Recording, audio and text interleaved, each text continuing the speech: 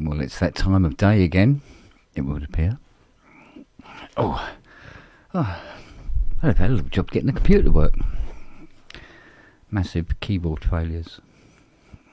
Something you don't really expect. But there you go. Oh, that's getting my bits out. It's going to be that kind of show.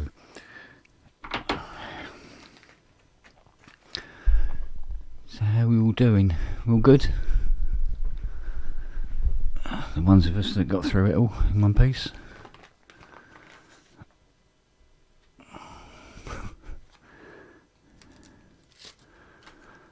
A relatively quiet day today, thank God. Nobody's tried to tie me down to anything, which is always good. We like that. So I've been learning about EQ today. Do you think I should have learnt about that earlier?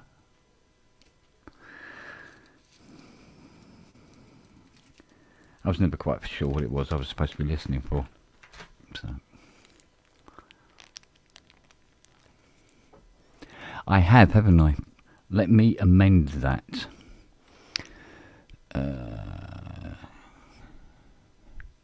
Fortunately, I can do this with mouse and it doesn't require keyboard.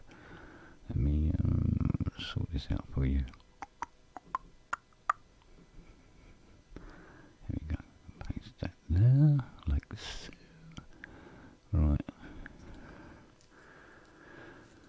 And then if you put just type something in there, that's it, so I can get at the button and then I can pin it. Oh no, hang on. Pin message. Right, let's see if that's gone. Has that gone to the top? Let me just quickly check. It has. Brilliant. Okay. Let's bring in Andy and Matt. Greetings. Good evening, good evening. All How right. are we supposed to proper harass you if you don't put the link in? I probably can't open the door, is it? Well, mate, yeah, this is the classic example of like something goes wrong in the process and then everything turns to shit from there on in. Yeah, that's So alright. I'm forgetting everything else. Even halfway working, it's still fun. Well, as long as it works out, that's the thing. I picked up a little project today. Oh yeah, what was her name?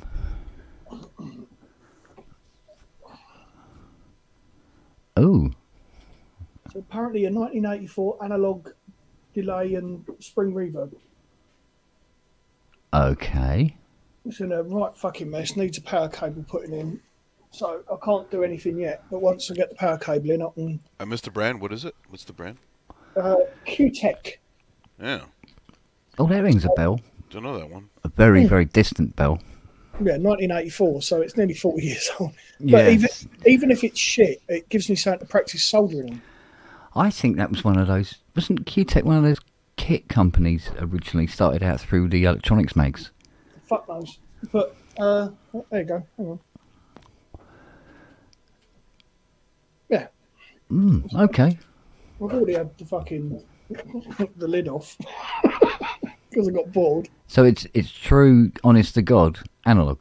Yeah, I think so. Not spring reverb effect, but actually a spring reverb. This is actually a spring reverb. There's some fucking iffy wiring in it though, which needs sorting. But like I say, even if it goes ticked up, it's just like the fuck about and practice on. So That's cool. It's a kind you can bang on then. Make some fun sounds. 20, Yeah. 20 quid. Can't argue with that for 20 quid. No, mate, you could get that for scrap. Yeah. So excuse me. No real loss. But tits out. Oh, here we go. The nudity starts early tonight. Yes, we're going for it tonight. Yeah. So yeah, just it'd be because when I had the Juno done, Yeah. it was like, oh, fuck it, I've really got to learn. And it was just, well, just get something shit that I can piss about and learn on. Yeah. So, yeah, that came up. It was, yeah, fuck it, why not? I've got loads of shit here you can work on if you want. Oh, fucking hell. Anyway, how's your day been, mate? Yeah. Well, like I said, I've been learning about EQing, but specifically EQing strings. Right. what to EQ and what not to EQ, etc., etc., etc. And later on in the day, Ty phoned and explained it to me very, very clearly in the space of about 30 seconds. Could have saved myself hours. I'm surprised you didn't ask him first. Well, look, just because he does it, Mm. and it's his, let's face it, it's his job. I'm not going to ask him about his job over fucking hell. He's trying to forget all that shit for a while, so I wasn't going to ask him. But he said, "So what have you been up to today?" So I've just been watching some videos on EQing. Right, he says, "Well, what you got to do?" So it's like old Shaker says in the chat. It's about removing rather than adding. Yeah. And looking, I mean, even in like a full mix, it's looking for all the. It may not on the particular track might not be a problem, but if there's lots of tracks that are building up in that frequency range, you need to see if it's that will be a problem. So bring them all down. So, but it's mate. I listen to different producers or mixers, shall we say, explaining the shit. So it's my darling. Hello. There he is. I haven't seen you. I haven't seen you. Hello. So what's all this? So you want to be a pirate? You training? Sir. He's been Getting all, Santa Claus, hasn't he? That's what it is. you're getting all the face fur on there. Yeah, I'm letting that grow, and I'm going to have my hair cut, and I think I really am going to do it. And just down in a strip down to a point at the back. Are we going okay. And leave that to grow and have it all shaved at the side. I just thought, I fuck it, basically. No, this is fuck it. This is fuck it. Oh, No. This is fuck it. This is like, what hairstyle is that? It's hair, innit? Yeah, it's growing. I intend to let it grow, and then I'm going to plant it. So yeah, embrace my inner pirate. Fuck it. Yeah. Fuck it. Very Viking. Right on. Absolutely. Yeah. Some of that. Hi everyone in the chat. Can't be bothered typing hi to everybody. Sorry. Did you have a good Christmas? Yeah, me neither. But very pleasant. Yeah, I went round to Alan's, the old gent who you can all stop sniggering at the back, who I sort of look after, and we did some cleaning and this, that, and the other, and Christmas dinner and everything. It was great. Well, we had lamb. We had lamb because what's the point of turkey? It's just crap. And, and so it was great. So I don't know, a nice couple of days offline, doing nothing. Good man. Drinking far too much Mother's Ruin and having a lovely time. So, it's gone yellow, Matt. What's that yellow thing you're sucking on? I had to get a new one. The other one fucking went tits up. So yeah. Oh yeah. Can I show you my two latest purchases? Right, this is in honour of somebody who's not here yet. But are you ready? Go for it. Oh. Oh. You ready? So it's a cactus or a succulent or whatever you want to call it. But I saw that in Morrison's the other day and just thought, I've got to have that. that's the penguin of plants, then. The penguin of pot plants, the pot plant penguin. Yeah.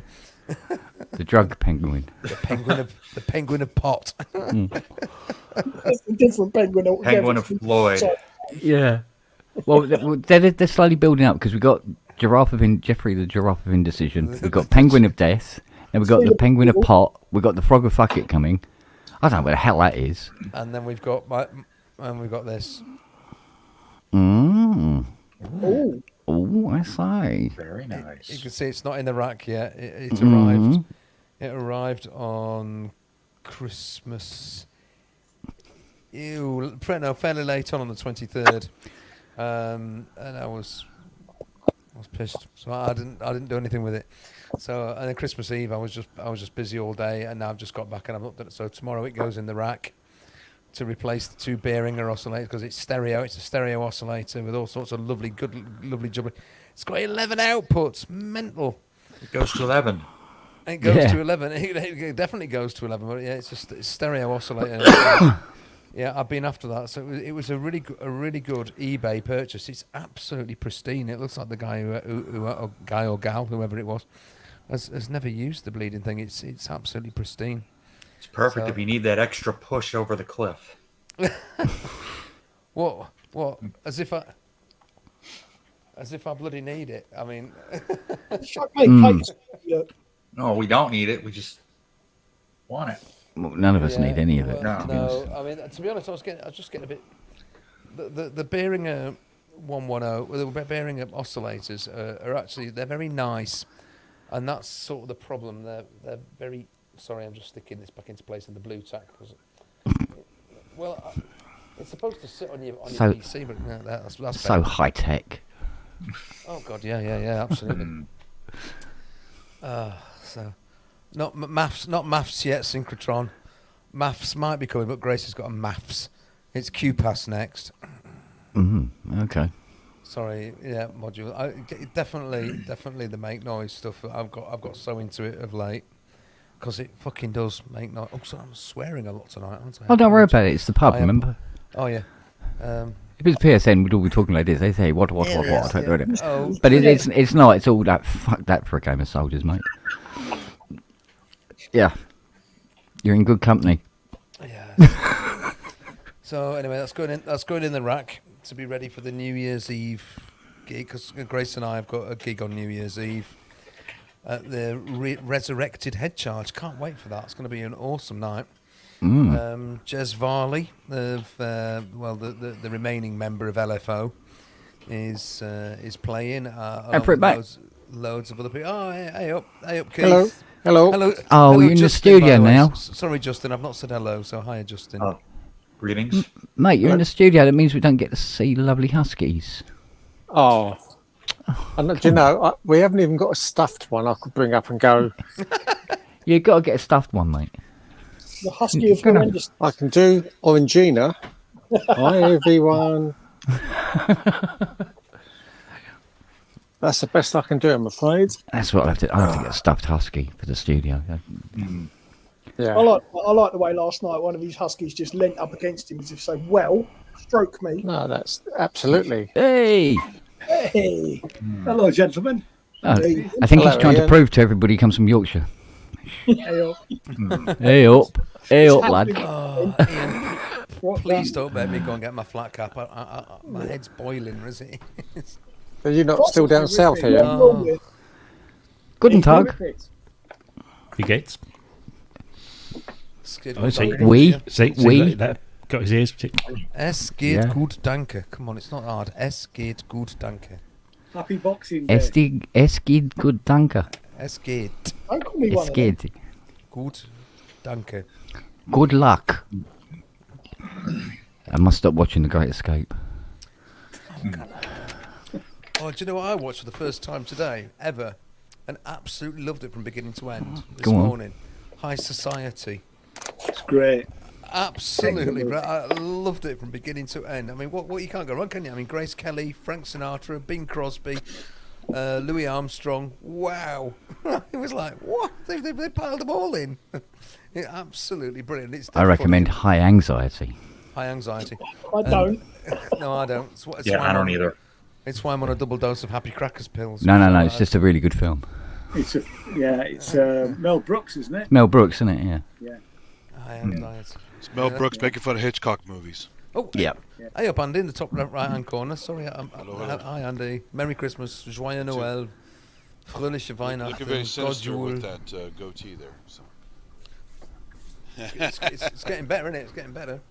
It's coming on. It's very grey, but I don't give a shit now. I'm embracing my inner Santa Claus. So. You look like a very bemused physicist. What again? Yeah. It's just the. Well, I would Just- be if I was studying physics. I really would be bemused. So it was be like, you what? Or you'd be there going, tell me about your anxieties. The cat's alive and dead at the same time. How can that be? So is it in the box or not? Oh, who is this Schrödinger bloke anyway? Yeah. And why is he annoying cats? Hang on it. Yeah, why is he annoyed? Yeah. Why would you want to kill the cat in a box? It's just Yeah. cruel. Give it some fish. Send it on its way. There was, I don't know if anybody listens to such nonsense, but there's a Radio 4 program called The Infinite Monkey Cage. You're saying that here Yeah, I know. in this group. Okay, if anybody listens to the Infinite Monkey Cage, Yeah. their last episode was with Joe Brand. All and, right. and she just said, please explain quantum physics. Or quantum mechanics, you know. Yeah. So they go off on this tangent about this bloody cat. It's really funny. It's great. It's really good. So go and have a listen to the Infinite Monkey Cage. It's Yeah. Joe Yeah. Joe Brand at home is exactly the same as she is on the telly. I'm absolutely sure. Yeah. When I was a teenager, I used to clean her windows. When I'm cleaning windows. Yeah. We know, Matt. Yeah, we know. Yeah. Absolute fucking head case. Yeah. Hiya, Paul Holmes. Agree with you on that one. Infinite Monkey Cage is always great, even for a non-scientist like me. I love it to bits. Oh yeah, absolutely. Is that the question or answer program?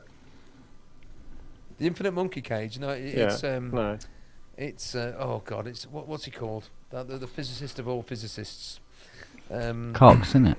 Yeah, Brian Cox. I trust you to bring them up, Ken. Sure. Yeah. Well, these things are prominent in my mind. I can't help it. Yeah, it's sort of like QI for the radio. Yeah, Right. it's intellectual stupidity, which appeals to me greatly. Mm. Hi, Robbie. Feliz Navidad. Joyeux Noël. Herzlichen Glückwunsch zum Geburtstag. Oh no, that's not right. I think he just swore at you, mate. No, I just wished him a happy birthday. It was the wrong phrase. Oh. Brooksy, bust out some O Tannenbaum.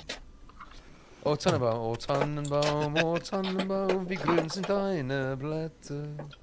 Oh, treu, wie treu sind deine Blätter? I feel an overwhelming urge to start goose stepping. Why? You know, Yeah, it's greasy though, isn't it? don't be such a I think I twat. prefer chicken. Oh, For fuck's sake, why reduce the entirety of German history down to those awful 9 years? It was a joke. It's the red flag, by the way, as well, of course. Yeah. We'll keep the red flag, Sheffield's national anthem. There's a time that they used to fly the red flag above the city hall. They don't anymore. Yeah. Yeah, they don't play it down here much. God, no. They'd send in the troops if someone flew that. They do celebrate the smouldering ruins of the Reichstag from time to time, apparently. But Ian's eating an oyster. feels like Which it. reminds me, got to book my tickets to Berlin, haven't I? Oh, God, I've got to do that as well. Oh, no, I can't. What I've just spent first? the money. I've just spent the money. I can't. or are you parachuting in? That's what's great about Call of Duty World at War. You can actually go storm it as a trooper. You could get tickets for that. Yeah. You can just queue up and go in these days. You don't have to parachute in. You know, it's fun. Oh, okay. Yeah, and after Brexit, boy, do you have to queue. Maybe my granddad saying it was the only way to go. You have to go. No Berlin by queuing. air. Well, except in the plane, obviously. But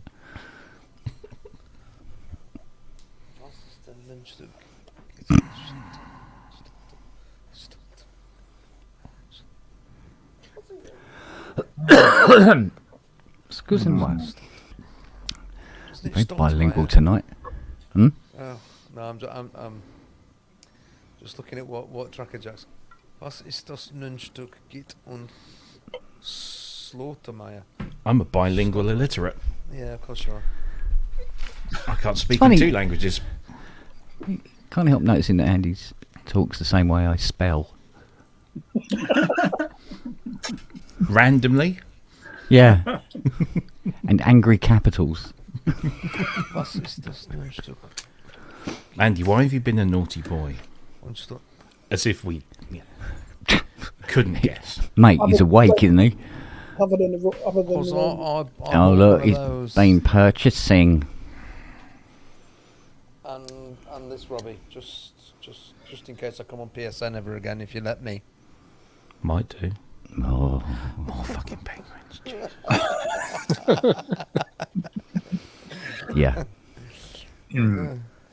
Yeah, we're all regressing, aren't we? To like You speak for yourself, mate. preschool. Hey up. How's that, Whippet? I've lost me with it. Oh, well. Going on the previous conversation. Hang we on. look at it. Oh, good grief, Charlie Brown. Because living down south, I'll eventually lose my Yorkshire accent, won't I? We live in hope.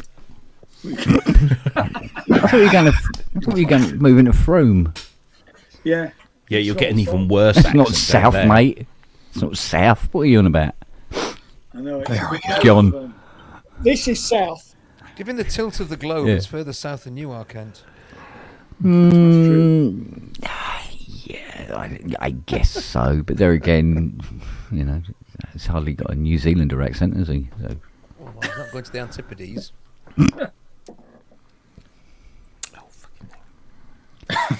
now what's he broken? No, it's just stupid things being stupid. Oh, It is a I spoke to Tiny earlier. I said, oh, I've got somebody who would like to borrow. That'll leave a bit. Got somebody would like to borrow the emulator 2. Mm. And he went, And- oh, what? and Have he you said- got it? He goes, have you got it? I went, yeah, it's in my workshop. Oh, okay. Yeah, it shouldn't be a problem. So, Now you need don't to let speak to him have it. Richard. You never get anything back if you give it to him. Sorry, Robbie. Sorry. Do not besmirch my character with false accusations. It's all right. Your character is always. excuse me, Robbie, I'm consulting with my solicitor. Say that again, Andy. Nothing.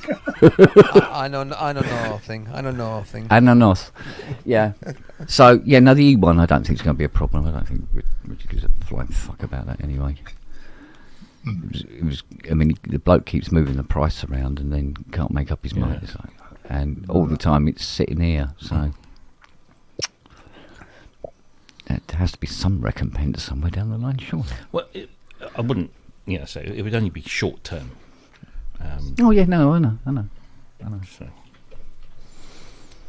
So, I'm still cogitating, ruminating, and other long Well, words that very much- mean having to think about it. Yeah. old Pete Townsend wants to buy the 8 Voice. Oh, he's another one on the list, is he? Yes. And what was quite funny was Tony Make told sure he me doesn't something. use his credit card. Sorry. Yeah, Tony said on the phone. He said on the phone, he goes, I said to him, I got this 8 Voices still up for grabs and everything like that. And he said, and Pete says to me, he goes, no, he says, I'm definitely up for that. He says, where is it at the moment? And he goes, oh, it's at Kent's. And he goes, The oh, last place you saw your and testicles. he goes, yeah, and he goes, he says, oh, will you be collecting it? He went, nah, you have to go down there yourself. Hey, Robbie, I thought you wanted to buy my 700. I do, but none of these are going to cost me any money, or not much, I would hope. Well, you're only borrowing them. It shouldn't cost you Exactly. anything. So, yeah, no, I would desperately love to, but I've had somebody else trying to scam me out of it. I won't scam you. I've No, by saying that, you implied that I am was not. scamming you out of it. There is a, True. clearly there He is was using Pete Townsend's credit card. there is a thing on Reverb now where people are scamming it. Trying to scam you. What's that, R2? That's shitty. It's all this business about, I can't use the Reverb system. I'll have to do it via PayPal and send you an email and all this bollocks. And yeah, right. Yeah, You yeah. reckon? Chili reckon. Yeah. No. Oh, there are The some answer is wankers out there. no. Yeah.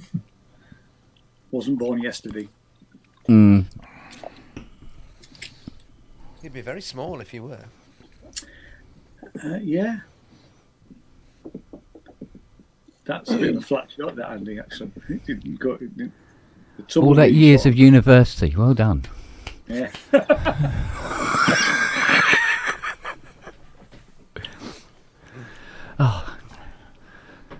Yes, Andy, you're supposed to be here to raise the tone, mate. That was your job. Bollocks.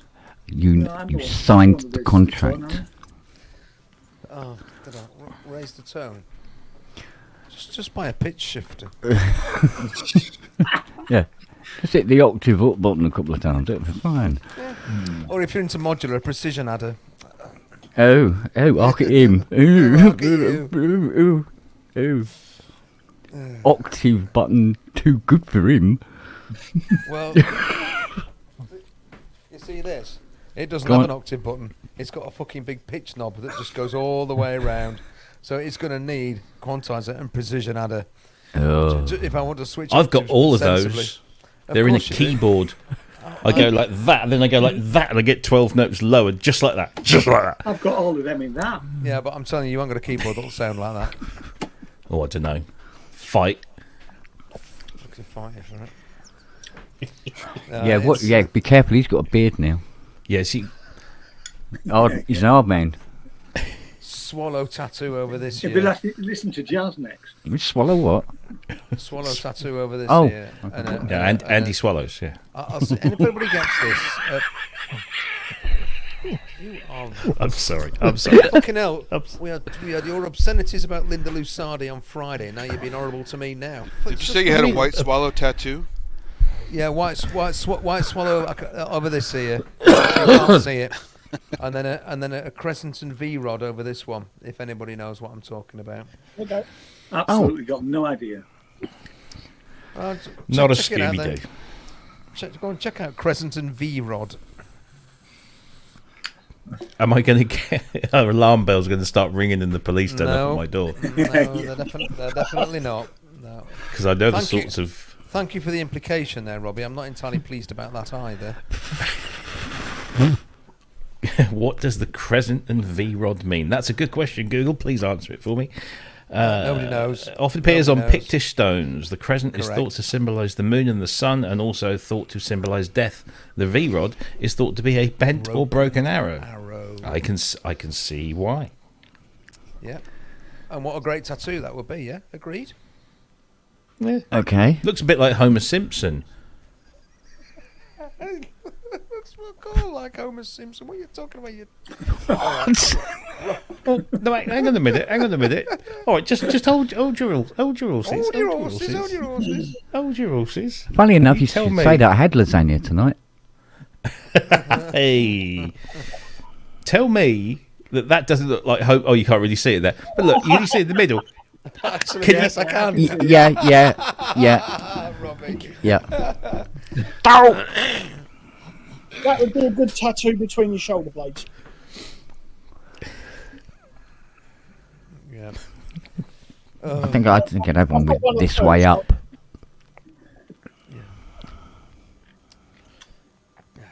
That killed that fucking conversation, didn't it? Yeah. Yeah. You did actually. Looks kind of like the Your crows in fault. Spy versus Spy.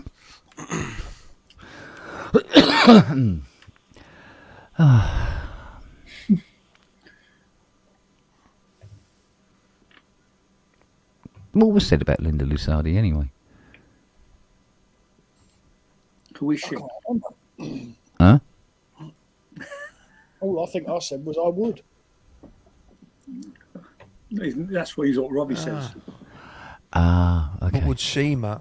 Sorry to Oh, she wouldn't. put that question there. No, fucking hell, don't be daft.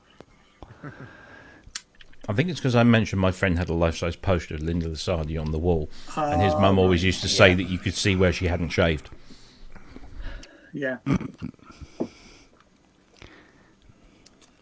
Okay. Missed a bit, love. Oh well. Yeah, it was all the rage back then. Was, wasn't it? Looked like an axe wound in a gorilla's back.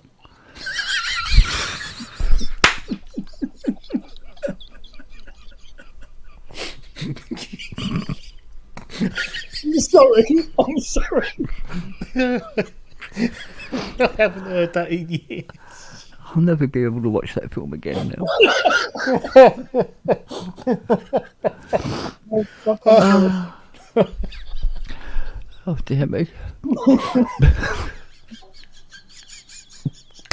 You've now reached South London. Welcome. Oh, Oh, God Almighty. sorry. Sometimes I think things and they just come out. Yeah, I've been in so much trouble because of that. Yeah, you're barred. Oh, You all right, Rob? oh dear. Oh, my godfathers.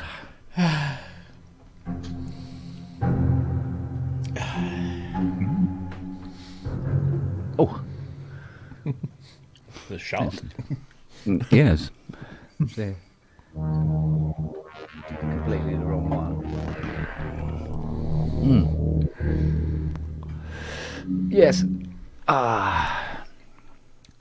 So everything seems to be working in here. How did that come about? I don't know. Don't speak Yeah. too soon, Ken. Yeah, I know. You jinx it, man. But it seems to be okay. Everything seems to be okay. Oh, God. I removed 4 USB hubs. Not in here now, not required. What else was there a ton of? Oh, well, USB devices, basically. Got to cut them down to a minimum.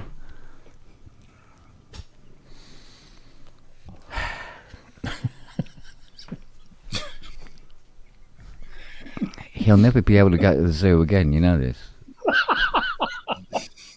Harambe.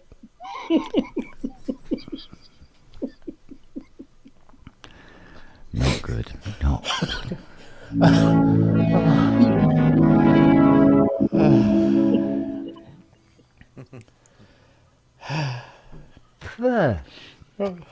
Dear me. Oh dear. Mind you, I've got to be careful because Fiona keeps surreptitiously watching the show downstairs on TV to see what I'm saying. Right, didn't you? She bollocked me yesterday, didn't she? I did not drink a whole keg of wine.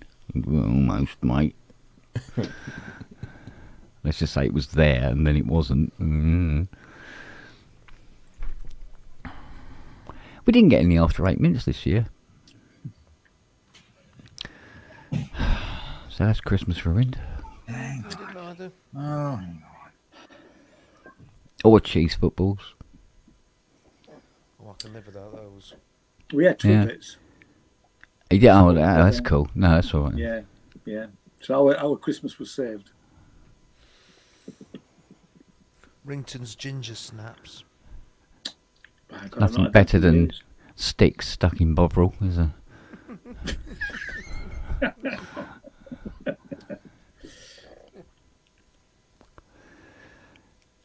Yeah, well, no, I just noticed how a lot of things that I used to love don't taste like they used to anymore. Well, Twiglets don't taste like they used to. No. What, like the water in Mallorca? Mate, go and have a packet of Tuck. Couldn't believe it. They don't even put the salt on them anymore. I've not had them for Yes, years. You know, They when nice biscuits don't have sugar on them. Yeah. Caramac, now it's been discontinued, but I mean that went to a truly diabolical recipe, nothing resembling what it was. Yeah, it's happening a lot, mate. Yeah. Yeah. The world's It's healthy still- eating. what's that? Never heard of it. Yeah, well, you know, it's go, oh yeah, no, make the food so it's healthy eating. No, whatever happened to control? You know, you just have self-control. Yeah, Mm. just, you know. Yeah. Admittedly, I haven't got any, but that's not the point. I'm not talking about me specifically. That's the thing. But it's like, oh, Tucks used to be nice. Now they're horrible. It's like, oh, there's something else. Yeah, I there are don't like. clinics around the world that speak to self-control. People just don't have it. Yeah, So- yeah, yeah, it's that's something I didn't bother collecting. I mean, there's some aspects that I have, that I'm pretty good at it, such as eating. Other, such as, I don't know, vinyl collecting, I just can't help myself. Mm. Yeah, well, I mean, Yeah. I mean, I have my vices, but bloody hell. Yeah, but they're in the workshop, Kent. Not all of them, trust me, not all of them.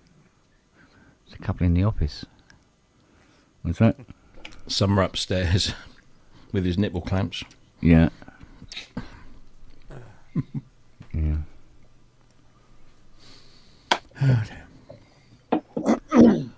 What is an XR18 or an MR18? So Just, XR18, I've got one right here. Latest There you Escort, go. isn't it? Behringer or Midas mixer. Oh, They're the same but branded differently. Yeah. So it's basically a rack mounted, or it can be used as a stage box. You run it from an iPad, but it's also a 18 in, 18 out USB audio interface. Yeah. Very, very nice unit. To answer your question, Prom, which I saw in the chat, Grace has used them, and she says they're fine. You know, if Grace says they're fine, that means that they're all right. So, she uses a lot of high end, a lot of similar things. The names of which I just simply cannot remember, but she has used the Behringer stuff. I don't think she's used the Wing mixer yet, although that may well be something that crosses her path. But yeah, she has used those. well, I'm certainly liking this one, this X32 thing. Yeah, that's a great board. So yeah, you're getting on with it, Kent, and it's working fine. Yeah. Yeah, because they're all Midas design, aren't they? Yeah, it's pretty much a Midas. Yeah. Yeah. I remember it being really well thought of when it first came out. Yeah. Never used one. It's been around for a while. I mean, Yeah, it makes so Like much sense, even in a modern home 2014? studio. Yeah. Yeah. 2014 maybe, 2015, somewhere, maybe even earlier Yeah, than that. That's But about right.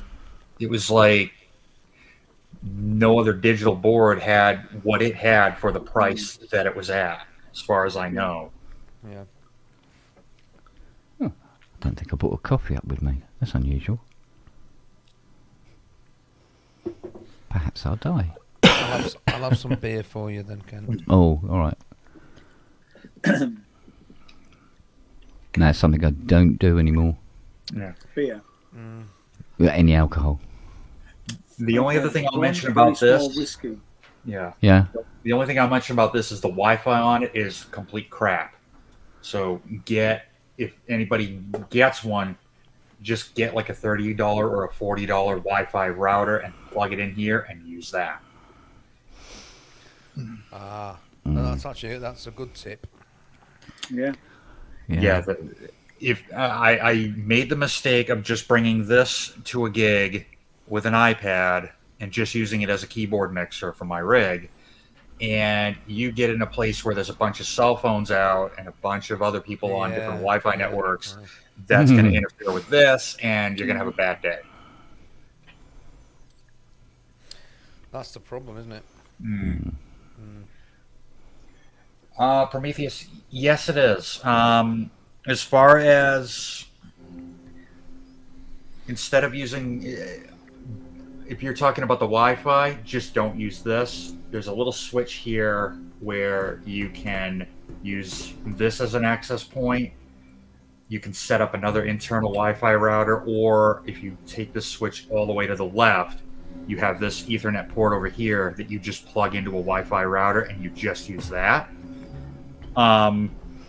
And when you start up the app, it's just zeroed out, just like a digital board. So you just go and set up your channels as you need them, and then on the iPad you can also save your scenes and save presets and all that stuff. And the nice thing about this is, depending on whether you hook it up to a computer or an iPad, you can easily just call up like the last venue you played at. So each venue you can actually have a preset for it. So if you're somebody like that likes to EQ the room like I do with a measurement mic and some pink noise, you just save that venue as a preset, as a scene, so that every time you go to that venue, you just call up that preset and you don't have to do any analyzing the room or anything like that.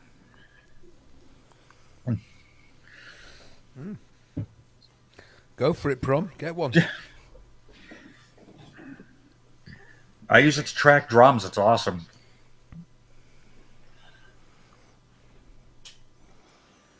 Is that what you do, Justin? Are you a live sound engineer? So I am I'm a church worship leader, musician, and then on my own, I'm a producer, singer, songwriter. I've done live sound for some things. I've done recording. I've done mixing. I've done mastering for some things. So I kind of do a little bit of everything. But I've been doing what I do for like maybe 20 years. And I've been really into synthesizers for maybe even longer than that, since maybe the third grade when I first laid hands on a Mini Korg 700.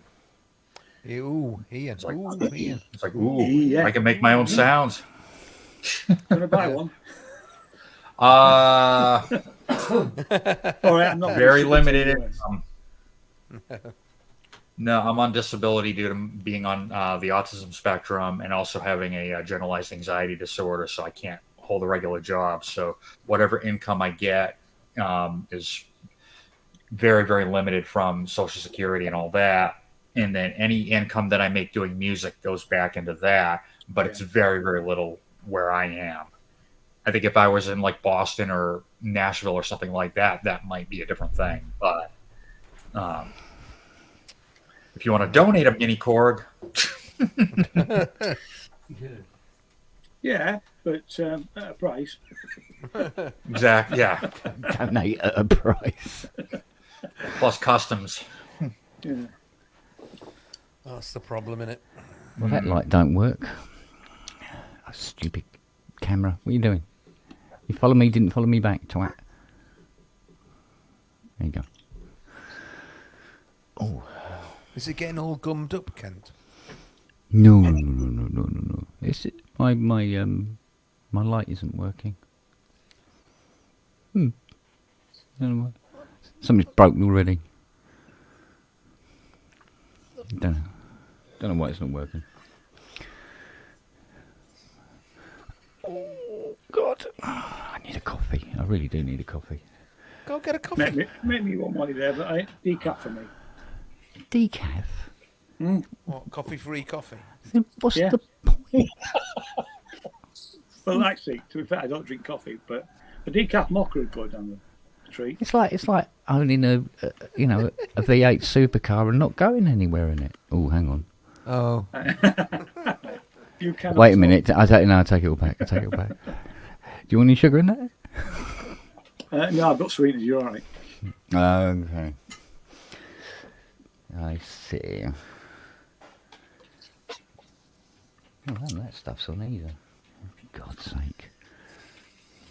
Right, I'm going to make a coffee before it's too late.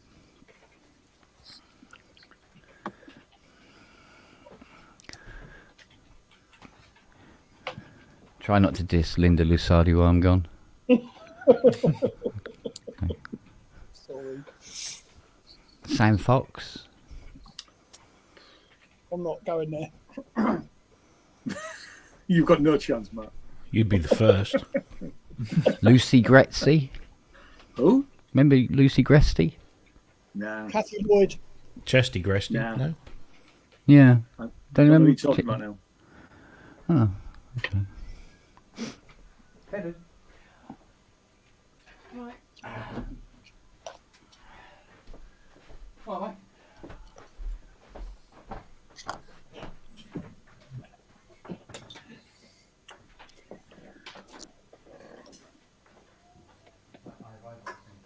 It's like musical chairs in here, isn't it? Yeah, really.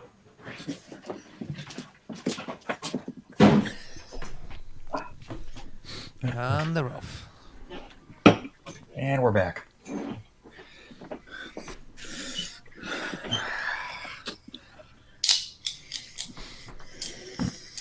I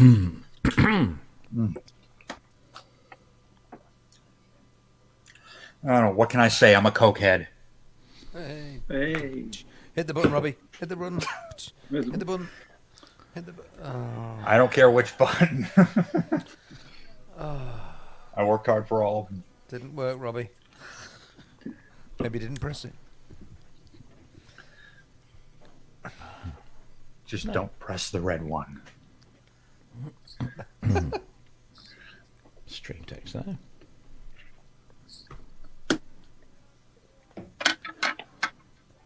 Yeah. That's still tumbleweed. You're not getting any of that? No, No. None of it. there's Kemp in there. No, I know what it is. I know what it is. Just press the on button. You got that? Thank you. I worked hard for that. So did Robbie. So we both win.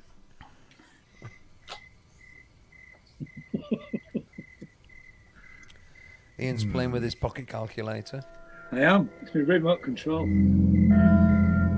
I have to say, it's been your favourite song.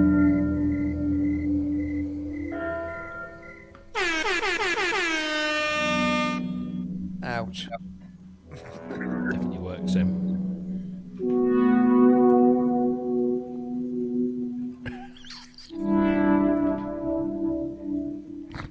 Cruel fucking.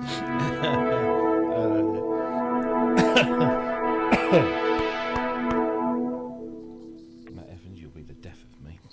No, I won't. You make me choke on my nuts again. Have you had ribs removed then, Robbie? Oh, if only that was the only thing that was obstructing me. Oh dear.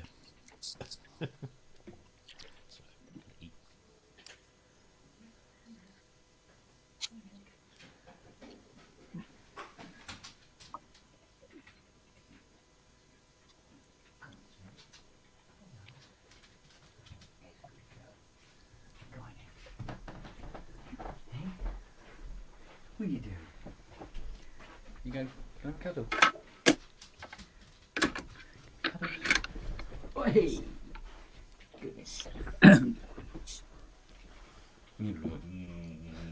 Mwah. It's a good girl. Yeah. Oh, hello. Your turn. Come in. Come in. Oh, hello. Hello. I wonder if he's like that with Fiona. Beautiful girl.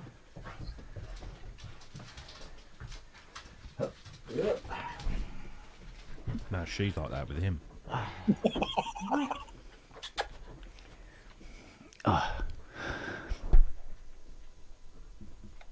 Mm-hmm.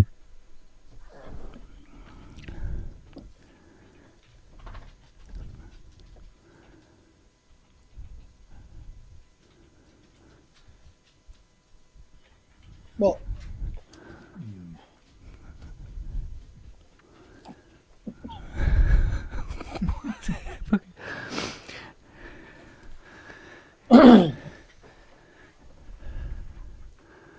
It's a little bit quiet, isn't it? Yeah. It's like, come back, put my headphones on and go, have they been talking about the Nazi party again? It's gone very quiet. No, we're killing primates. Ah.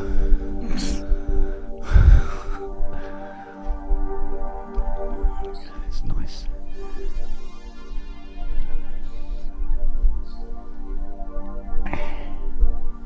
There we go. Come on, Lester.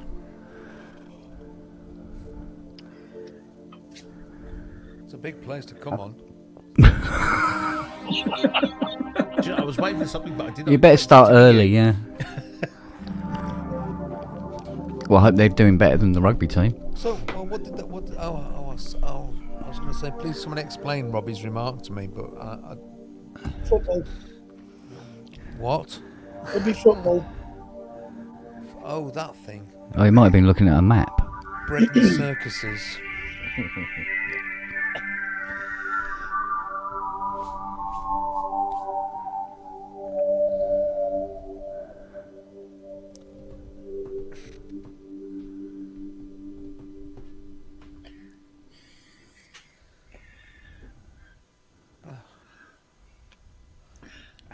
Sent us Not all to bad. sleep there with that, Justin.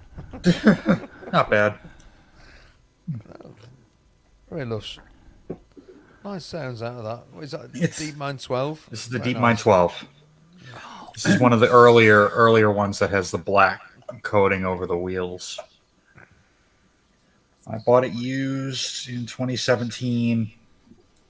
Missing a slider cap. I need to find another one that doesn't cost an arm and a leg. Kent. Yeah. What? Deep Mine 12, I wouldn't have seen one. Yeah. Normally they're shot on sight around here. All right.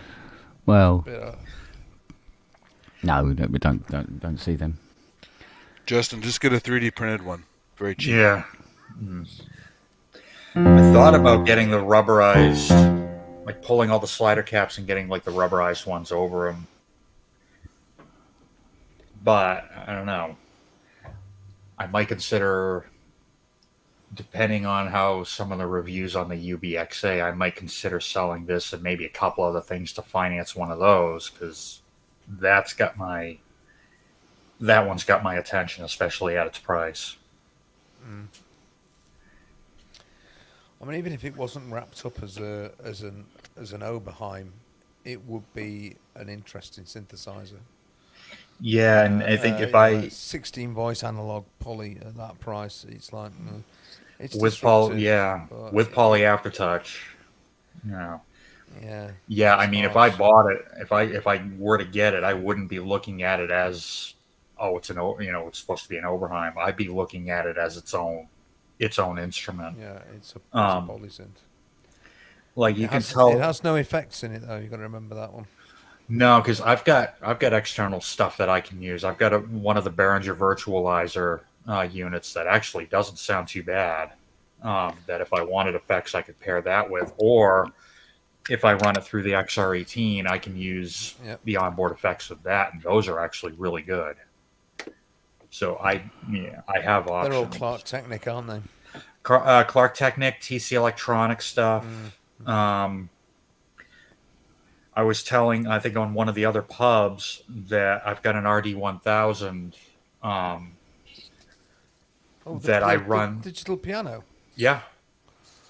Oh yeah, from that '86. big old thing. Yeah. Wow. I swear, The Elton and this John is one. just Well, Elton's one of my heroes. I've got everything from his debut album up to the one from '92 on vinyl back here. But he was the reason I started really getting into piano playing in the first place. But so what I do with that is I play it at church and run it just mono through the X32, and I've got a slight reverb, and I've got a built into the X32 is a Dimension chorus clone that actually sounds really good. It was an amazing sound, the digital piano back then. I mean, I did play one. Yeah. Well, like I said, in the late 80s, and just absolutely adored it. I think it's only got 16-note polyphony, but you don't really notice. It just feels and sounds so good. It's got its own character, and in this day and age, the sound would never pass. You guys, get a Nord, get a Yamaha, YC73 or CP88 or whatever. I really love the key bed on it, the action on it. It's just so simple, where it's a wooden action. It's just balanced. There's no hammers attached to it. There's just a weight in the back of the keyboard, and the keys are balanced on a rail. It's the most fluid and the most lightweight hammer, weighted action that I've ever felt in a digital piano. And after having carpal tunnel surgery in this hand and having having carpal in both hands and getting the shot in this hand like 5 years ago, it's the only digital piano that I feel comfortable on to play. Honestly, I love the sound of it. I mean, I played a Yamaha grand piano, which we have at the place where I work in the school. They've got like an auditorium sort of thing. It's really grand. yeah. But they've got a Yamaha grand piano, and I was playing it, and I was absolutely amazed at the feel and the action of this, really very expensive instrument, and how how quickly it was like you could play really quickly. It was like, whoa, the action was superb, even compared to an ordinary acoustic upright piano. It was just like, whoa. Oh, I was like absolutely in love. I was just sitting down and playing it. The feel was fantastic, but Oh yeah. I can't afford 30,000 quid for a Yamaha grand piano. No, Neither, neither can we. And I don't Plus have room you'd never- for it either. Yeah. Never get up the stairs. Never get Yeah. them stairs. I'd never get up them stairs, Ian. You're dead right. Neither here. I've got 2 flights of stairs I got to get up. I wouldn't be able to get the RD 1000 up here. Yeah. No, you can't beat the action of a well maintained, tuned acoustic piano. Oh, it was just beautiful. Now, yeah, I mean, I've played a couple Yamahas. I've played 4 different Steinway Ds. I played 1 in Portland. I played 1 in Boston. Actually, 2 in Portland. I'm in the southern Maine area. There's 1 a couple towns over at Sanford High School. I didn't like any of them. I don't know what it was, but I just wasn't feeling any of them. However, I got to play a Yamaha C6 at a piano shop in Portland years ago, and I loved that piano. It felt right under my hands. It sounded beautiful. It cut really nicely. It was mellow where I wanted it mellow. That's one thing that I have not seen a digital piano replicate, is at least to my playing, is whatever I put into it, I don't quite get out of it. Getting it back out. Yeah, absolutely agree. Yeah. Like, I find it much easier, as little acoustic piano as I play, I find it much easier to do that on an acoustic piano than on any digital that I've ever played. S6 is a great piano too. They had the shop in Portland was called Starbird, and I think they're still there. They had a Kawai, like 6-footer, maybe about 15 years ago. That was a nice piano. But I think in this day and age, as far as digital pianos, nothing beats my RD. To the point where I've even played soft, virtual instruments with it, like the Key Suite from UVI. I've gotten that to the point where I can get it kind of responsive, not to an acoustic piano, but my only caveat, and I finally got it solved, was using that RD as a MIDI controller. Just like with pretty much every Roland that came out, when you let go of the keys, it sends an all notes off MIDI CC. And some virtual instruments translate Really that don't as like that, as an all sounds off. So even if I have the sustain pedal pressed, if I let go, the sound completely cuts off. So I bought an iConnect MIDI 4 Plus. The only thing and the reason I got it is I could program it. It's one of the very few MIDI interfaces that I could do this, is I could hard program it with, within the software on my computer to filter out that CC123 all notes off.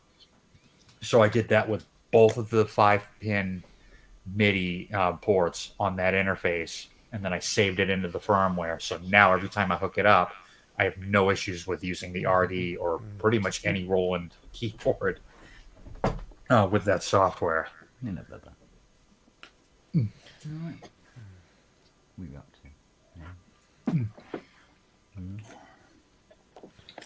Do you ever play that KX88, Robbie?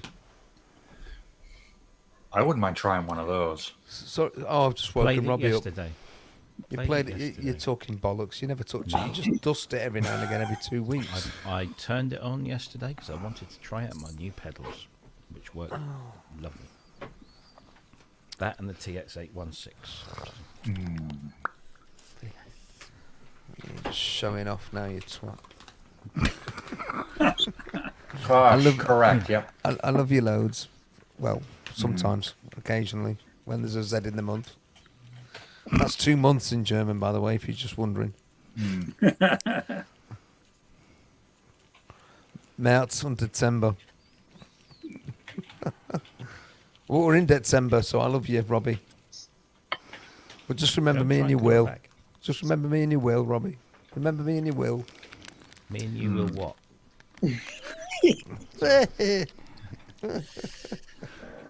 Intriguing. Ah, Oh dear. Where is Penguin of Death tonight, anyway? Didn't he have He's moving got to- his it's moving stuff to- oh, around. bollocks. It's early for him, isn't it? Sorry. Oh, he's probably not pissed enough yet to come on. Oh. Sorry, No. curb my wicked tongue. He's got stuff going on elsewhere, so he I've might. heard that.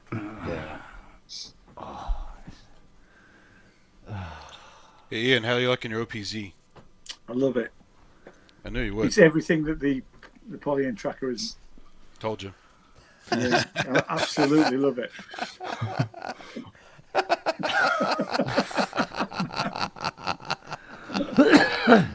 I can see me doing EMOMs with it, Andy. Yeah, I mean, look at Cuckoo did an Yeah. entire show with it just by itself. Yeah, I watched it. Yeah. God, but that was thrilling. Oh, I'm listen sorry, did I to say you, that out Robbie. loud? Listen to you, Robbie. Yeah. Listen to you. Oh. Wash your mouth out with carbolic soap, like my grandmother used to say. I've no idea Carbolics and what? I've no idea what it is. How do you get the car in there? I've just got to sort the double triggers, Andy.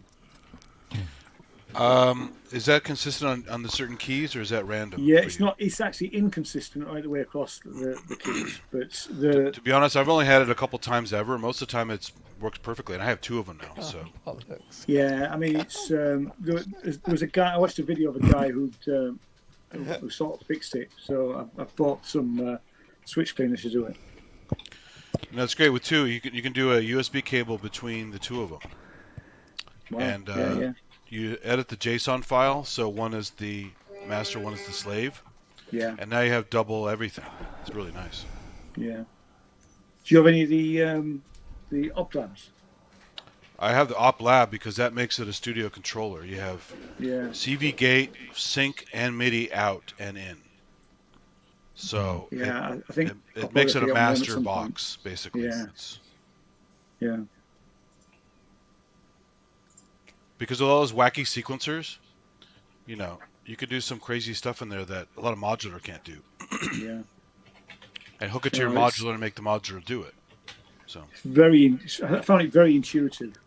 so once you get your modular, No, that's not gonna happen. I'll get a modular when Robbie gets one. Stay strong, brother. Stay strong. All right, we're together, you and me, Rob. It's well, you all guys right. all still use soft modular anyway, so it really doesn't matter. So. No, Yeah, yeah.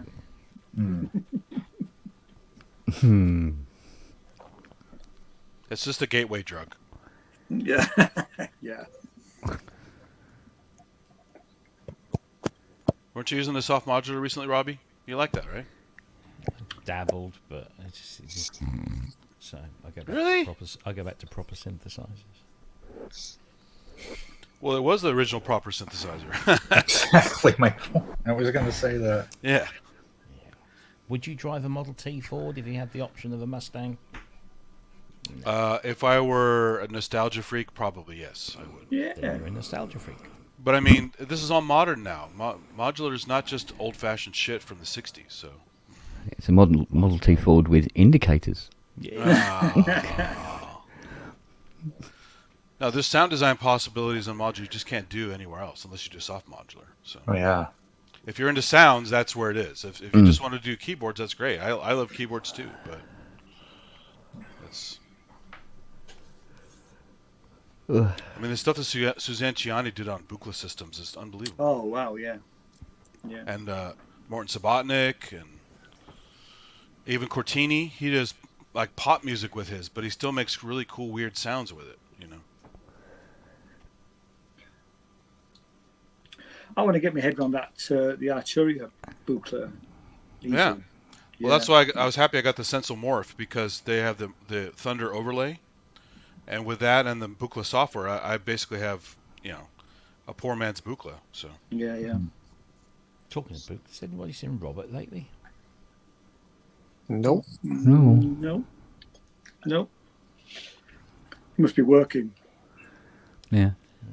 Oh no, he isn't. It's Panto season. Yeah, I would Oh, yeah, imagine. he is. Yeah. Oh no, he isn't. Yeah, you can get the Op Lab for sure. It's totally worth it. You can get them for $100, Yeah. I think. So, Yeah, it's going to have to wait because I've overspent again. I wasn't going to spend any more money this year. famous last words. Yeah, I know. Tell me about it. I'm Don't wait forced till to not next week, spend. and I'm then you won't be broke. spending it this year. You'll be spending it next. Well, What happened to Freud? I've spent so much money on gear that I'm actually going to get a VAT refund, which slightly worries me because the VAT man might turn up one day. So,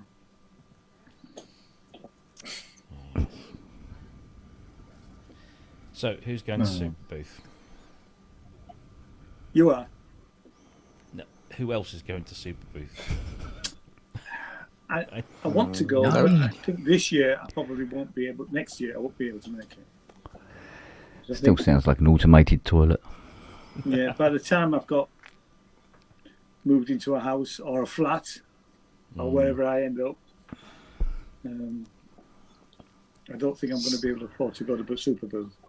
Oh, here's Freud. Hang on. It's free. Freud. Greetings again, Herr Doctor. Hello, sorry. Tell me about your childhood. My childhood, well, there was no internet, and there was just no internet. It Yeah, just, pen and paper. Yeah, just books. craps out. I use books. I remember It was using something. It books. was something Robbie said. I don't know what it was, but it was definitely something what Robbie said. Tell us more about the Oedipus complex. Yeah. Well, there once was a man called Oedipus Rex who had a rather strange complex. His name appears in Freud's Index because he loved his mother. He loved his mother like no other. His brother was his sister and his son was his brother. When he found out what he had done, he plucked his eyes out one by one, a loyal end to a loyal son who loved his mother. Will that do? Yeah, it sews it up pretty well. Yeah. Oh yeah. I tell you what, Do it. Robbie, if I can go in Kent's place. To Super I meant Bowl Clement and Floyd, get set, though. I'll go.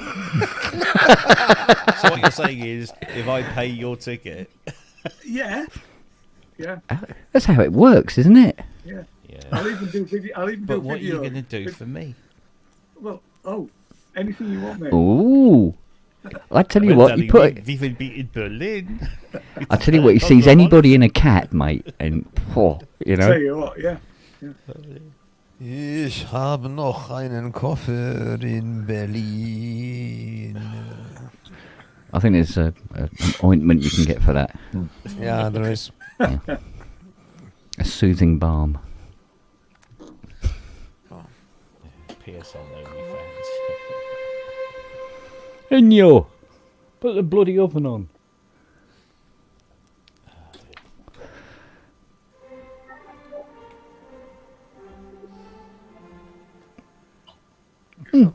Did nobody at all get my Tom Lehrer reference there? Nobody at all. We're all Nobody sick at- as pig shit in here, mate. I know what's on there. What just now? I must have missed it. Yeah. I Oedipus love Tom Rex Lehrer, by missed Tom it. Lehrer. Oh God, yeah. Okay. There once was a man called Oedipus. Oh, I'm not doing it again. Yeah. I've got the record. But Oh, I didn't know Tom I Lehrer did didn't- that. I didn't That's one figure. of his I haven't heard, I guess. Oh, Yeah, no,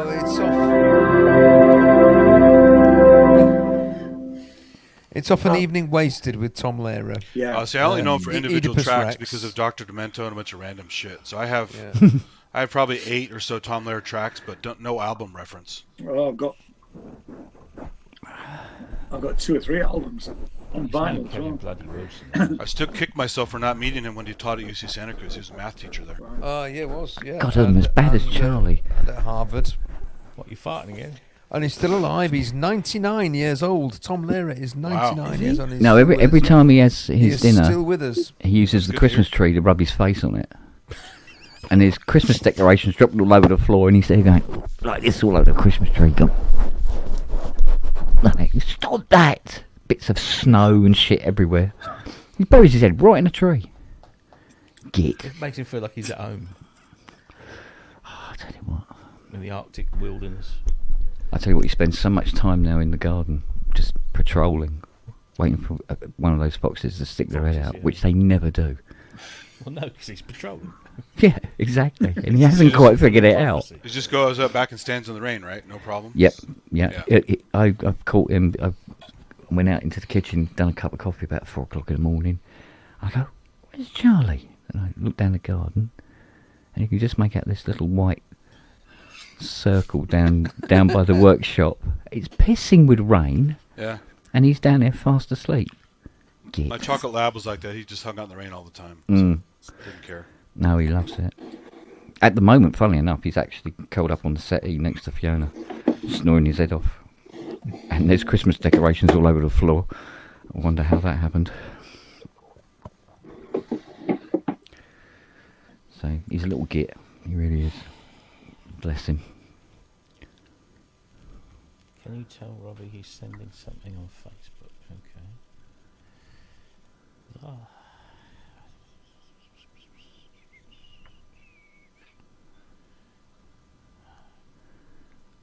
Poison pen letter. What are you sending me? Where are you sending it?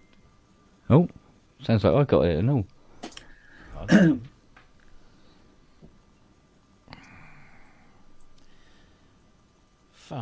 Honestly, what's in the water today? Oh, there you go. I saw that somewhere today, and I thought, no, Something else somebody's to taking turn the piss. Excuse me. What is that? Oh God, every time Andy's on, I start speaking bad German. There's all sorts of things. Very surreptitious. Let's have a look. Apparently, it was coming from Azio Head. Yeah. Frame. Yeah, got it. Patience, my darling, it's coming. That's what she That's said. what I said to the wife last night. Says that all the time. Patience, my darling, I'm coming. I should be arriving soon. Downloads. No, it wasn't anything like that at all. Okay.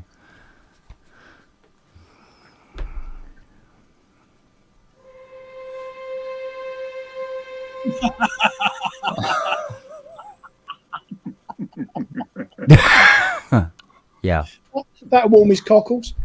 indeed. But only Excellent. the engine's running. Yeah.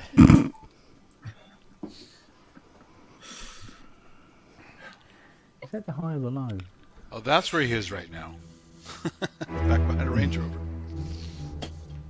Now, Andrew, where have you been all weekend? I've been up to my nuts in a Range Rover. Do you remember Better that than monkey fucking dust? Princess, though, isn't it? No. Oh, excuse me. Do you remember monkey dust? No. See, No. No. Monkey Dust. It was a cartoon sketch show on BBC Two, quite late at night. Lots of different artists doing different sketches, and you had the Meat Safe Murderer was one, and then there was Clive, and Clive would be walking down the lonely, windy, wet streets of whatever town that he lived in to the soundtrack of Goldfrapp's Lovely Head. And he would come home and his wife would be sat at the table like this with a cigarette burning in the ashtray.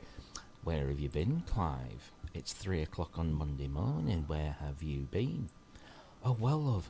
And then he would recount the tale of, say, Lord of the Rings or something.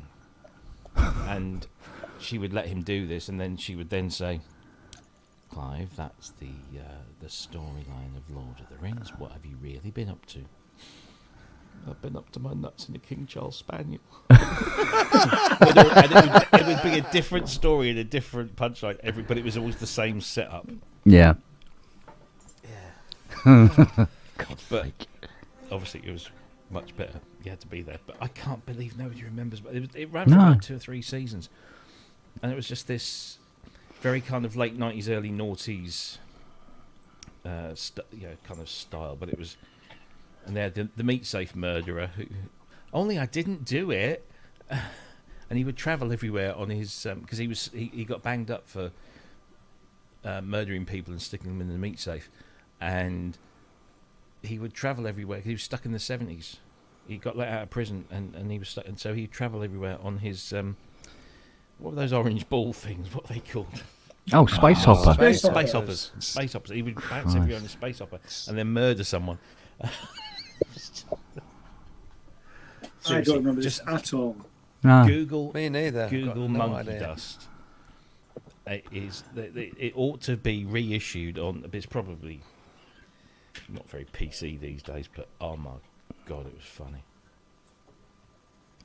Absolutely Speaking of not PC, can't share this one. This is the opposite of the Range Rover. It was on Facebook of all things. Mechanical vibrator. The manipulator. Facebook, he says, having pulled it out of his iPhone pictures. No, look, it's on Facebook right now. Look, I'll prove We it. don't see anything, no.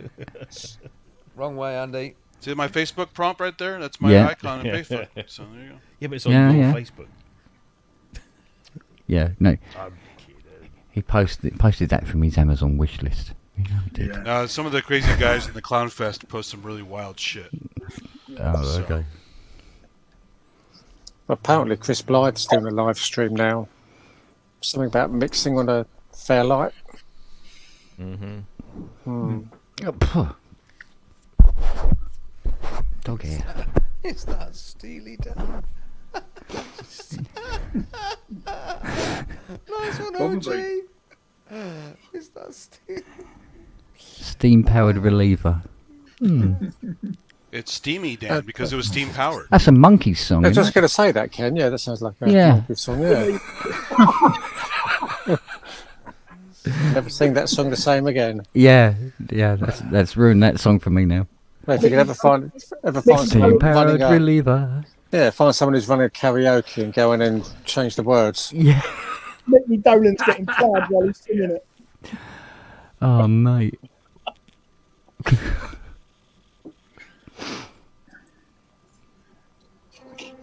Oh man. That would be, it's low end. That's Nothing but class. Nothing but class. absolutely.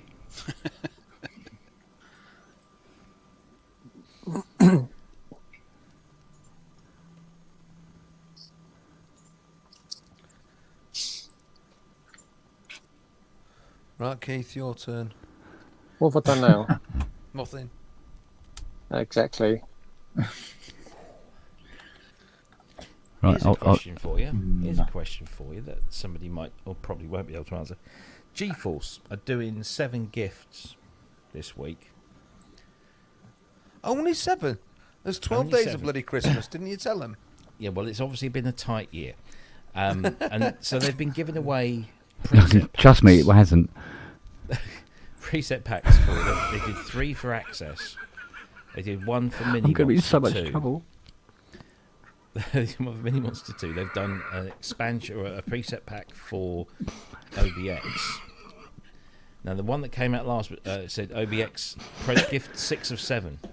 And I found 5 of 7, 4 of 7, 3 of 7, and 2 of 7. But I haven't found 1 of 7. And what was the first gift? I've gone through all my emails. I've gone through the entire You better ring GeForce Dave website. and ask him. It's not. I can't. The first gift was a nice search. Well, yeah. But what was the Oi. first gift? Kosh Dekai's just said. Is it just me? Am I being? Or was it Access? No, because it wasn't billed as such. All the others have been billed as Christmas gifts, one of or two. No, of it's not the Columbia Pictures theme. I was playing the opening scene to Alien. Apparently. Kosh Kais, he's with me. So they've either missed it. I'll have to email Jerome tomorrow. And, Is Dave called Jerome now? no, but Jerome takes care of business.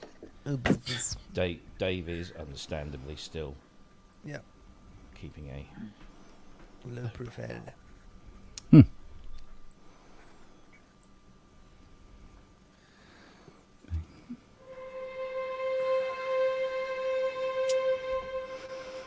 Opening I shared a cool scene. shot that's clean. This is Boris Blank with some of his cool gear. Check this out. Forrest Blank. Ooh. Lots of modular there. School gear. Kent's got That's enough not cables his- for that's that. not his studio. Oh. Have I though? That's modern Eurorack, innit? Yep. Oh, So that's Two not his voice, it looks studio. like. good old Yeah, he's got Boris. two voice and some other good stuff there. Dum, Oh, dum, what's dum, dum, dum, behind dum, him? dum, dum, dum, dum, dum. Inevitability. What is that? It looks like a PC or something. A little Looks computer. like a Mackie mixer. It looks like an old 1604. Yeah, it does look like one. Yeah. Yep. Trying to figure out what keyboard that is behind him. Still looks uncomfortable.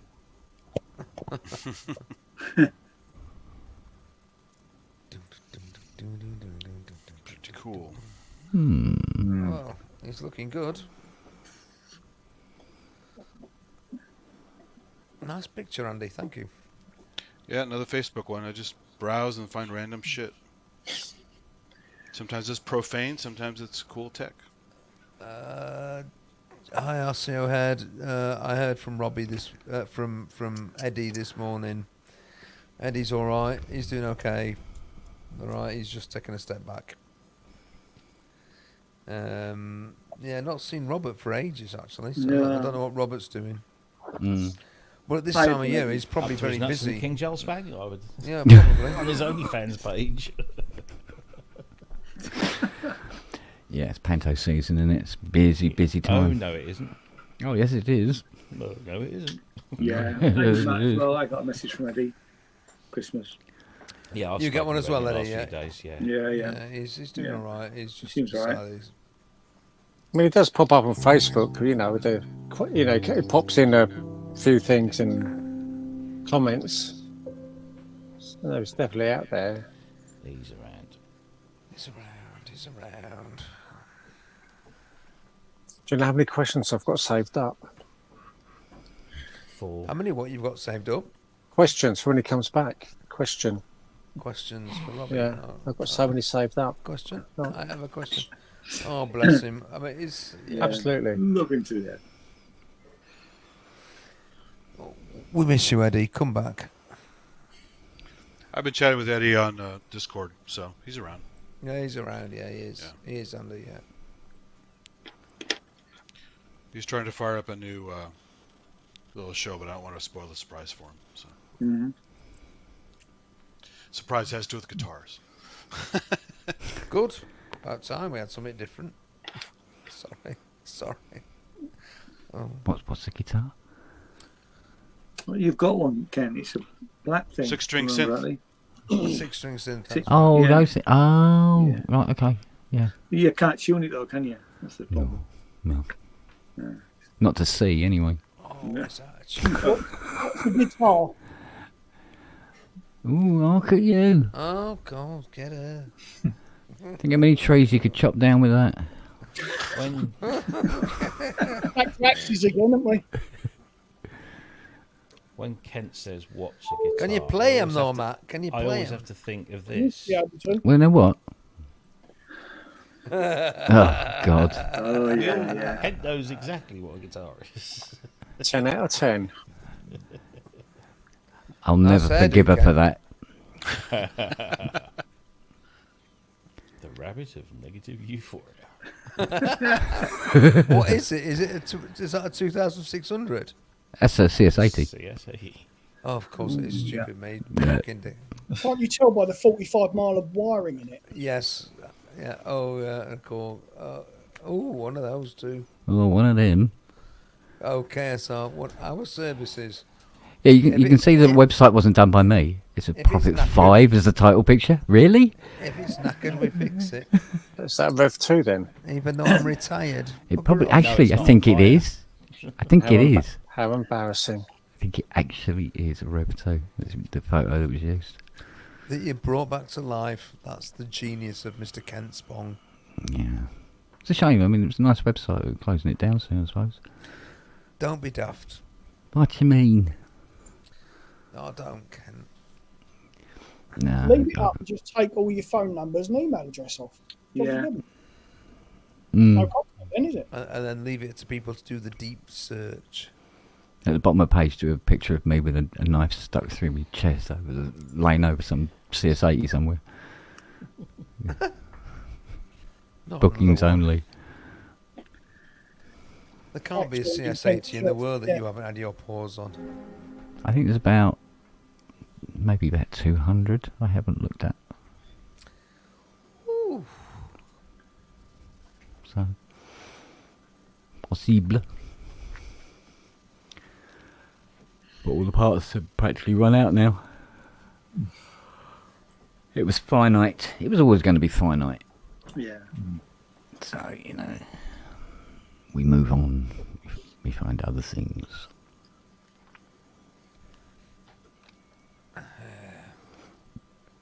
Whoa, pardon me. Oh, God, dear. There's a big lump of that. What's that bloody chocolate orange cake called? Panettone? Not Panettone. That's a fucking exercise machine, isn't it? Oh, Peloton. Panettone. Peloton. Mm. Panettone has no chocolate in it unless you buy stupid. Yeah, panettone. Yeah, it came in a It's just big red red and tin, and fruit. it's got chocolate and curly bits on it as well. Curly bits. Curly chocolatey bits sprinkled on it. Lovely, lovely. And oh my Oh. God, Ian's having a ginger nut. it's been anywhere near a Range Rover. Digestives. Digestives. Look at that racket. I've just found Jane's digestives. Does she know? She hide them. No. Do you know what? It's still Boxing Day, isn't it? And you're on the digestives already. Bloody hell, you got through them, didn't you? Should be at least Thursday before you're on the digestives, mate. We're on the left. We have the can't beat leftover it, curry digestive. tonight. Unless it's Hmm? with a ginger nut. Mm. Yeah, actually, these are a bit soft.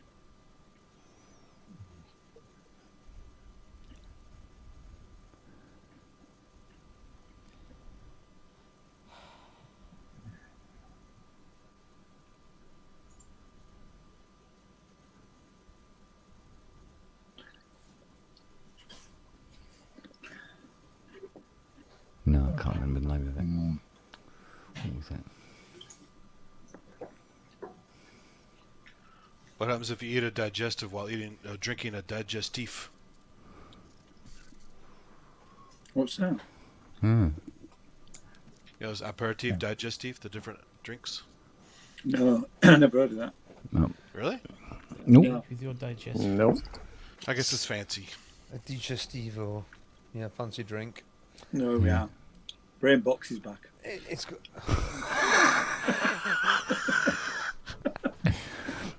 Sorry, Andy. I used to like you. I don't even Yeah. drink them. I just know I about love you, them. man. So You know that. He is your worst adversary. He is an intelligent Viking.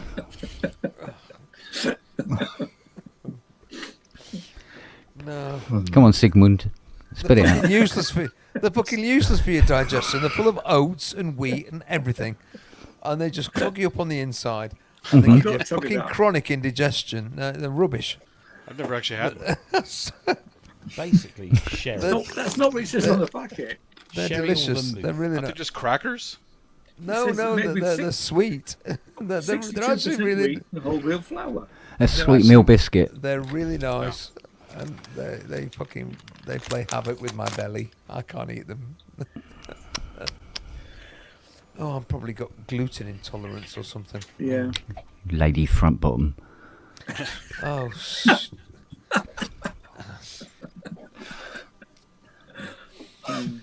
did you really mean that, Kent? Well, if you can't take a digestive, man, what's the matter with you? The hint is in the name of the biscuit. Digestive. Mother's Oh, ruin. oh yeah. Oh yeah. They dunk. They do dunk. No, Oh no, you shouldn't dunk. Shouldn't dunk. no, No, it's that's- wrong that- on oh, every got it, level. Got it. Digestives on a Sacrilege. cup of coffee. It's a fine art. No, it's not. No, It's sacrilege. It's not You on. just end with crap at the bottom of your coffee. You No. do. No. I don't. It's a fine art, honestly. You do it quickly, right? So it doesn't It's fall pretty. apart. It's 1, 2, 3. Eat 2, 3. 1, 2. It's like kids dunking their Oreos in milk. Yep. That way you don't get the contents of a nappy in the bottom of the cup. Good. Got a mouthful of that and you know it. Anyway, anyone fancy a trip to Sheffield on the 24th of December? Because 24th of December. That's yesterday. I didn't mean that, Ian. Can I try that one No, again?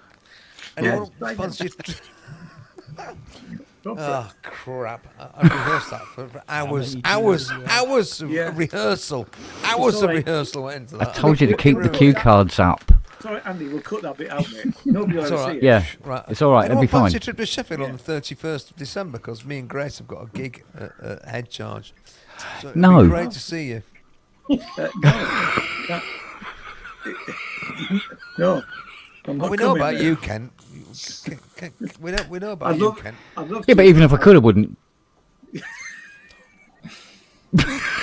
Well, that's I'd love good to be know. there, but I can't. I've got a previous engagement. Of course, Sham, it's New Year's Eve. Anyone with Ah. any sense has got a previous engagement. I just Didn't plan that have out just well, never did ya?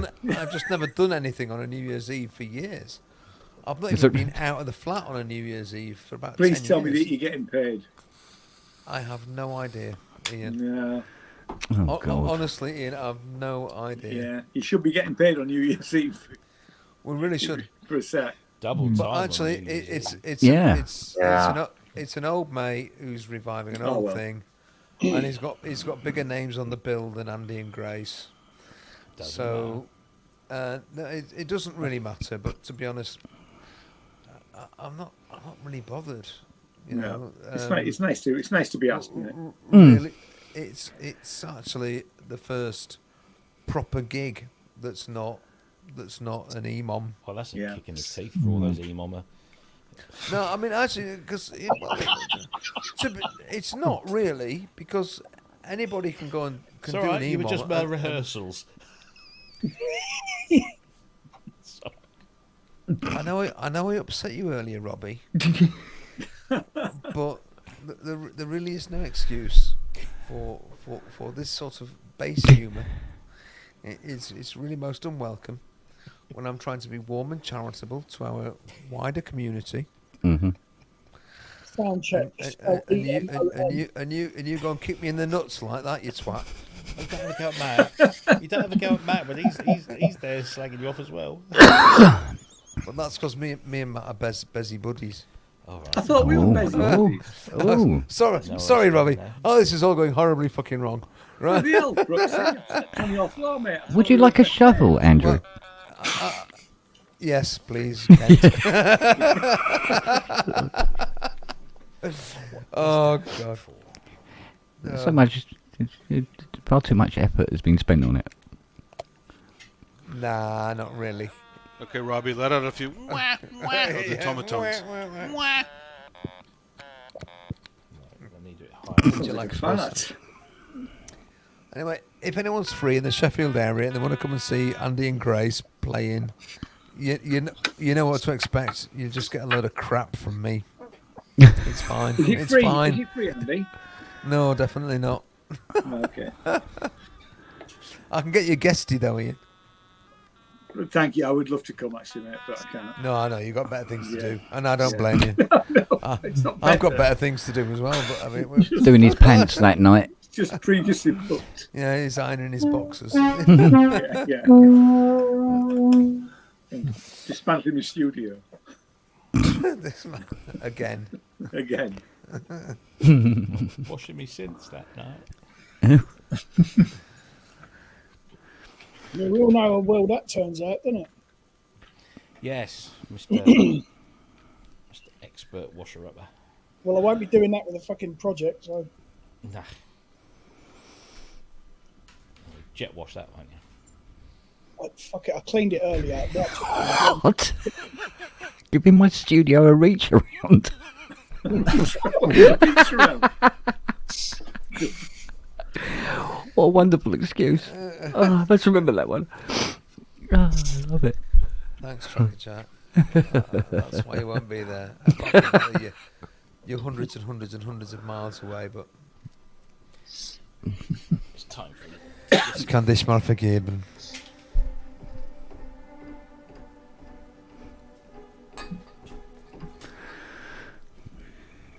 I'll learn the rest tomorrow.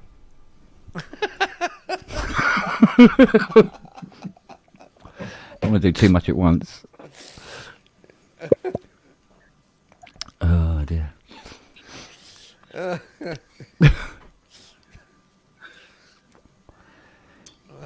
Oh, Robbie's melted. Oh gosh. Oh, for God's sake, Doug.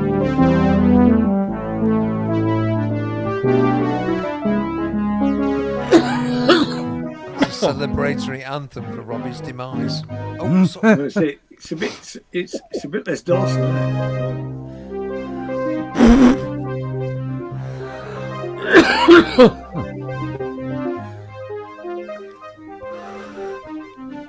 It's the only soundtrack stuff I know. It's okay, Robbie's not there. You've dispatched him beautifully there, Justin. Yeah. Thank you. Then it worked.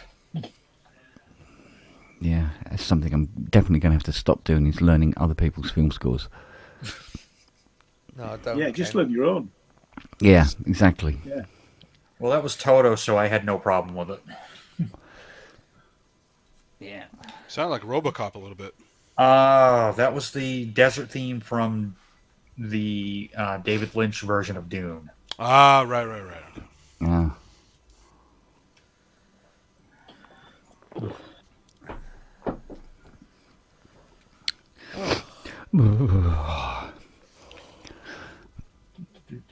I actually like that his version of Dune. It's wacky and crazy, and if you're a diehard book fan of the Dune series, you hate it usually. Yeah. But I didn't grow up with the books. I saw that movie when I was a kid, and the soundtrack, the effects by Carlo Rambaldi, who did E.T. and all that stuff. The visual effects are a bit dated, obviously, but some of the acting's pretty good. I mean, Sting is over the top in it, of course. Oh, it's way over the top. Way over the top. I mean, for God's sake. I like the new version of Dune, though. And It's and good, obviously Dune 2's coming out next year, isn't it? But the Lynch one had all that creepy Lynchian stuff with like just like the cat where you have to milk this cat mouse hybrid to get this poison cure and Bloody hell. Yeah.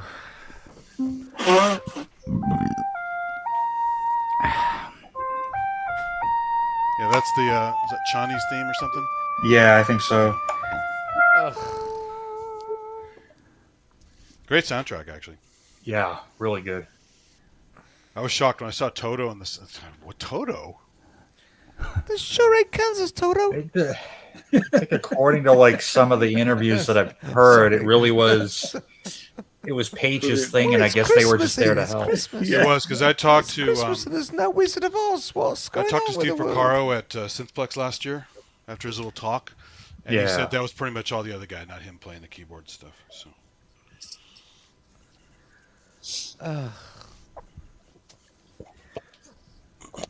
Meine liebe Leute, ich gehe ins Bett. Ich habe ja jetzt genug gehabt. Sorry, everyone. Oh, no. Ich habe die Nase voll. Yeah, so I'm fucked off with it all now. So fuck off the whole lot of you miserable twats. wow, Oi, oi. Merry Christmas. Sorry, Andy. Joy It's like to the Phyllis- world. Like Phyllis Diller said, money scarce, times are hard. Here's your fucking Christmas card. Yeah. Oh, bless you all. I hope you have a lovely evening. I am going to clamber into bed because I feel like I've done nothing for the last 2 days but fucking washing and cleaning and cooking. Well, anyway, Well, my it's supposed lovely to be a holiday, darlings. that's good. It's good to see you, Andy. Yeah, but it's none of my own washing and cleaning and anything. It's somebody else's. I wish. That's all right. I've got all that tomorrow, so Yeah, me too, me too, Matt. I've got to do all that tomorrow. Oh God. Right. I'll just stick to a day's work then. Yeah, thanks. Yeah. Oh, yeah. Yeah. Fuck Yeah. off. Right, I'm off. See you all. I love you All all. right, darling. Bye, I love you Andrew. all- I love you all with a heart of glass or something. There's a song in there somewhere. Bye. There is probably. Yeah, Very blondie, that. I probably have it somewhere. All right, darling. Au revoir. What a wanker. What a wanker. I've known that for a while. No, even they've We have disappeared, no haven't they?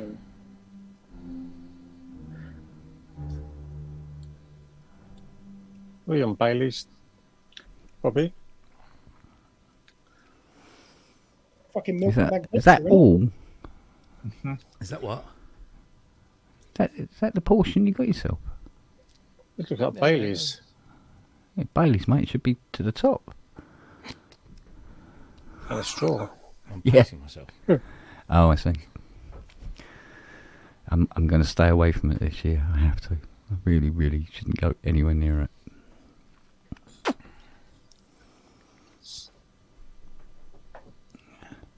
So she got me Bailey's chocolates. Oh God. What else did she get me? Was Bailey's. I'm just trying to stay away from the Baileys. I wanna stay Remember away when from the Baileys others. was just a drink?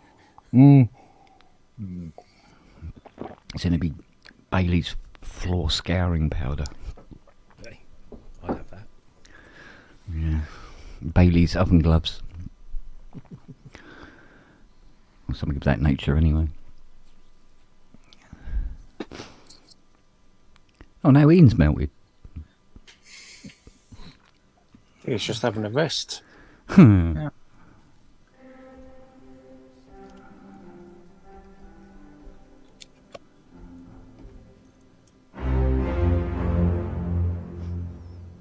Steady. Oh, God.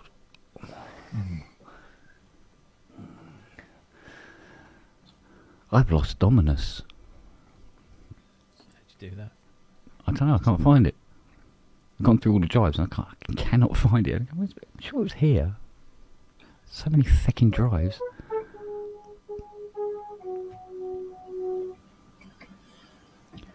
I have to pull out into the file manager and actually do a search for it, see where it is.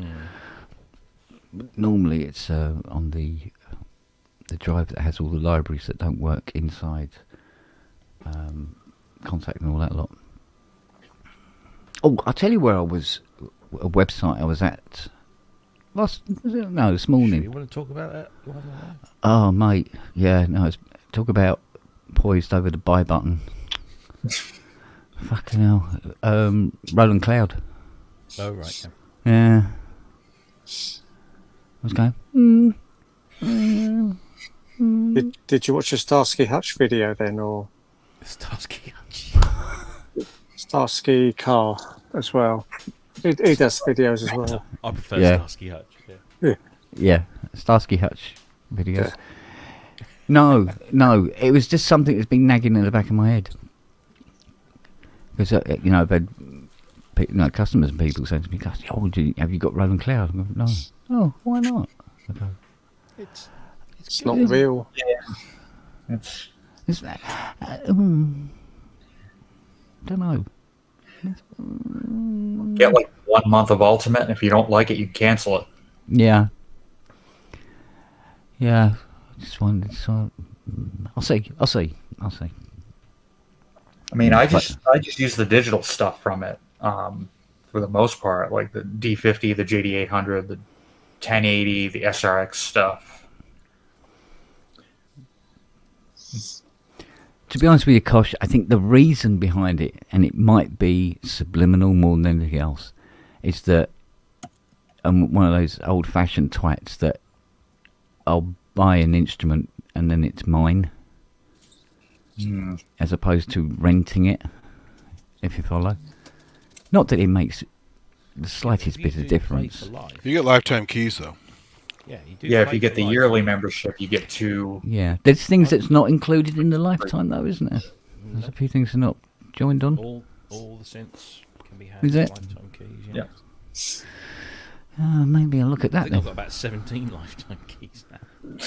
Yeah, but I think what it is because I'm making a transition from one kind of job to another, and everything's a bit sort of like, woo, don't know. I'm just getting a bit cautious about shit, I suppose. So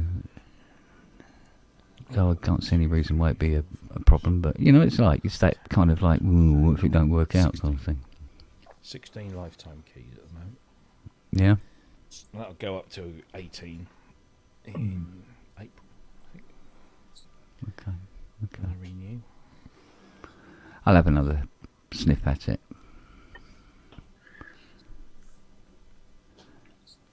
So, but like I say, I'll try out that trial, and if I do like it, then go for it. Even if I just get the lifetime keys for the ones I really like, the ones I'm going to use. Well, Ken, if it makes you feel better, I've had it for about 2 years. I've used it about 3 times, but I still like it. So. Oh yeah, no, mate. I have things like that as well. Trust me. But yeah, it's one of those things like you just want it there just in case you do need to use it. But, and from what I've heard of them, they sound very, very good indeed. So They are, yeah. But I think when you spent the day smashing your head against the wall trying to fix the JP8, the last thing you want to do is play one in the evening. So, and that's just lately I've been seeing a lot of very twitchy JP8s coming out of the woodwork. I think they're getting to that age where they're just getting a bit sort of like very worn out and tired. Know the feeling. We know that Alison Moyes one that came back. I got it all going. It's absolutely fine, and it came back literally 2 days later. And for the voices, the lower bank was like doing all this weird shit. I think I just replaced some connectors in the end. It's just these connectors are just like had enough. So put a new ribbon cable on it, and they got it all matched up. So there was nothing electronically wrong. It was just this cable had enough. So, but then it took a week for it to go again. Just needed some love resurrection, that's what it was. Quite possibly, yes. Only you.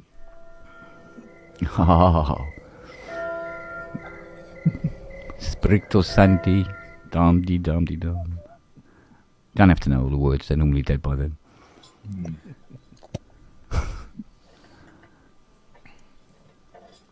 But they got the System 100 in that lot, haven't they?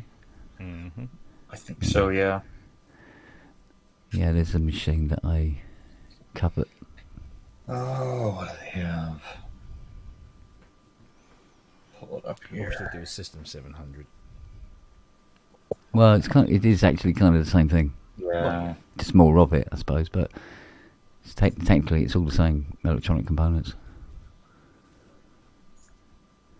Now, what I would probably get, if I had the money to throw at it, would probably be an RMI. Oh, the synth? Yeah. Yeah. See. Just because. Yeah. Comes with Xenology Pro, Xenology FX, D50, JD800, Juno 106, Juno 60, Juno 60 Chorus, JP4, JP8, JV1080, GX3P, ProMars, SH101, SH2, Sound Canvas VA, all the SRX stuff. There's like 9 or 10 of them. System 1, System 100, System 8, TB303, 606, 707, 727, 808, 909, and XV5080. Yeah. I'm waiting on the JV80 and the SR JV80 stuff. That would be nice. Had a JV80 like, 10 years ago, and I loved the strings on it. I don't know. I mean, at the moment, there's always a JP8 here, or a Juno 60, but it won't be forever now. So, though I never felt the need to go and grab one from the workshop and bring it up and use it. So, well, maybe because that sounds like a massive pain in the arse. That's probably why.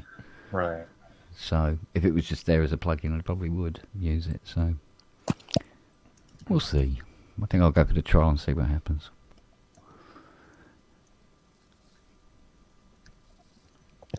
It's supposed to be a Zebra 3 coming out, isn't it?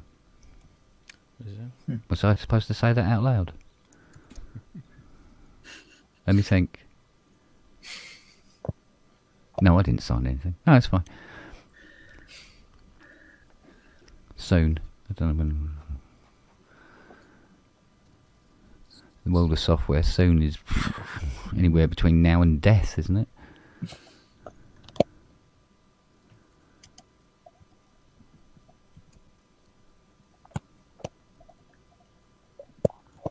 I have to buy some more hard drives soon.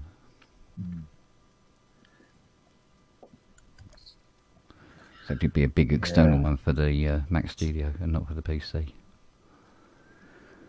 Part of that long-winded transition between that and that.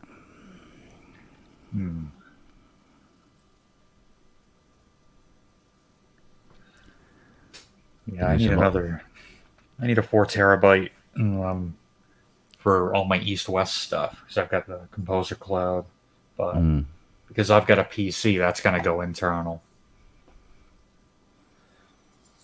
I've got room for 4 M.2 drives. I've got 2 of them filled up. One's a system drive and one's my audio drive. So I can put 2 more 4 terabytes in there. Yeah, I've got one of the main things I have to transfer over will be mostly orchestral libraries, I suppose. And some of them are fucking enormous. Oh, yeah. God. Hey, Kent, you mentioned System 100. Do you ever work on one? Yeah. Yeah? Oh, God, yeah. Is it a pain? No, I've always loved them. No? Yeah, I've always loved them. Yeah. Love the System 100. The 101, the 102.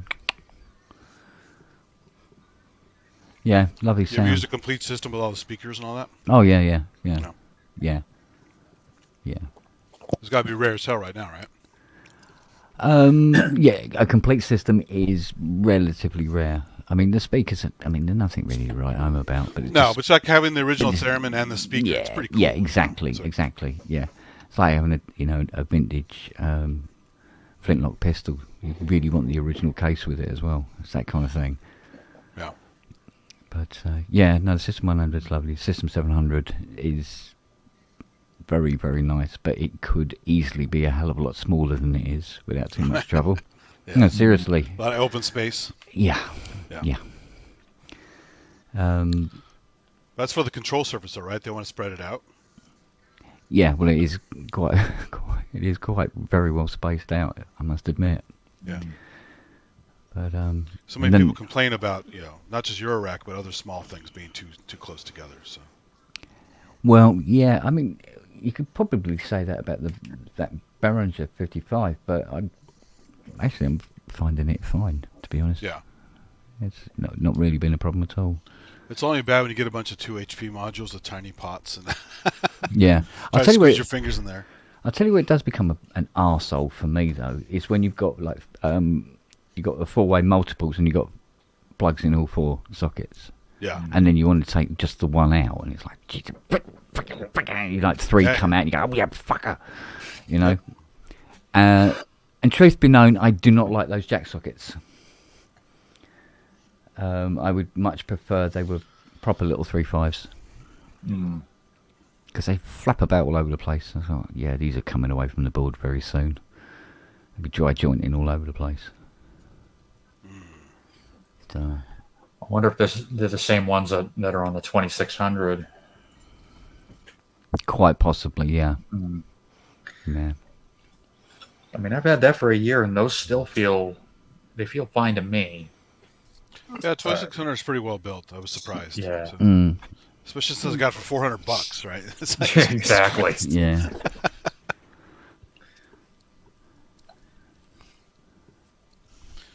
It was like the steal of that year. This $400. But old fruit back Yeah. there, old Hans, he said to me, he didn't like the sockets on them either. Don't like the way they move about. Mm. So, oh, could you put proper ones on? Yeah, of course I could. So when you say proper, they're like PC mount. Is that why they? Yeah, do them panel mount instead, Yeah, you know, yeah. proper little sockets and that. Yeah, with yeah, the nuts and that. So Yeah. bolt them on the case. Yeah. Yeah. Yeah, But I did that's point nice. out that the nut would go over where the writing is because they put the writing very near to where the socket is. So, Yeah. yeah. There's So it that. would so it'll go over some of the writing. So. And it's hardly worth, taking them back to metal and re-silk screening the Thacker again, is it? So. But I mean, what is it? 35 quid or something for an envelope generator for it? So, it's pretty simple money, I must admit. As opposed to what a real one, a real Moog envelope generator would cost. It does exactly the same thing. Let's see. But I don't know. It's like $60 here. I think the thing they were doing about 35 quid at what's the name of that place, Robbie? Tolman or No, Who? What? Where? not Bax, the other one. Music Andertons. Andertons. Andertons. Yeah, Andertons. Got there in the end. Yeah, got there in the end. Yeah, so relatively cheap there. So. And quick to deliver. Mind you, I suppose, let's face it, I could probably hit them with a house brick from here. They're not that far away, are they? I think they're only about, 22 mile or something? Yeah, Guildford, aren't they? Guildford, Yeah, about 22 mile in a straight line. So, although most of the stuff they say is at their warehouse, which I think is Beijing or something. I don't know, it's fucking, they go, oh no, we don't have that on the premises. That's at our warehouse, so it will take 9 months to get to you. It's the way of the world, though, isn't it? Yeah. DV247, Toman. and Gear for Music. Yeah. Yeah, mind you, Bax were pretty rapid with that X32, I must admit. And even though I looked to see how big it was in the ad, when I took it out of the box and put it on the desk, I went, fucking hell, that's big. There's it's a actual size and then there's real world size. So, but yeah, it's beautifully built. And the fan is very silent, so cool. So I suppose in about 5-6 years I'll be putting WD-40 in that at some point. Give it a clean out. Well, I remember that being the complaint on the DeepMind was early on the fan was too loud. But this one's pretty silent. It's loud when it starts up, but once the synth is all booted up, it just quiets right down. Why the hell would the DeepMind need a fan? Don't know. It's a pretty small cabinet. Yeah, can't see why that would. Why would that need a Yeah. fan? Unusual. No, it does get pretty hot.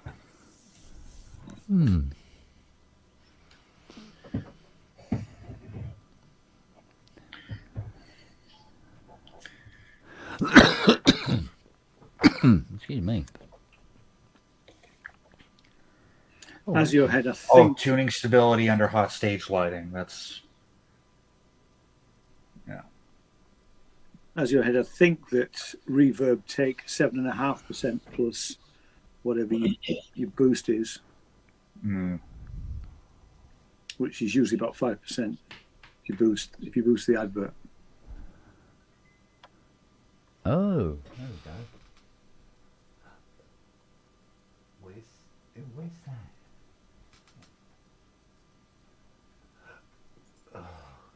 Well then, let me see. Bastardo.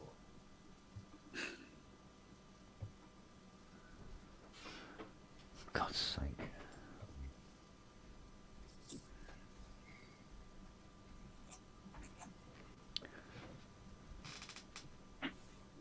Apparently not there.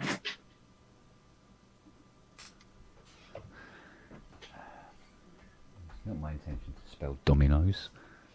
For heck's sake. Right. Go looky. Yeah, gosh, this was their first synth, so they may have overdid it in some spots, but well, no, I mean, pretty great instrument considering it was their first one. It's not like they put much into the R&D, is it? So. What do we have here? Definitely, like in some settings, you can definitely hear that it is a bit Juno inspired, but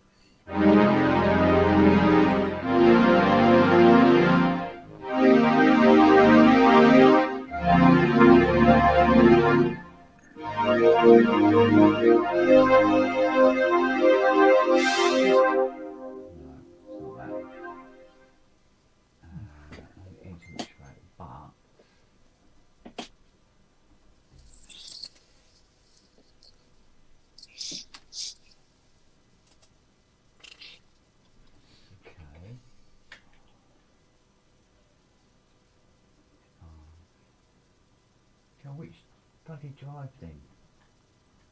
Fucking hell.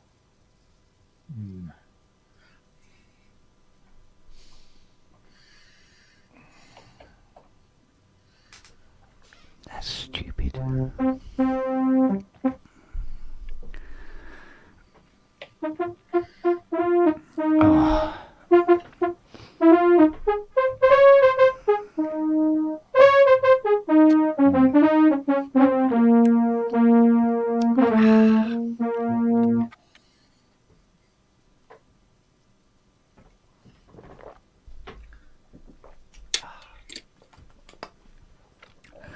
Lovely coffee. oh, now that song's going to be stuck in my head. Although I have no problem with it. I had the theme from a computer game stuck in my head a couple of days ago, and I did have a problem with it. What a great one. Something's pinging at me. What? What is pinging?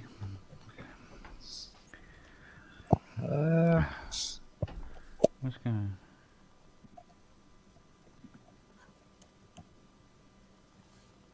Oh, it's Cleo's dad. He's not in the chat, is he? Was. It was in earlier. Oh.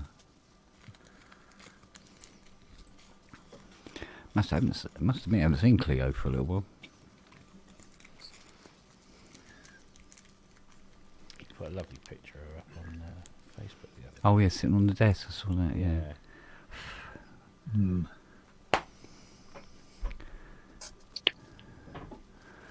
Well, you haven't seen your little ones for a while. Excuse me. Get them out. Have them on display. Come on. I've been around. Yeah. Yeah. One of them's taken quite nicely to their new aubergine-shaped scratching post. Oh, yeah. Stupid thing. Yes. We used to have an old coffee table that one of the cats used to think was a scratching post. Did you pull the cucumber trick on him yet? No. Well, a lot of cats don't even care about that. It's just...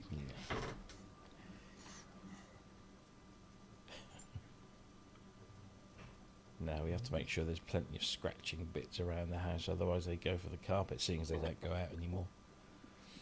We used to have trees all around the garden, so that was perfect for them, but of course they don't go out now, so we have scratching posts, scratching mats, all sorts of things. What?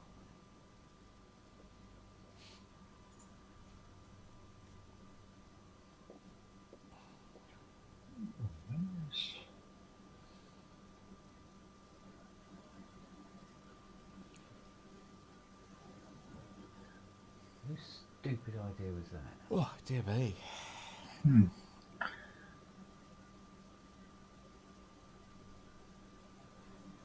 the same freaking folder. How can you not find it if it's in the same folder? Fuck's sake. Kent shouts at his studio again. Yeah. Part 300. Take him away. I've seen this somewhere before. Yeah. Now, what caused all this hassle was I had Dominus, and then I upgraded to Dominus Pro. And when you ran the installer, you put in the Dominus Pro folders, and then took the Dominus files and put them into the Dominus Pro, except the ones that had the Pro add-ons, which really, really confused the computer. So you click on Dominus and go, yeah, maybe he meant Pro. No, he's only said Dominus. So we're looking Dominus and go, no, the files aren't here because they don't have the Pro attachment to them. So it can't see them. It's in the same folder and it can't see them. How much more do you get out of Pro? Honestly, fuck all. Absolutely bugger. And when they said it was a free update, they were right. Wow. It was free of money and update, to be honest. And not free of hassles, right? Yeah. So the thing is, it's very hard to actually tell which are the Pro files and which are the standard files. So you can't just go in and go, well, look, we'll just delete the Dominus files and just keep the Pro files. Which you can't, because you don't know which are the Pros and which are the normal ones. And they're all in the one folder together. It's like... Was it supposed to be higher sample rate or more polyphony, or what's the... No, nothing like that. I think where they called it Pro, other companies would have said bug fixes. Straight up. Wow, Microsoft needs that. Because in terms of it sounding different, no. But there is a couple of female keys on the female choir where you can't hear somebody dropping something. There's one note somewhere, I can't remember which note it was, and you hold it down and you hear somebody dropping something like a stool or something in the background. Ew. And on the not as in chair. Not scaffold. Okay. Not basically not. Oh, I've been standing here for 6 hours and need a shit. Fuck it. Not that kind of thing. Full sample. Yeah. And we've only got up to F, and I'm busting. I'm really busting. Actually, equipment sounds in the background. That's terrible.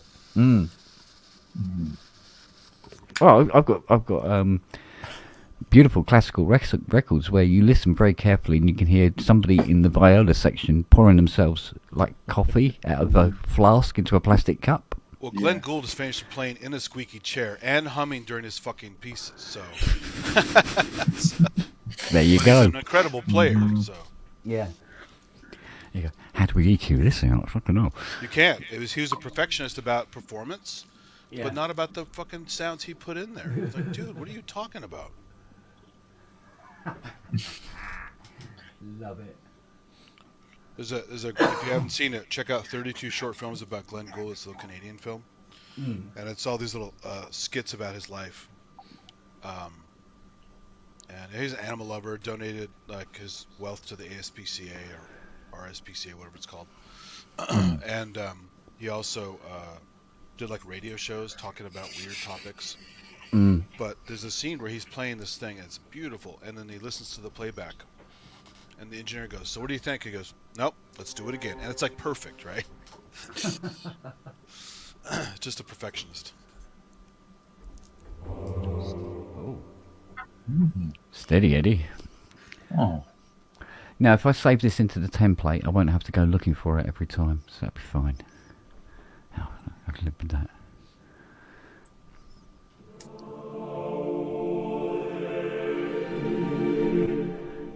Be nice if it was in the same key, of course, but you know, you can't have everything, can you?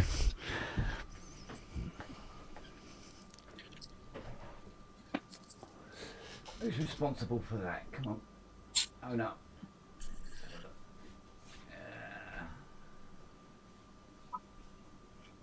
Up there, I suppose.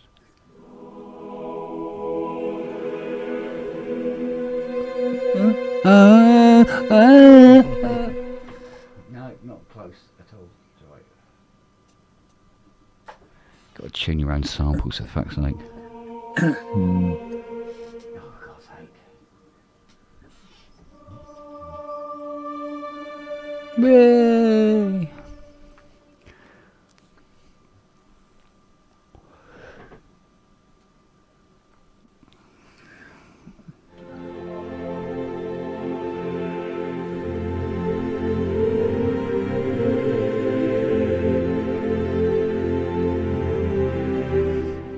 I tell you what, when I can't get to sleep, I come in and play shit like that and I go. It's so relaxing, really is. You just go, yes. Actually, on this one of these drives somewhere is the original Suntake Ect.com. Still, the project still exists on there. I was thinking of pulling that off and having another crack at it. I love the one Sonic day. Cake. That was great. Yeah, we love Sonic Cake. What was really funny about it was, I can't remember. I think it was Richard said to me, he goes, "Yeah, but do you think if you'd worked on it more, you could actually have got it to say Sonic State?" I went, "Yeah, probably. Yeah." He goes, "Why didn't you?" I was fucking bored by it. No, that doesn't work. Try this word, because what you type in isn't really English at all. It's You have to type around the phonetics. Yeah. Yeah, and you have to try and put like 3 or 4 letters together to get a single letter sound and stuff like that. And it's putting it all together and it's getting there.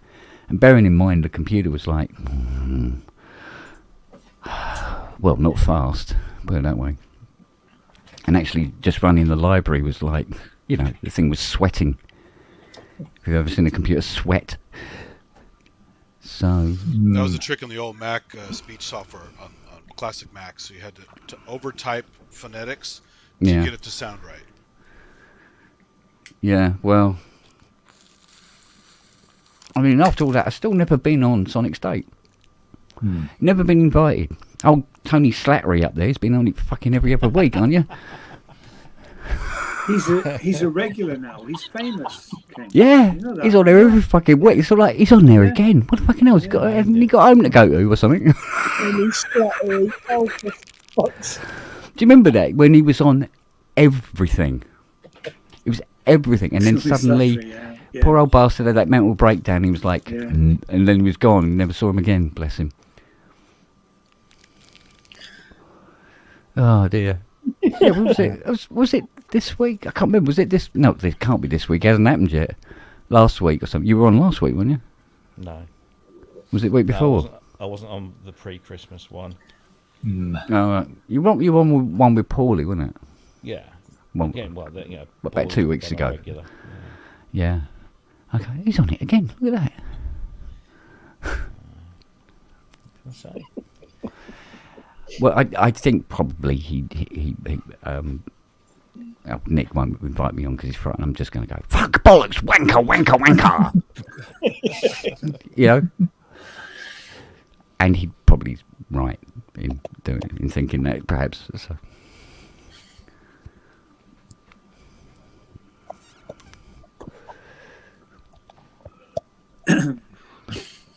Bless him.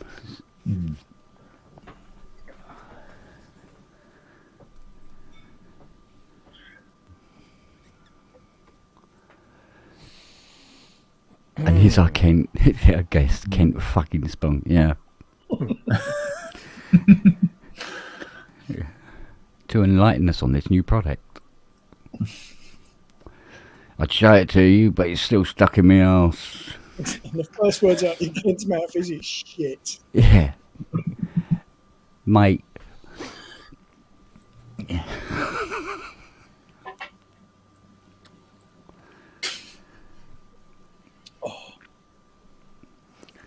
Yeah, I mean, I really need to just...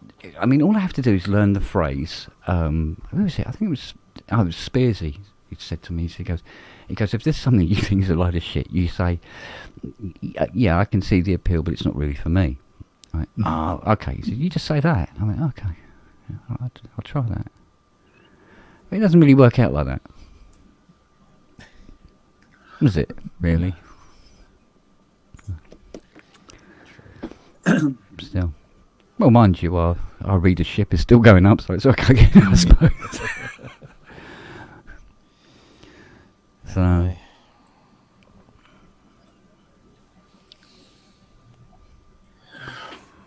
So what, are we going to do anything super duper new and different on PSN next year? I don't know. Or is it the same old crap? Yeah, celebrity darts or something like that. Sorry, Rob. I'm only joking there. Readers' wives. Yeah. No. A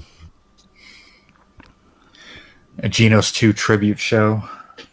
Yeah, that'd be short, wouldn't it? We don't want to kill the channel, do we? Get the title music and it's like end music.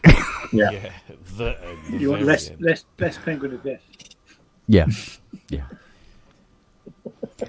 Yeah, we've got to be careful there, Robbie. He's slowly taking over the show, that penguin. I know. Yeah, it is. Yeah, yeah. Shocking, isn't it? Competing with a penguin, what's life coming to? The problem we have is that all of us have got, well, apart from Kent, all of us have got day jobs. So, I beg your pardon? I have to do Fiona's washing. well, okay. Takes at least 3 days just to do one pair of knickers. I hope she's watching. I really Yeah, fucking I hope. hope she is too. Mate, we've already had this today, right? I went to the bog and there's a pair of her knickers on the floor in the bathroom, right? And I shouted down at her at the top of my voice, and I didn't know that our next door neighbour was in the front room. I didn't know they'd come in, and I went, Fiona! And she goes, what? I said, wait, these knickers, are they trained? Will they bite or not? Because if they won't, I will pick them up off the floor and I'll put them in the sink. What do you want me to just flash them? And she's going, she goes, Sue's here? Oh, hi, Sue. Tip, tip, tip, tip, tip. Oh, well. No, it's good fun. Good fun. Wasn't fun.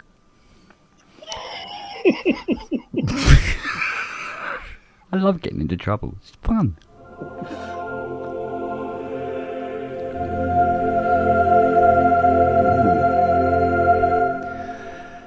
Dearly beloved, we are gathered here today in the eyes of Siri.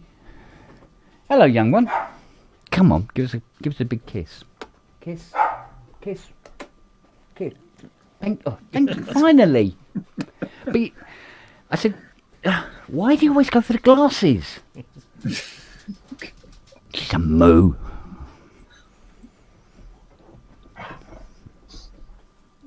Bloody hell, your mate's here. Bless you. Little tubby. Little tubby. Mr. Chocolate Orange. Mr. Chocolate Orange, yes. You want to come up and say hello to everyone? Come on then. Oh, good grief, dog, you're so heavy now. Oh, come say hello. Come say hello. There you are. Look, it's your mate up there, look. See? Yes. It's your mate. Come so you go, hello, everybody. Hola. Yeah, that's true enough, yeah. Learn English. Last time I was there, he just sat there looking at me with complete disdain, as if so, what the fuck are you doing here? He's going, You're sitting on my chair, mate. did. Right, fella. No, these tablets are working. Good. Yeah. So, because they're these, not homeopathic, what the fuck are they called? But basically they're more natural than the other chemically thingies he was on. So they won't do his kidneys in. Well, made of the pubes of badgers and the tears of squirrels. Oh, Christ, yeah. I don't something more, whatever the word is. Herbal. Yes, more herbal. So it's cannabis, basically. Yeah. It's going, dude. Yeah, you're right, aren't you? That's probably why he ate the chocolate orange. Yeah. Munchies. Oh, don't just jump off like that, you twat. Remember, bad legs? Habits are working. Although, I don't, no, do not start that. No, and no. One word from Kent. Hey, enough. Behave yourself. Yes, I know. They are very noisy. Sorry, Dad. I'm sorry. They are. Since the land sat there. You, belt up. God, bloody dog. Look, you prevented lots of famous musicians from having children. Shut the fuck up. You started this, Shorty. Ah, cat. Nice owning a cat, isn't it? Oh, it's lovely on a cat. I like cats. I remember we had 9 dogs, 3 cats. Cats were no trouble at all. Absolutely no problem. The dogs, on the other hand. No but trouble. Yeah. Especially the little ones. What is it about little dogs that just get into trouble all the time? What? I haven't got anything. Go and speak to your mother. I love the way Yeah, he talks did to you? him, just like we talk to our kids. Well, I fucking do anyway. Yeah. Yeah, but the thing is, I think he knows what I'm saying. No. No. No.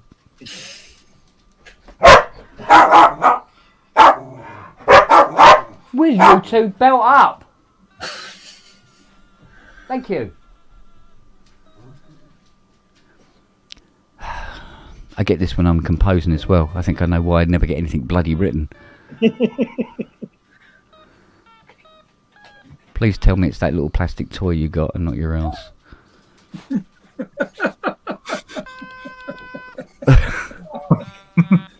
I'm going to do that, yeah. I just want to know what this bit is for. No, it isn't for that. It's rude.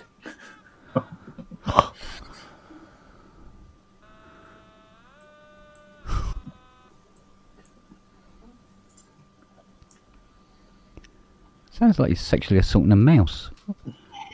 What is it? What is it? Yeah, what actually is it? I haven't been able to see it properly. Mouse. Because it's black.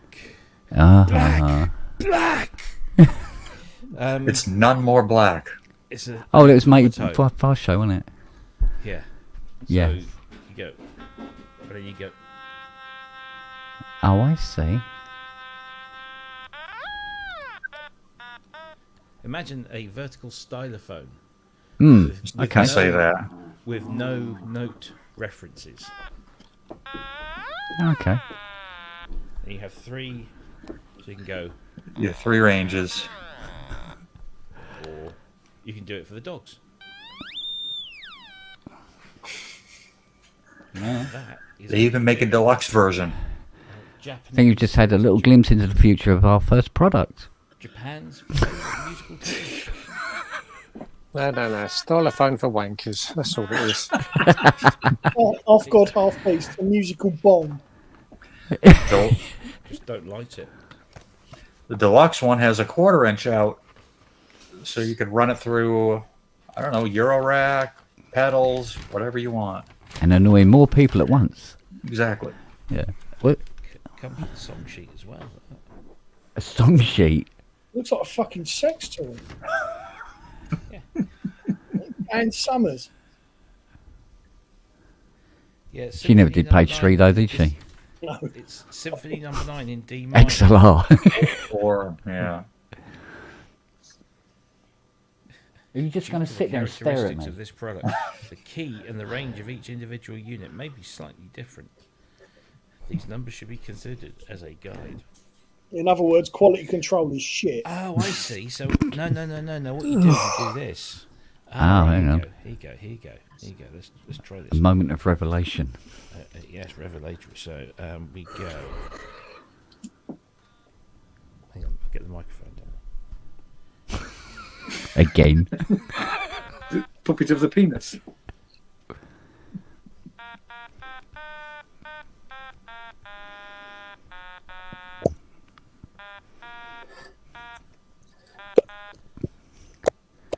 Apparently. You've not sold it to us, Rob. Robbie needs an amazing Android knob.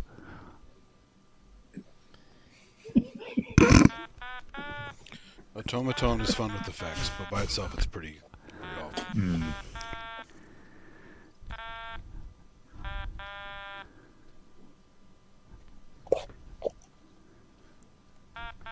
Yeah, play Blade Runner on it.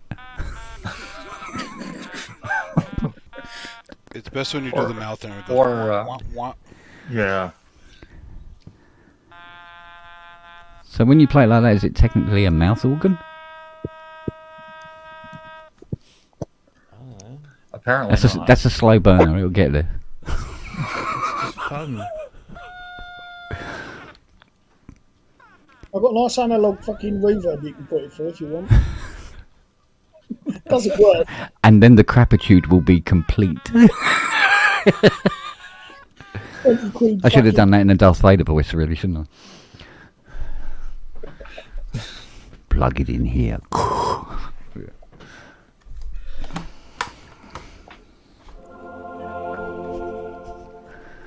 So you'll be reviewing that on the next PSN, Rob? Yeah, mate. That'd be the thing. No poly aftertouch. MIDI out? No MIDI out. I'd rather No resonant these filter. than Fucking Genos. 24 dB? Apparently not. Oh I dear. think it's like 6. 3.5. Yeah, 3.5. Leaky battery a la Poly 6. God. Yeah. If I had £1. Oh, wait a minute, I did. Yeah. Actually, more than £1. Mm. You're just going to sit there and stare at me, aren't you? I haven't got Yeah. any. There's nothing. Honest to God, there is no biscuits, no chocolates, nothing up here. Nothing. Not even a digestive for the dog? Nope. Absolutely digestive. zippo. You want to Hey, take look. that? Want a biscuit? Do you want a biscuit? Yeah? I think he's falling for it. Yeah. Right.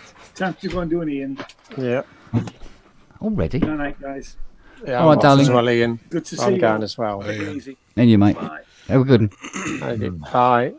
Bye.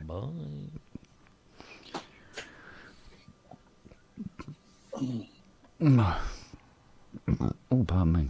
I've actually got fucking rum in my coffee tonight. Bloody hell. Steady on. Since the kids broke up, my fucking sleep patterns have been so bad. So bad. So it's like bollocks. I'm going to get fucking drunk. Oh, mate, my sleep patterns have been fucked for about 6 months now. Well, I haven't slept properly for about 20 years, but fuck me, it's been so rough recently. Make that 30 for me. Yeah. But it's like when I did that show yesterday and we knocked it on the head, what, about 4? Mm. I went and made another coffee. Eventually crawled into bed, didn't I? Brought you up. Noisy git. laid there for a little while, listened to my audiobook, fell asleep, up again at 9. Yeah. I thought, oh, I'll be tired tomorrow night. You tried taking stuff, Kent, or nothing works? No, nothing seems to work. Try valerian root tea. Oh, I've tried all sorts of various Yeah. herbal and natural. My dad used to take that and discovered some other stuff, but Yeah. I Dominus was seems like a baby, so I don't. Dominus seems to work though. Do 15 minutes of that. I just need to go to sleep. Straight up. It is relaxing. Yeah, it's really, really It's is very relaxing. Fucking How much monster. is that How one much again? it- Like $900? Yeah, no, it wasn't that much, but it wasn't cheap for a single sound sample library, if you know what I mean. Although there's more, obviously there's more than a single sound in it, but it's a big old girl. I think it was about 500 and something. I got a good one years ago from Contact Hub. They changed their name to Loop something now. Loop, some other name of the company, but it's the same assets. Mm. And they make weird stuff with like Bulgarian choirs and all kinds of various choirs and stuff. Yeah. But yeah, I got some good ones out of there on sale for like a couple $100 a few years ago. Yeah. Just got to go back and try and use them. Yeah. I mean, it's a nice library, but it's perhaps not quite as customizable as say the East-West one, or I'm trying to remember what the other one was. Yeah. There was a third one. I think it's on here somewhere. I remember now. It's called Loot Audio. It was Contact Hub. Now it's Loot Audio, Oh, okay. and they're out of the UK. And it's a good group. Guys making Yeah. custom libraries and stuff. But I noticed that when this library is loaded up, the drive activity light doesn't go out. It's just constantly shuffling things in and out of RAM on this library. Even though there's a ton of bloody RAM in it, it doesn't seem to matter. What? Is there a good library that also includes the classical instruments, or is it you just have to go just a vocal choir separately? Yeah, I think if normally in the, shall we say, the more bundled type of libraries, they tend to be oo and ah, and that's your lot. Yeah, Yeah. If you wanted to speak Latin and stuff, yeah, you got to go more that's the dominant specialist. Yeah, yeah. So I mean, Yeah. but you see, that'd be totally different to like the East-West one. This one is very, very Vatican, if you know what I mean. It's got that. It's a very religious sounding one as opposed to They East-West. also have which the is- boys choir, the classic like UK boys choir sound too. Or the Yeah, that'd be more like the East-West one. East-West. Yeah. Okay. Yeah. And what was that third one? Oh. Buggered if I can remember there was a third one I had. Wasn't 8D, was it? It might have been. It might have been actually. Because if I can't remember what the name is, I won't be able to look for it, so it doesn't get used. I really should write these things down, you know. I heard So you trying to play remember something when them I all. stepped away. Was that Dominus? Hmm? You were playing something earlier when I stepped away. Was that Dominus? Earlier. Yeah. Oh no, that would be a Spitfire strings. Oh no, there was some vocal stuff you were playing. I thought. No. Were you playing something? I No, thought there was strings, but doing Sordino, so it's got almost like a human voice choir okay. quality to it. So if you play it real soft. So, Oh, okay. I was across probably- the room, so I didn't hear. yeah, Yeah. it does. It comes across almost like a voice, I must admit. So and it goes pretty well with when you put choir on it. Sort of like they blend together quite nicely.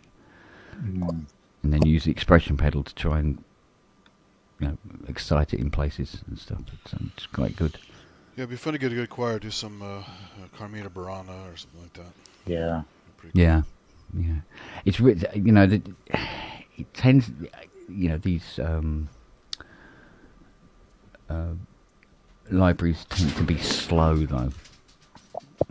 They're long not drawn that good out at being stuff. able to play, Okay.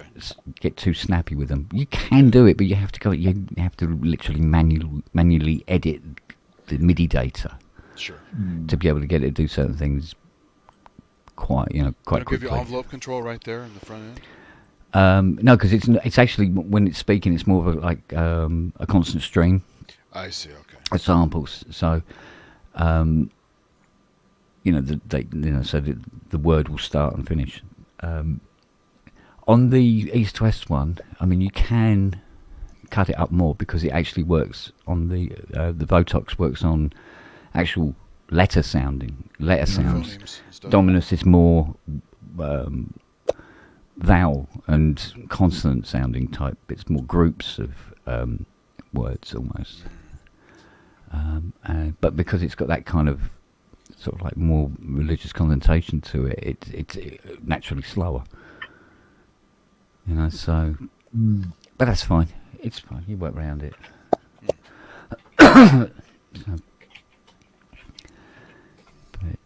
Yeah, sometimes I mean, I don't know. I'm trying to remember if you can set a different bar time on it or something like that to The make it original run choir faster. patches on the Emacs were recorded at the local Yeah, music group. I think on campus. I think it was recorded at UC Santa Cruz. yeah, that makes sense. That makes yeah. sense. Why not, right? Yeah, why not? Yeah, They're absolutely. pretty good too. They're pretty good sounds. Yeah. Yeah, but I mean, the Dominus, the way the Dominus is done, you don't even put effects on it. That's how it actually sounds. So, which is weird actually. I suppose it makes sense because it's always in that kind of environment. Because if you want it to have zero reverb on it, oh shit, mate, it's in the samples. You can't wind that back, so that is always there. But it works because that's pretty much what it was designed to do. What? Oh, for God's What was sake, that really? sound, Justin? What was that sound? I had no idea. It wasn't me.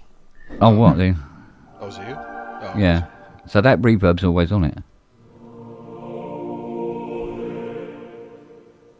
So you cannot take that off. But East-West is a bit more in your face up front, and you can add reverb or pull it Yeah. back. So play a bit more. Let's hear what that sounds like. I like that.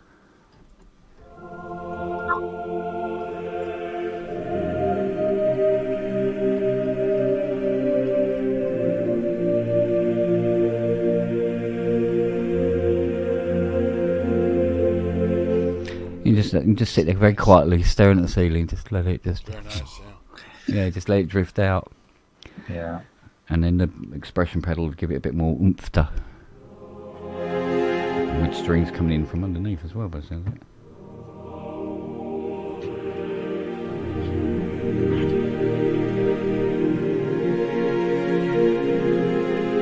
I think you should get go from male.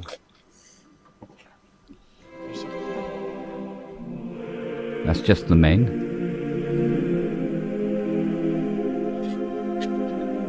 And you can add the female.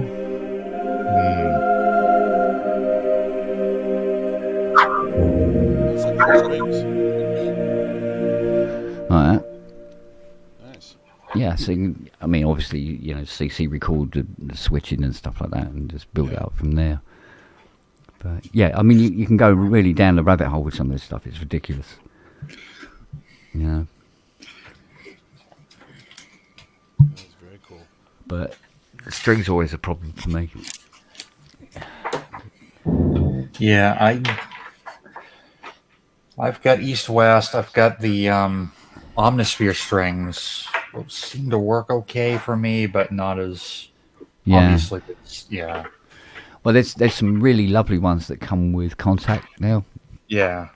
Because at one time of day, the Contact strings would be sort of like, if you had one of the more pro libraries, shall we say, installed, you wouldn't bother going anywhere near the Contact ones. But now the Contact ones have become pro in their own way.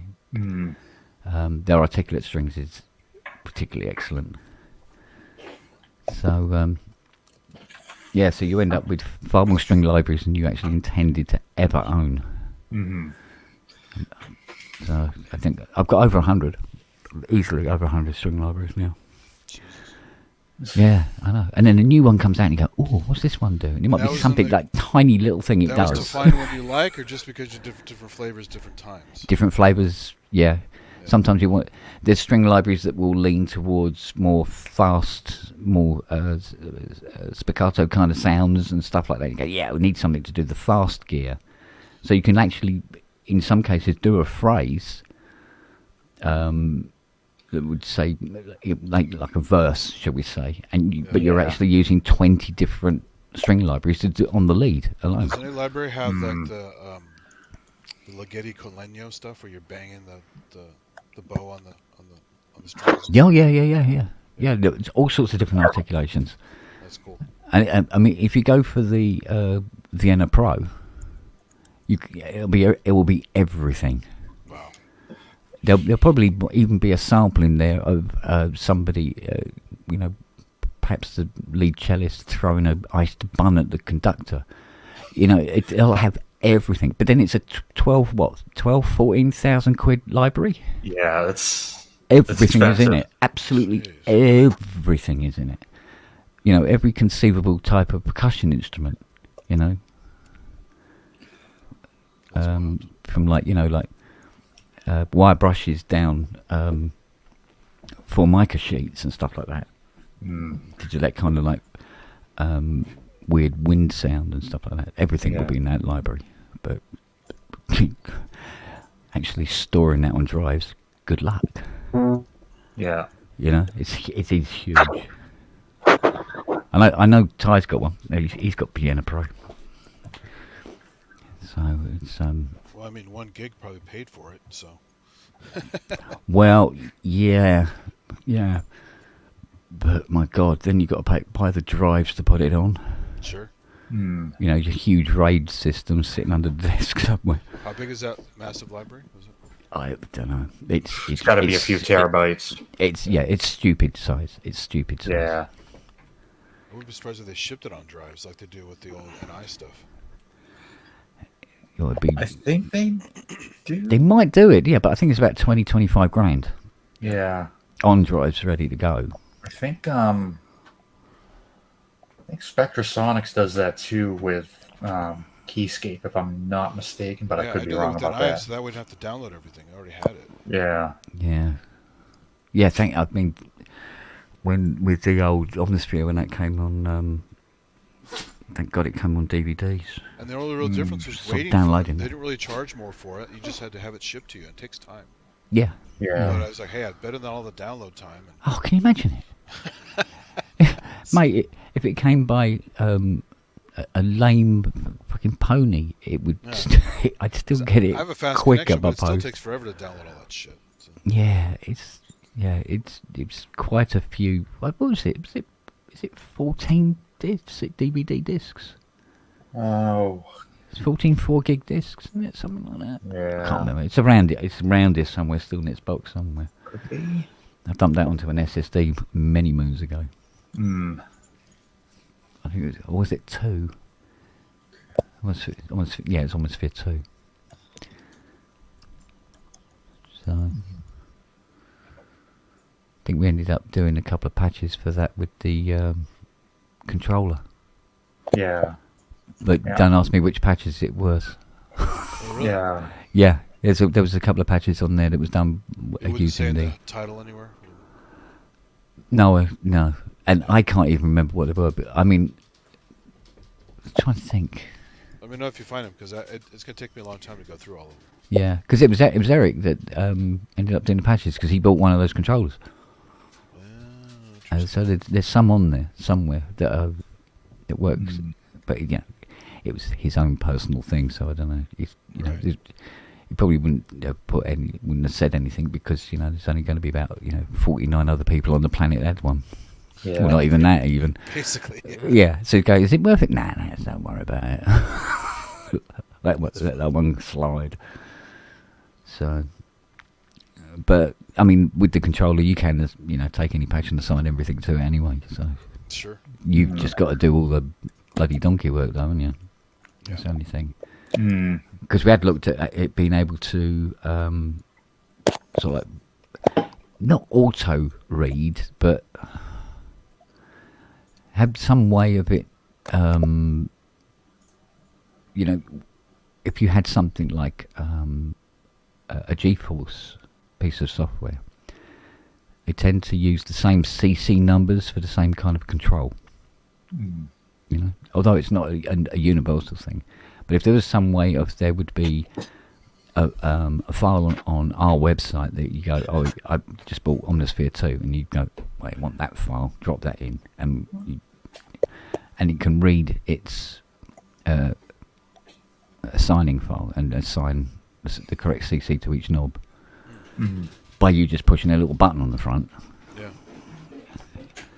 But when it came to actually designing a board that was able to do it, it was like, it's going to cost, sorry, how much? Yeah. You got, what? Yeah, it's already too expensive. You want to no, we're not doing that. So, whereas today it probably would be easier, but Plus, you said he wanted to do something with Omnisphere with that, right? Wasn't it? yeah. Well, we were in discussion. I actually started designing a controller for Omnisphere 2. A separate one, right? Yeah. And yeah, it was a bit hit and miss because the multi-millionaire company wanted me to finance the entire project.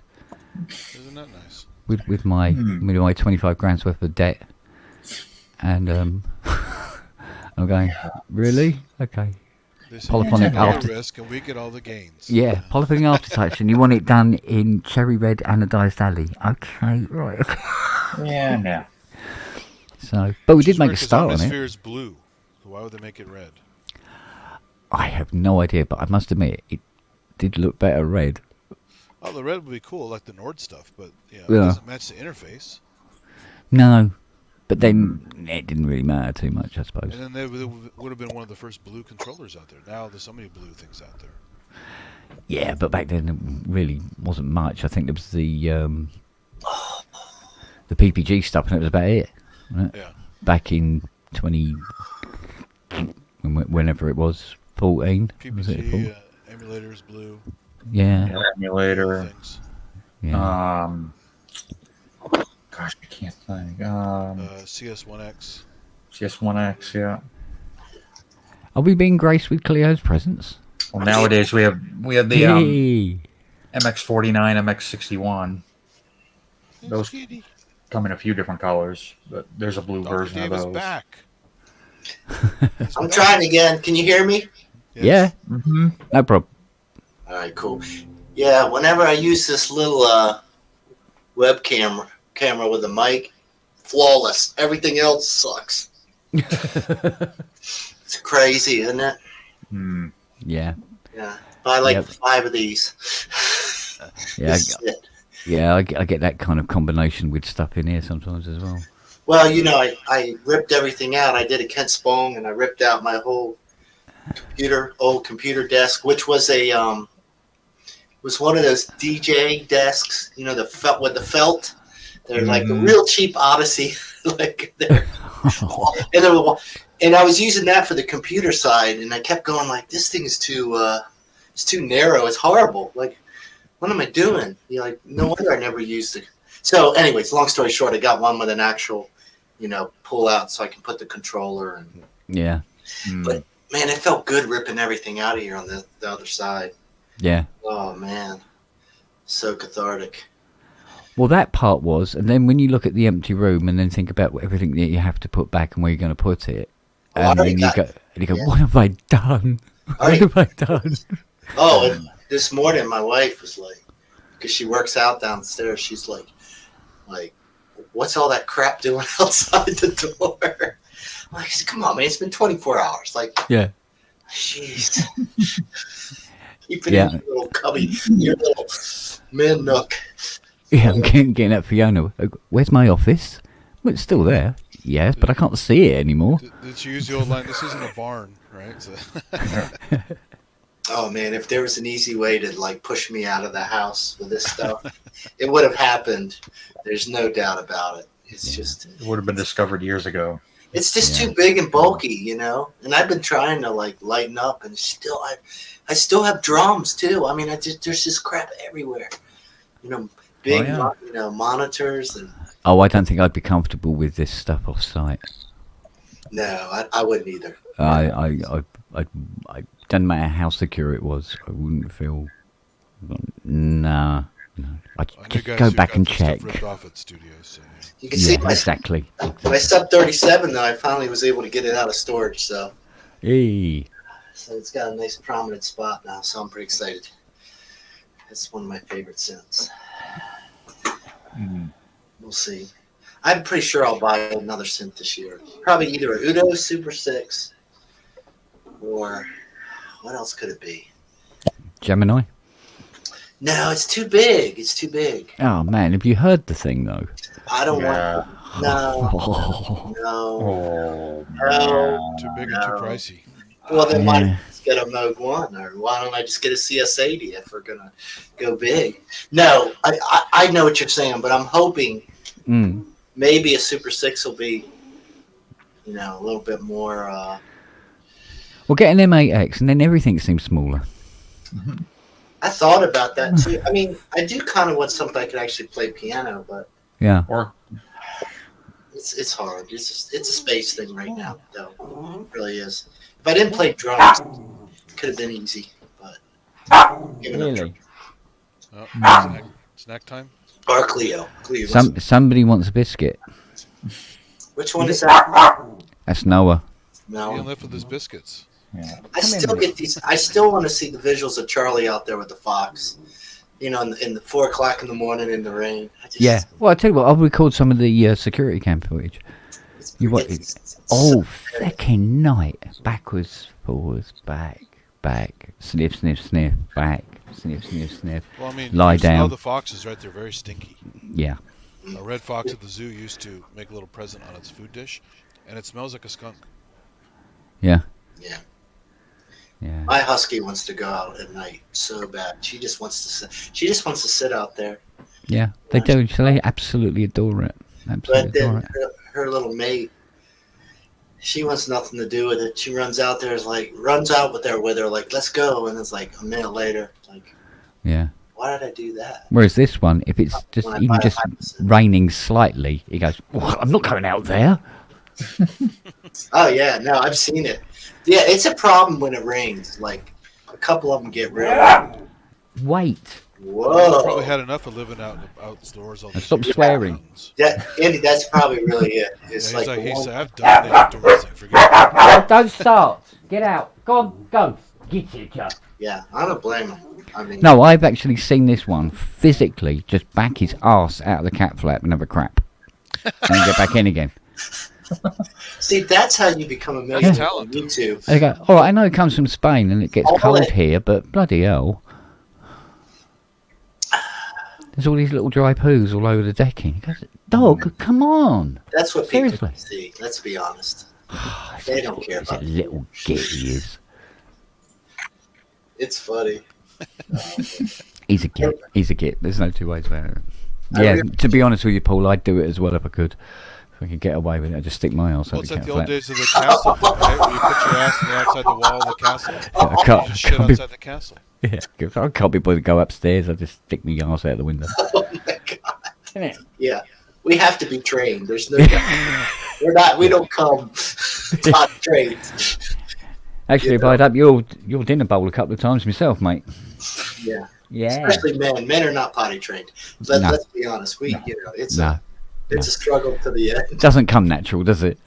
And if you've got trees anywhere near your house, You could potty train and still be a the slut. boys like, immediately start going outside. Like they're like, I'll just go outside. There's a line. Yeah. Come on in, I'll give you a biscuit. Oh, And I'm going to make a coffee. Right, Yeah. gentlemen, I'm going to duck out, so I will catch up with you soon. All right, Fruitbat. Love stuff. Radio. Catch you later. See you later. Good night. Ta-ra, darling. Good night. All right, come on then. Right. God's sake. All right, come on then. Yes, come on then. Yeah, if I was really, if I was He's on smart, crap out the door again. oh yeah.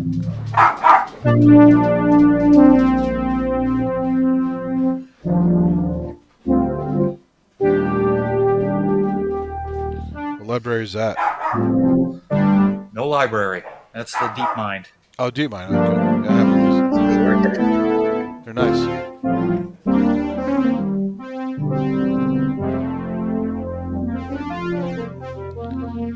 You can feel the build quality is not 100%, but it's pretty good for the money. Yeah, It's close. There's a little bit of play in the sliders, but I got mine for like, Yeah. what were they going for, about $1,000 for a while? well, they started out at $9.99. Yeah, I got that's mine for where they like started. $550 or something. So. Yeah, and then they dropped the price, and they brought the price up, and then they dropped it again. I think they're like $800 now. Yeah. I'd like to. I know my buddy had one. I'd like to stay in the studio for a month or two, Yeah. and like record an album and probably not keep it just because of space.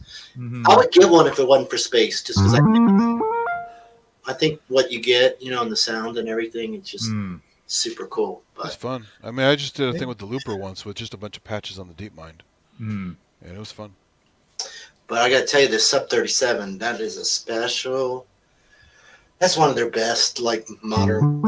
It's got such a great tone. It's so cool. I love it to death. I like the little trio, the subharmonica, the mother, and the D-Fam. I started to build it, but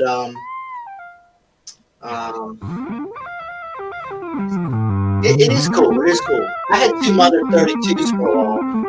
That was a blast. They sound good too. Yeah.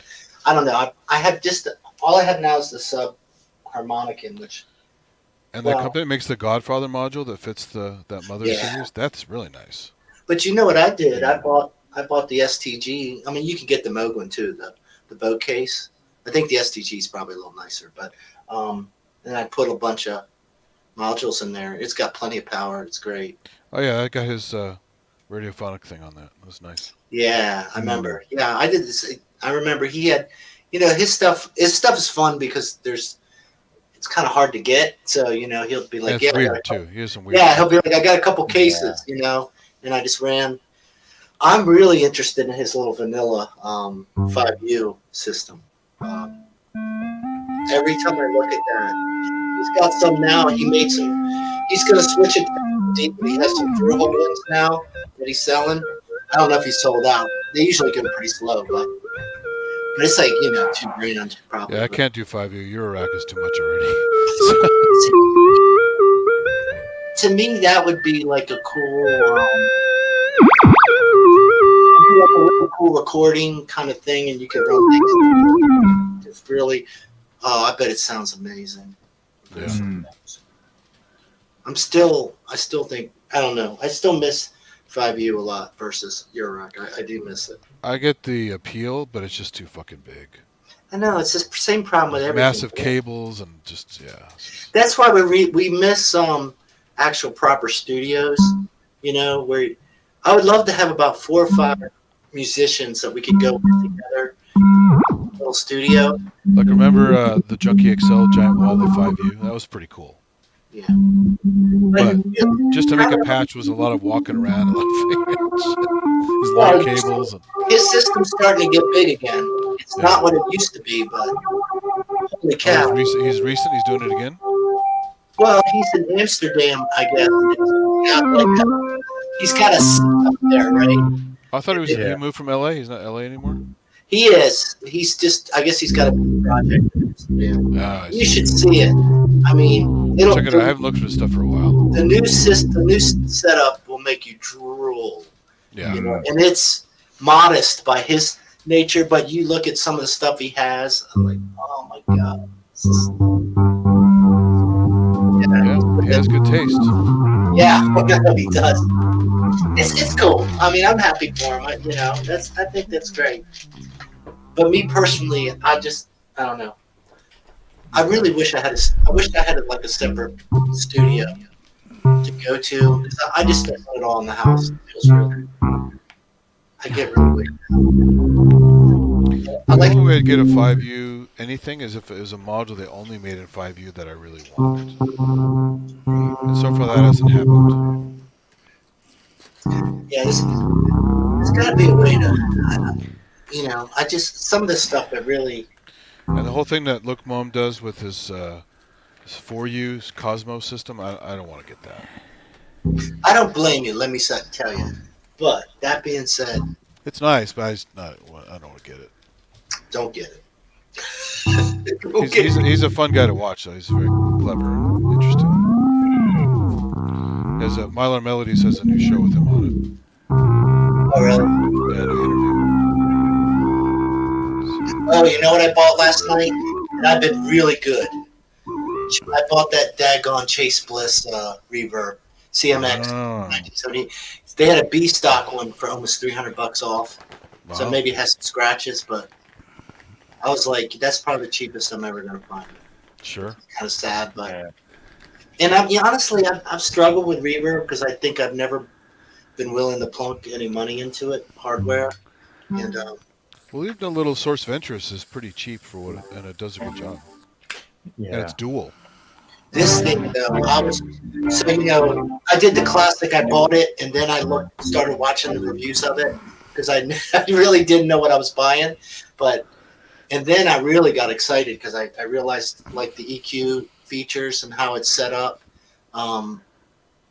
It's great. It's good for live, especially if you do like me, where I print a lot of times, right? To it's not tape anymore, but to Is that motorized too? Those faders are motorized? oh yeah, That's cool.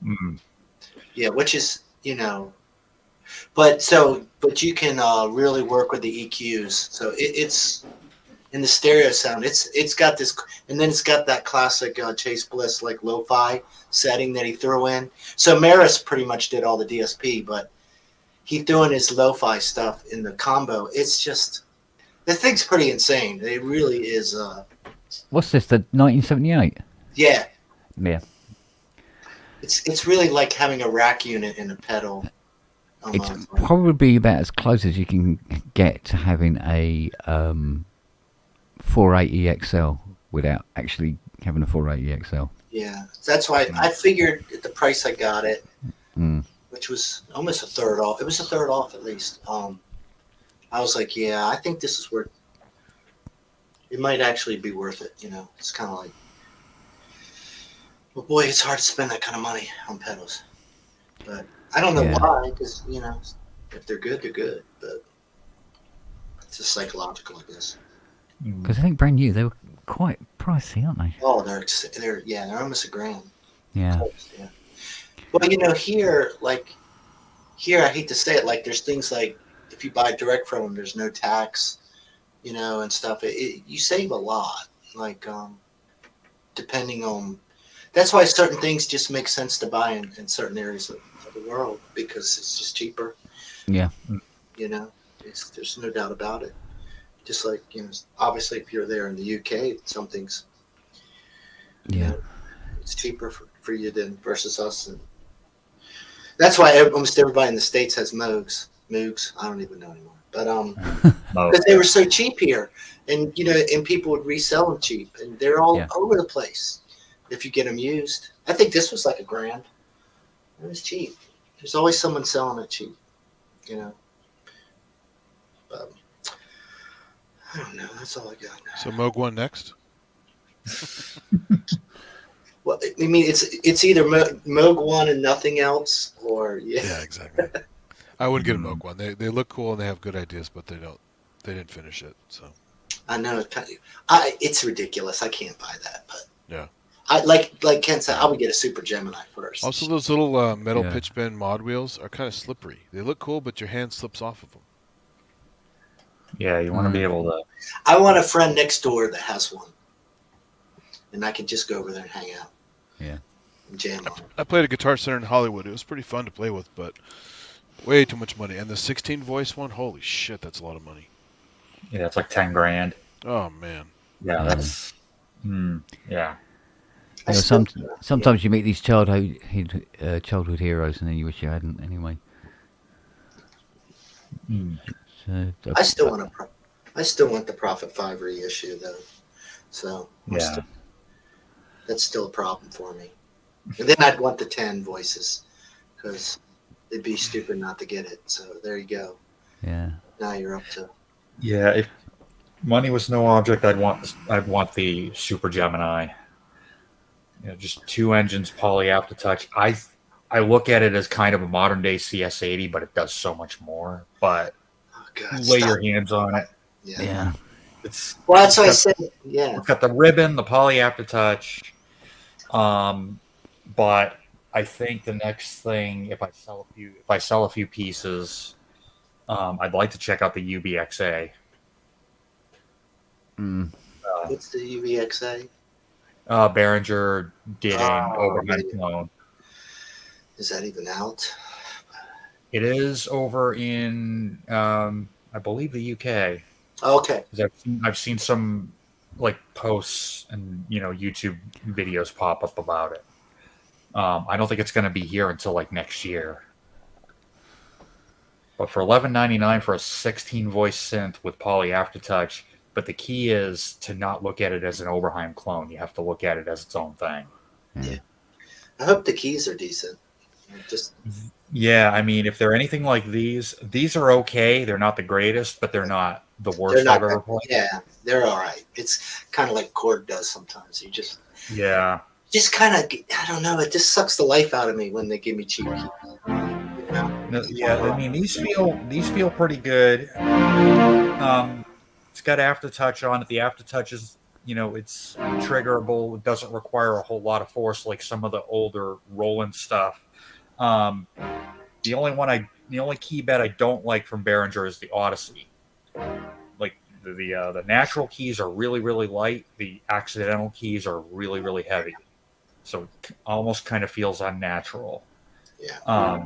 But I'd be interested to try, the UVXA and see how that is. Yeah, no, I'm sure. Yeah. I'm sure it'll sound great. Oh yeah.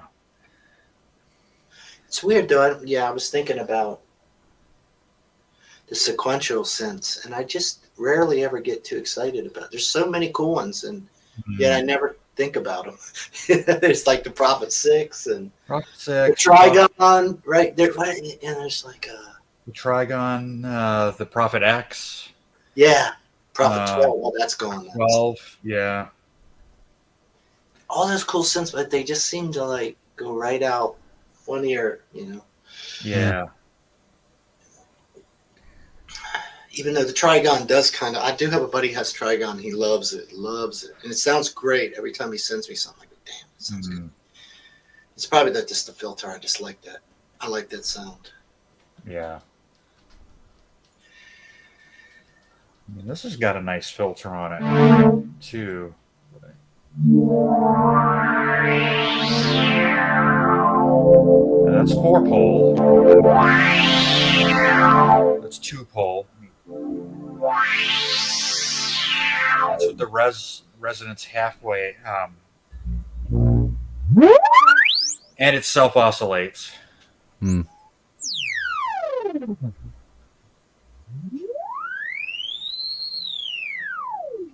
they sell that in a desktop? They do, right? You do. Yep, Yeah. the 12D. That might be more my style for that synth. It might be cool to have. Maybe I should just row of desktops. Get the Super Gemini and then just have a row. Yeah. Hey, Dave. I need to go to Target to get them. 1 second, me too. I'll be right back.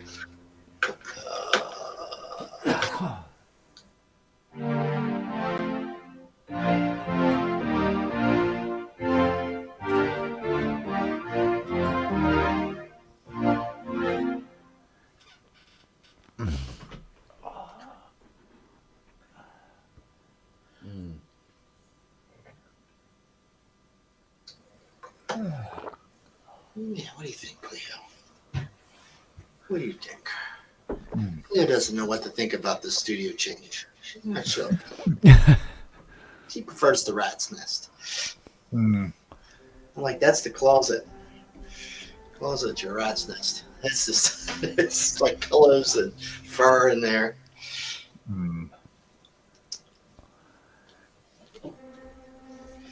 The other cats know not to come in this room too. Boy, come at your own risk.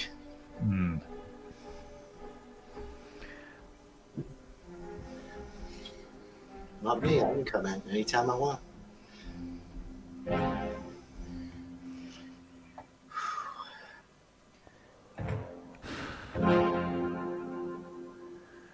So that's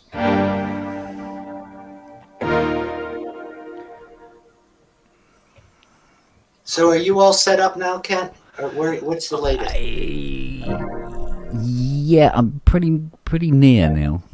I got almost full synchronization right across the room now. So what is the synth to your left, right there? No, other way. is that the M8? M8X? Yeah. M8X there. Okay, that's the MIX. Yeah, and then I got the Osmos up there. Okay, yeah. Can't see. And I've got the Argon over there. Okay. Hydra here. Okay, Hydra's back in a. Hydra's back in her place. Yeah. Yeah. And then there's the Mob Wave over there. Oh, you got a mod wave, huh? Yeah, and I got the NPCX there. TR8 over there. Yeah. The drum log there. Finger drum next to it, and then The 80. the 55 up there and the 80 in the corner. All right, well that's not bad actually. That's pretty good. So I still need. She still needs to be midied in yet, but I'll do that later. Takes a week for it to warm up anyway. DJ with the 55 at all? Is that kind of just sitting right now? I have been messing with it a little bit actually. I want to be able to incorporate it more, and have control over that. I'm still putting a template together for this setup. Yeah. Because now there's more communication now with an actual mixer that actually communicates with the computer, which is like, whoa, hang on.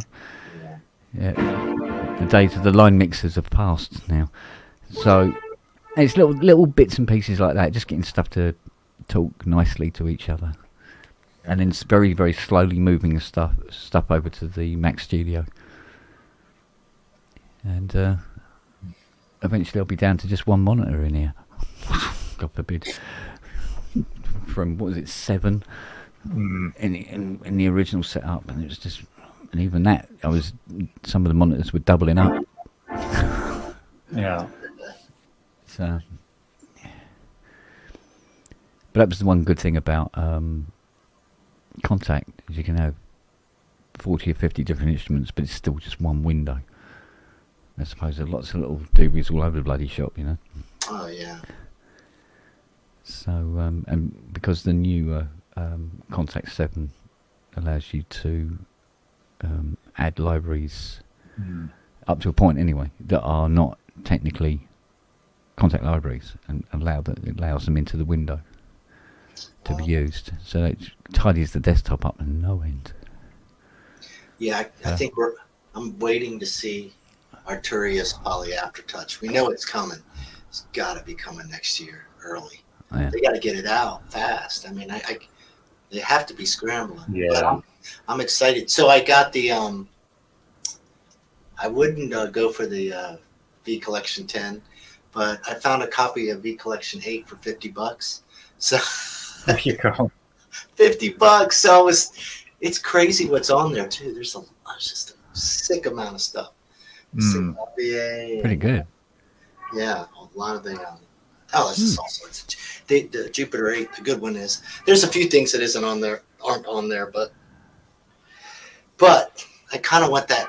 I was going to get one of their key labs, but I'm like, man, I can't do that right now because I know they have to be coming out with something, you know. Or I'll just get the Novation, I guess. I don't know. Yeah.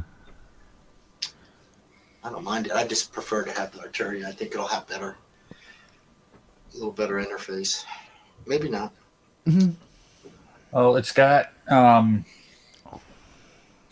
sliders. I forget what the Novation has. I think it's got 8. So if you want something versatile like I do, where I do a lot of different things, if I want to run, say, the Hammond B3X, I want all 9 sliders for all the drawbars. Yeah. It has that. It's got 16 pads. The pads are poly aftertouch. Not that I ever use them. There's nine knobs. The key bed is fantastic on it. On the Key Lab, I've got the Mark II. Key bed is great on it. And it's built like a tank. Yeah, I had a couple of the earlier stuff, which weren't as great, but I always, I know we've talked about it, but I do like some of the mapping, and I like the idea of it, a lot. But even though it's never perfect, but now it seems like, I'm just glad the key beds are getting higher quality. It seems like we're starting to get a little better. Yeah, key beds in general and everything. I haven't really had a synth lately that I bought. Even the Mini Freaks keys, they don't feel that bad. Really, even a little tiny. The Gaia's key bed is nice. They're just not, nobody's making junk anymore, it seems like. Or it's not selling, somebody's telling them don't do that. Yeah. Unless you're going to sell it dirt cheap, which nobody does wants to. Yeah. Yeah, but that's the whole. This iMac that I'm staring at, it's got a 27-inch screen. It's a really nice. It's perfect for, all that stuff. Yeah, I'm kind of the same with my Slate Raven. Seeing as it cost so much money and there was so much chasing around and everything to get it work properly, I've never really been able to bring myself to not have it in the setup. Yeah. Plus, it's technically a giant iPad, Which is not a bad thing. Yeah, exactly. So I can do lots of stuff in Cubase as a touch screen, because I love using Cubases on the iPad, simply because of that interaction, Yeah, I mean, there's got to be a way to use the iPads a little bit more as controllers, like just punch them into something, like a controller, and have like that whole, interface, but not like build it in, because it's probably just cheaper to buy it yourself. But yeah, no, I could see that being really cool. I mean, I think I was listening to you talking about Cubasis, and which I use a lot. Yeah, it's not. Well, now with the stuff on the iPad's so good, the effects, that it's getting really crazy how good it can sound. But it's I really enjoy working like that. Like I work really quickly, and because I never really learned all the key functions. Well, there's something very civilized about sitting on the settee in the front room with the iPad, Bluetooth to the amp and the TV, and doing a little bit of recording, with the Cubasis on the iPad. I work a lot like that. Yeah, I mean, it's the only time I could really do, be creative with stuff and have a dog asleep on my lap.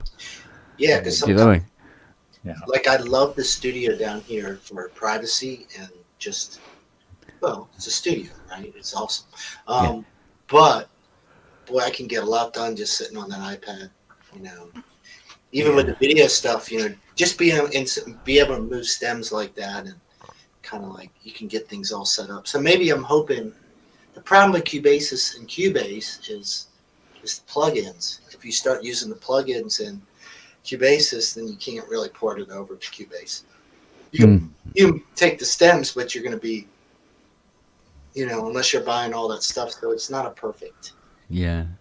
Which is kind of a shame, because I would almost like to do that. So sometimes what I do is, what's crazy is I use the Live Track, the L12, the Zoom, which you can't see, but I'm looking at it. Yeah.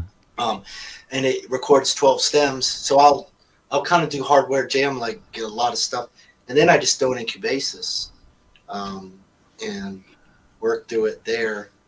But what I'd really like to do is then be able to also take it to Cubase if I want, and really have even better tools without losing too much. But I mean, you can import the project, but then you'll have to go and sort all the various instruments you're going to have for each track. Yeah, that's the downside. It's almost like it's almost like I wish Cubase sold stuff that was maybe it does. Maybe I wish they had more stuff you could just buy that it would just go all the effects, and I could go right into Cubase. Because then I probably would, because there are always songs that, Yeah. a proper, I'll say a proper DAW, but a Meteor DAW really is what you need. Yeah. You kind of crap out. Even in Cubasis, you can kind of crap out a little Yeah, bit. because I think originally when they did the Cubasis, they wanted it to be different from Cubase. Yeah. To have that additional appeal, which is fine. But as time has gone by, you've gone, no, actually, could you make it more like Cubase so that it communicated with it? That's and you what- go, drag, drop, hey, It would just be like, that would really, for me, I could see that being really amazing.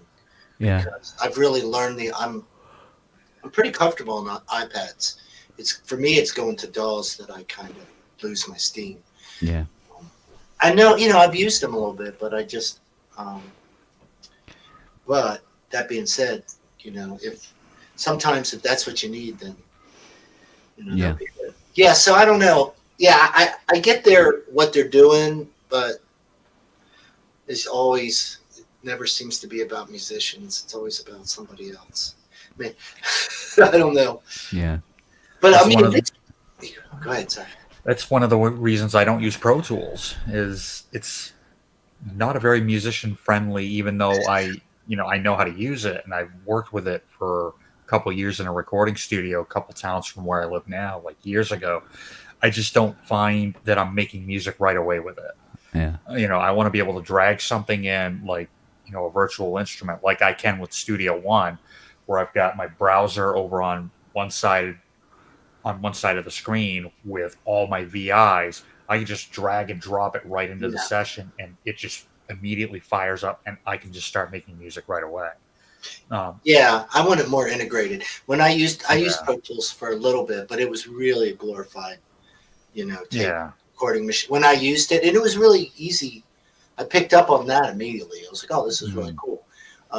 But nowadays things are really, I don't know. It's getting so weird. Everything's got to kind of flow better, or it just kind of doesn't work real well.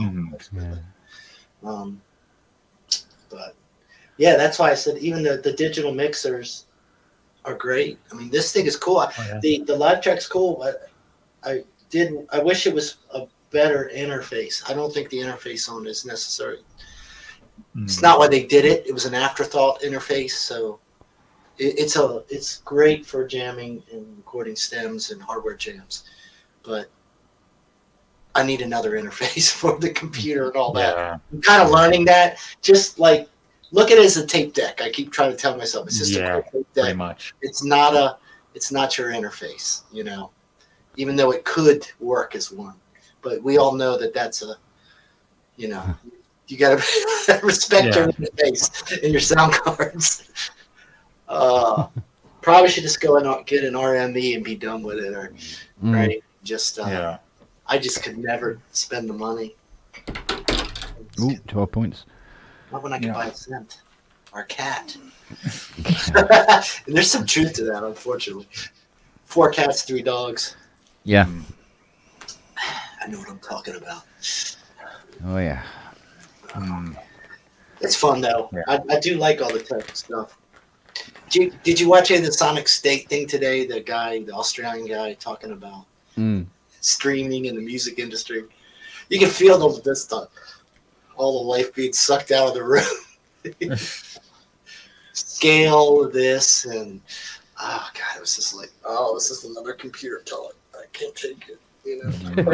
Same thing, but everybody in every industry. It's like the same. Yeah. Weird time. I remember it made me remember when I used to send out, you get these generated lists of all the radio stations, and you would just start randomly sending out, you'd have like a photo and you tape, sometimes just the tape, a little note, please play this. Yeah. And you would just try to, you couldn't even a lot of these things just went out into the wind. You had no idea if they played it. There were ways to kind of search it, but find out. But generally speaking, every once in a while someone would send you a note. Hey, I got it. I liked it. Yeah, I'm gonna play it. but it was almost like you had a better shot per the amount of. This is the argument I keep trying to make to nobody. Is that effort you were putting in had much higher potential for reward, and it was spread around a lot of different places, so you weren't on the same damn Instagram annoying everybody every day now, boosting your crap. You know, you were annoying people, but nobody knew it. You know, you were like all over the place. Yeah. That's one of the things I can't stand, is that we're all annoying the same people. And then most of us don't want to annoy anybody, so we just stop doing anything. You know what's annoying? Speaking of Instagram, I live streamed that to Instagram yesterday. I can't find it. Oh. It says it's streamed. It was on the of the 3 things going at once on StreamYard. It was going. That's I strange. can't find it anywhere. Pulled? No, it just didn't show up. I mean, I had the same problem with Twitch, where you had to turn on store, because Twitch will basically throw away your stuff live if you don't. Because it's live. You didn't make a. They want you to make a reel and a story But and I a couldn't. video. But there's a way to do it, but I can't find a thing to click Well, store. but it's annoying. Like, 'cause Weird. you're supposed to cut it all up and just keep. But I checked several times during the live show. I couldn't even find it show up as a live thing. But it says it was going. No, I know what you're saying. Like, I remember with OBS and stuff, you know, at least it recorded it. The problem is they all do things differently. So there's probably some dumb thing I had to do first, because first you had to read this giant page of text. How to turn your Instagram into a professional account. How to do this. How to do I'm that. already bored. And I'm like, what? Yeah. I mean, YouTube is pretty easy. And Twitch is pretty easy as well, with just some extra dumb things. But Instagram just makes it so miserable. You know, it's miserable, like talking to a 30-year-old musician who cares about music, and they're talking about Google Analytics more than they are about. Oh, yeah. Well, they just want to make money and get famous. Well, no, I think it's survival, right? It's like. I guess, but initially No, they I drive to be like, oh, how many likes? I mean, did we I were get? all. How many of this? We were pretty driven too, though. Some of us were pretty driven too back then, right? But we just did it differently, because I think that's my point. Like, we were doing different things. I mean, I used to hand out flyers, and then people tell me "F you" and stand outside the venues. People dropping it, you know, they couldn't even touch it. Like, don't give me that. Like, ew. Yeah. So I mean, I know what you're saying, but it's really sad. It's like, oh my god. And then you listen to some of the music and you go, you're not even ready yet. Like, what are you doing? You know, and I can't say that though. You know, which kind of sucks. Well, they're ready for certain. Because we're all things. equal. It depends on you your know? style is, you know. Yeah. You know, some of it's just not There's ready. plenty of money that makes. Some of it's music not makes ready, tons of period. money, and I don't know how they make the money, because it's I'm fucking sorry, man. garbage. A lot of the synthwave stuff is garbage, and it's just garbage. It's we try to be sweet and nice about it, but it's just terrible. And you listen, and it's so formulaic, and it's just lacks. It's way worse than the local band in the basement when I was growing up. Because at least they had some soul, and you know, they have those moments where it's just kind of like, dude, that song actually was kind of cool. The rest of it was horrible. Synthwave is easy to do paint by numbers. That's part of the problem. It is. It a is formula, the problem. It is the problem. But I've heard some Right? decent stuff made that way.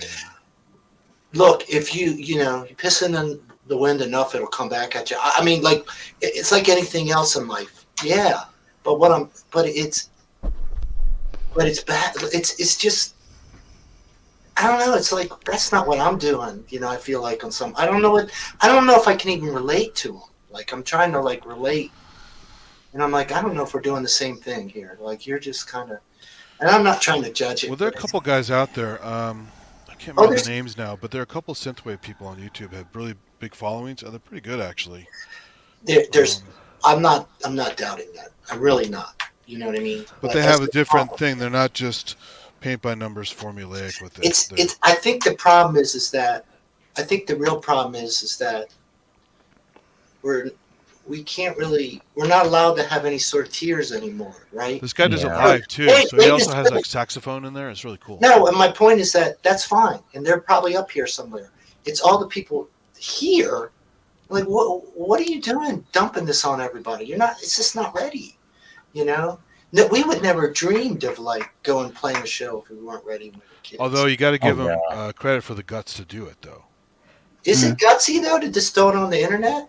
Well, yeah, because you're still exposing yourself. I know people who never put anything out because they're afraid of exposing anything about themselves. No, well, that's the flip side of it, because a lot of us came up and we were traumatized. I mean, I remember people like talk. I mean, look, I'm not a great musician, but I remember hearing conversations where other musicians would say, "Yeah, that guy said you sucked. He couldn't figure out why they were even." You know what I mean? And I was like, "No, he's probably right." But it was traumatizing, right? You go home. Yeah. Guess what you did? You went home and practiced, or you stopped, right? Yeah.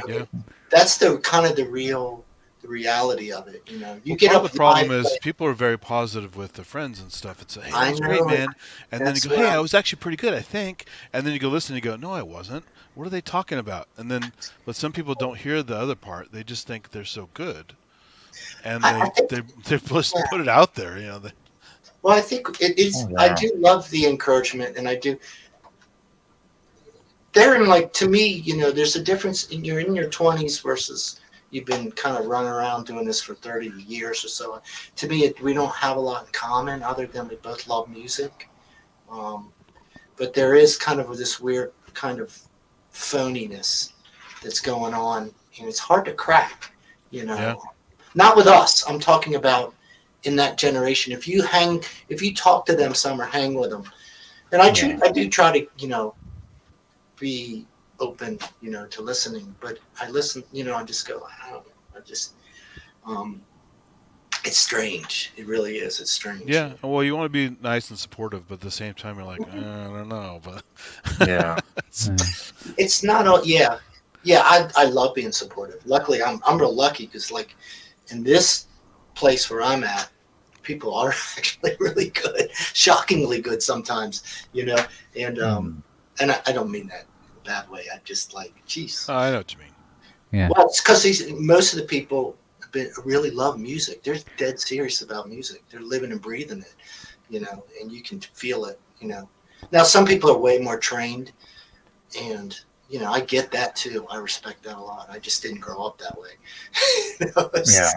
You know, I just didn't, you know. Yeah, but train can be formulaic as well, so. It can, you know, but I don't, you know, I don't, as someone who's, when you're not trained, you always kind of, you know, covet it, I guess. You know, you just go, God, I wish my parents had just done that. You know, I wish they had forced me, you know, or something. Because I could not force myself when I was young like that. Well, that's the thing. I played violin and brass and stuff when I was younger, and then did sports for many years and got back into music kind of after high school. And it's like, why didn't they force me to take piano lessons? I'd be so much more ahead now if they forced me to take piano lessons. But I'm going through it right now. I can't force them, but I'm just going, God, I got to force them. I keep waiting for them to, you know, tell me what they want to do, and I think it's probably a mistake. My kids are young, too, so it's time, you know, just like, they're not getting a bad mood on them. Well, they can rebel, too, like, hey, man, I don't like what you're into, you know. Well, and that's the point, isn't it? Like, you got to love it, you know, you got to really love you got to want it. And that's the thing. And that's why, like, when I might get frustrated with some of the young people, but when I can see they really want it, but it's just when they're focused on the analytics and all this other stuff, and they're spending all this time, and I was like, man, throw it away for a while, get the band and just like. It's that they just like that appreciation thing, right? I think they really want that recognition and appreciation. Yeah. And that's what likes and stats are all about. Well, it's what the music industry is telling them to do. Like, I hate that new thing on YouTube with the little heart thing that blocks the chat. Oh, I love that. And I found what that is, so I turn that off every time I get a chance to stream because I hate that thing. I turn that off. Oh, it's see, I just see that as fun. I don't. You know. It's annoying because it also blocks the chat. If somebody's trying to read the chat as well. Oh, like, I don't know. Like, I just, you know, things are going to change the way they are. But every time I just hear more computer people coming into it and just telling us how to be musicians, it really just, it's just it's depressing. I don't know. I just kind of like, do you even love music? Like, like. Well, they love what they think they love, right? Yeah. It's like with animation and Yeah. graphics. There's so many people making stuff now that's crap because it's been simplified, right? 3D software is so much easier to use now than it was a long time ago. Yeah. But it was So really A lot of yeah. crap is coming out. But I would say that it was really easy. It's always been easy to make crap, right? And You had to struggle actually, to make crap with 3D though. I mean, it was a lot of work to make crap. Now it's like yeah. turnkey. Yeah. Yeah, music was like that, right? Like we were really good at making really bad 4-track cassette songs. They were terrible, and you had to kind of like imagine what it could be, right? Like you had to kind of like forget all the crapness of it and say, was there actually a song in there? I was like, you know what? There's just, it's almost like you had to, find a way to craft. You had to work around it, which is fine. I mean, I love a lot of the photography. I love all the photo and video stuff that's coming out now. It's for me, see, and that's kind of the irony of me talking all my crap is on that side I can't draw and having this like ability to generate these graphics, but then I go to your point. I'm like, God, I don't want to be formulaic and just. Yeah. I mean, it's okay to. I don't want to embarrass myself because it's okay to stick to a genre and have some kind of structure like that, but yeah. But when it's like all paint by numbers formula, then it's like ugh, It's tough, man. I don't know. I just because think about the average modular thing you hear. It's almost all the same, right? Because most people have a mode of when they hear modular, what it is, what it's all about. They buy the modules, they make stuff that sounds similar because they don't experiment. They don't do a Morton Subotnick or a Suzanne Ciani or a whatever, right? They just do like weird shit on purpose. When weird is fine, but not, do some structure once in a while, It's just a total different thing, and that's the hard thing, isn't it? It's like learning an instrument. You can learn piano, but then there's guitar and there's drums, and they're just different. Like Wendy Carlos worked her ass off to do really good classical music with a wall of shit, a wall of really good stuff, but really hard to use as a beginner. And and the beautiful stuff that came out of it. It's just no. There's a lot of cool. That's what YouTube's been fun. Like I've been every once in a while I get the algorithm. The algorithm actually does something cool, and it starts pulling up. Like I started. I think it was Tracker Jack. Tom. We were talking about Cluster, and I started listening to Cluster on YouTube, and it actually started a really cool rabbit hole of like really awesome early '70s stuff.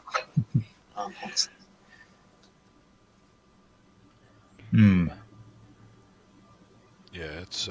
So that's cool. That was fun for me because like it kind of opened up a really neat world. But you listen to that stuff, I guess, Andy, to your point, is that it's really creative. Yeah. They're kind of letting go. A lot of those artists were just kind of letting go, but they had skill, and they still were making. They were making music. Sure. Like they weren't full of themselves, for sure. Yeah. And they definitely understood. There was a certain expectation from the music, and maybe that's what we've lost is a certain expectation. Well, it's like that Node stuff. Node just basically redoes Tangerine Dream from my point of view, which is fine because there's some great stuff in there, I think one of the big Yeah, differences. well, Mel and Flood are Tangerine fans, aren't they? So yeah, sure. and they're using the same gear practically. Yeah, so same it's with the kind same of exact it would gear, kind of happen. Yeah. It works. Yeah. Or that guy Gary P. Hayes out of Australia. His stuff is really good. Yeah. There's a lot of. I mean, I don't ever think there's a shortage of great musicians out there. I just think it just is what it is. I guess. I just think a lot of us, as much as I do enjoy people being positive, I would be very. I could if I got brutalized, I'd be okay with it because I guess that's just the way I grow up. You know, like my fan and people just Well, say, you have to get a thick skin. I mean, the typical Yeah. artistic thing is to be weak and like, oh, I'm so delicate. Don't hurt me. I'm expressing myself. It's like, no, you're putting stuff out in place. You want people to buy things and to spend time with stuff. So you have to be ready for some actual criticism that's really not very nice, because that's just how it works. we're usually pretty hard on ourselves. Well, you should be to a certain extent, yeah. Yeah, But I like the believe artist world, I mean, you know, throw a couple of dots on a canvas and charge $50,000 for it. I always thought that was kind of insulting, but some people like that stuff. So, you know, If you tell, I mean, I tell a lot of people, I go, I'll delete all sorts of things I do. I'll delete it. Gone. I don't ever want to hear it again. No, don't do that. You might come back to it and everything. I'm like, look, I know it's not, this wasn't good. You know, why would I waste my time with it? It wasn't good. It was just practice. I mean, honestly, most everything I do is practice with the hope every once in a while I get lucky. me too. And that's fine. You know what I mean? But I understand that's the truth. It's like, no, I'm not going to keep all hundreds of songs. I'm like, if they suck, they sucked. And, you know, and I go back to really old stuff I did and I go, yeah, it did suck. I see why I stopped on that one. You know, usually I hear it every once in a while. It's usually a jam that I didn't record and finish, an impromptu piano or something very loose. That's the stuff I go, oh, that was kind of interesting. Actually. Well, like I even have stuff for those weekly hardware jams where I basically label it work in progress, because I may want to go back to it. I never go back to this. I just keep doing something else, you know. Yeah. It's not realistic, especially as you get older. Very familiar. Like, yeah, when are you going back to it? It's out there. It's done. I'll go to something else. I don't care. I'm like, I'm trying to decide whether the synth is going to outlive me. It's like, that's where I'm at, you know. Thinking about whether the song, you know, I'm going to get back to the song. It's funny though. It's fun though. I mean, on the flip side, I do. I think it's important. Like we've talked about hardware jams. It's just an incredible thing to do if you're into that kind of thing. You know. Yeah. It really is. You know, but you do kind of have to. You always run out of time. And Run out of time, yeah, exactly. That's the problem, isn't it? And then so whatever you present is always kind of like. And I still have to do something for Unfinished. ClownFest in 2 days, and I haven't even started it yet. So I'm like, I don't know what the hell. 20 minutes? Is there a contest going? Is there? ClownFest started today. The ClownFest. Is it 13? Is it 11? I think ClownFest 11. So cool, but I'm supposed to have something for 2 days from now, or tonight and tomorrow is all the time I have to work on it. So I don't know what the hell I'm going to do yet. So yeah, it's hard. You end up, but yeah, most of the hardware jams, you just stop. You don't. Yeah. I don't know if I've ever really can think of one where I did it and I said, okay, yes, that is complete. I'm ready to record now. I usually like just tired of trying to figure out something and I go, that's pretty good. Let's just, you know, and then you just record it, you know. Maybe you do a second take. I don't usually do. You get to where you can. I mean, I tried doing from the last week, and I wasn't far enough along to be happy with anything, and I was really sleepy. So I said, fuck it, I'll just pack it in. Sometimes it's fine. I did one where I was kind of sleep depraved or something, and it came out. It sounded insane. Like I was trying to be funny, but it was just weird. I was like, I'm sorry, that's not funny. I was like, it really isn't funny. I understand what I was trying to do, but I was like, it didn't really come out funny. It just came out like, like what is that? I'm not doing it. But every once in a while, one of the last ones I did like this brutal lo-fi thing. And I still listen to it and I go, God, that's probably the coolest thing I did all year. The last thing. There's like so much rubbish and it was just weird experimentation, you know. Well, that's usually the most fun stuff, right? So yeah, it can be, and you know, trying to find yourself within the hardware jams is interesting. You know, trying to figure out what is you, right? You know, what is just that's kind of the challenge, I guess, for me. Then there's the challenge of the challenges, which is kind of sometimes a bummer because you just go, oh, I got to do a side trance. which was funny because everybody was looking up Psytrance. I thought it was just me, and then other people were like, "Yeah, I had to look it up."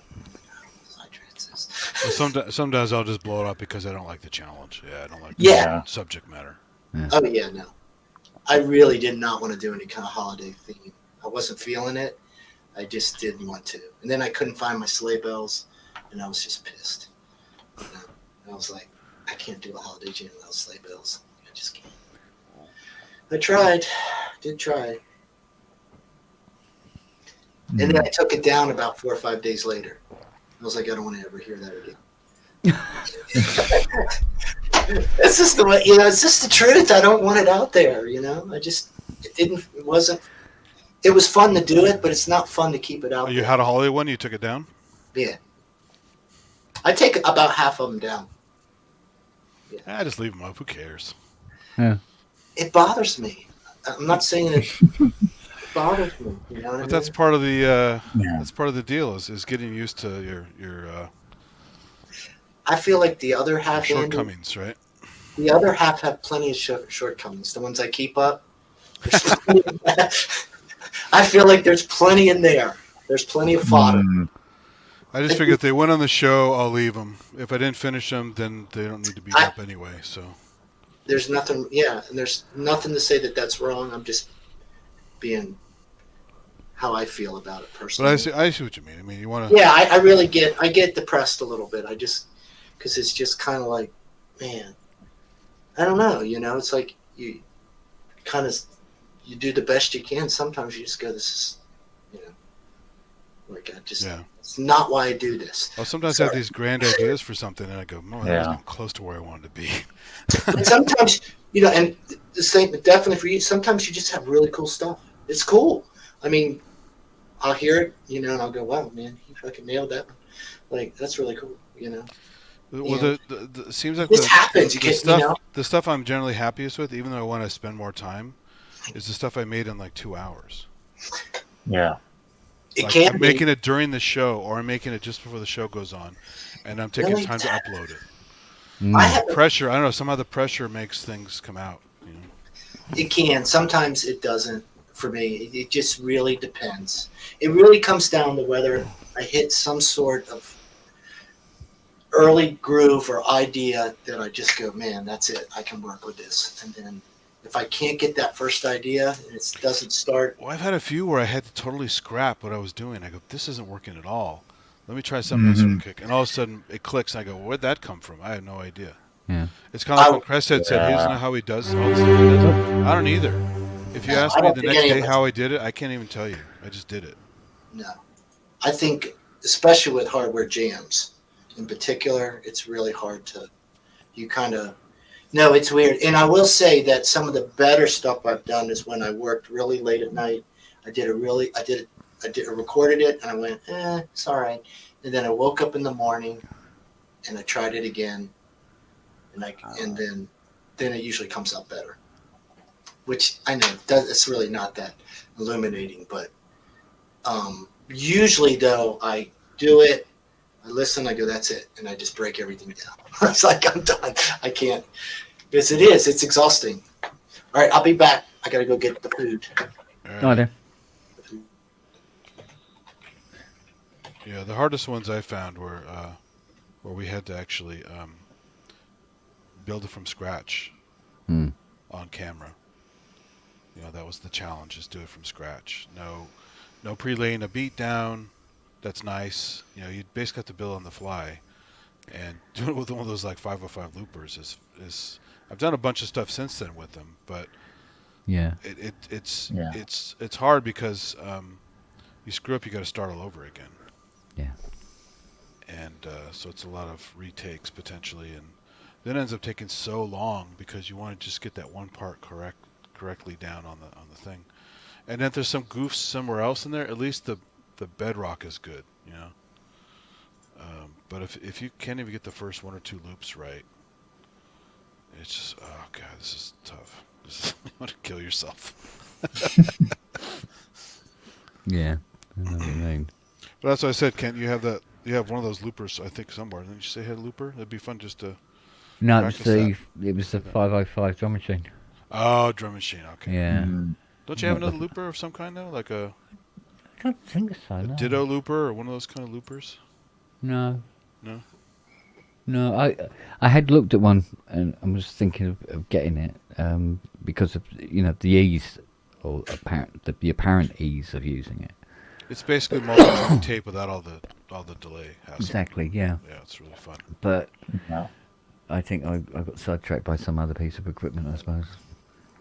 Yeah. But it's nice because they have insert effects on the incoming stream, as well as outboard effects you can turn on at will. Yeah. And on the later Rev, I think even mine, if I update the OS, I think I can even do simultaneous effects, not just one at a time. Because Mark II didn't add that much more to the original, but it added something. They still only have 5 tracks, which is kind of, I always thought 5 tracks wasn't enough. So I'm pretty sure there's a way I can sync 2 of my RC505s together to get 10 tracks, but Yeah. I have to see. Because Loopy on the iPad is great. You can have up to 12 tracks. And then you can go nuts. Christ. Yeah. It was fun. Yeah, I don't know. I tend to take far too long thinking about stuff. I think that's my problem. So you come up with an idea for 1 week's hardware jam, and by the time everybody's playing theirs, I'm still going. Let me think. Yeah, it happens. Yeah. Yeah. It seems to happen a lot. I did that when Inky first told me about it. I did that in the first 1 or 2. I finally said, Yeah. I'll just put something in there and see what happens. Yeah, it's almost like a habit you've got into without noticing. Yeah. Instead of just being able to just go bish bash bosh. Because I'm sure there's a certain degree of muscle memory involved when you're doing it.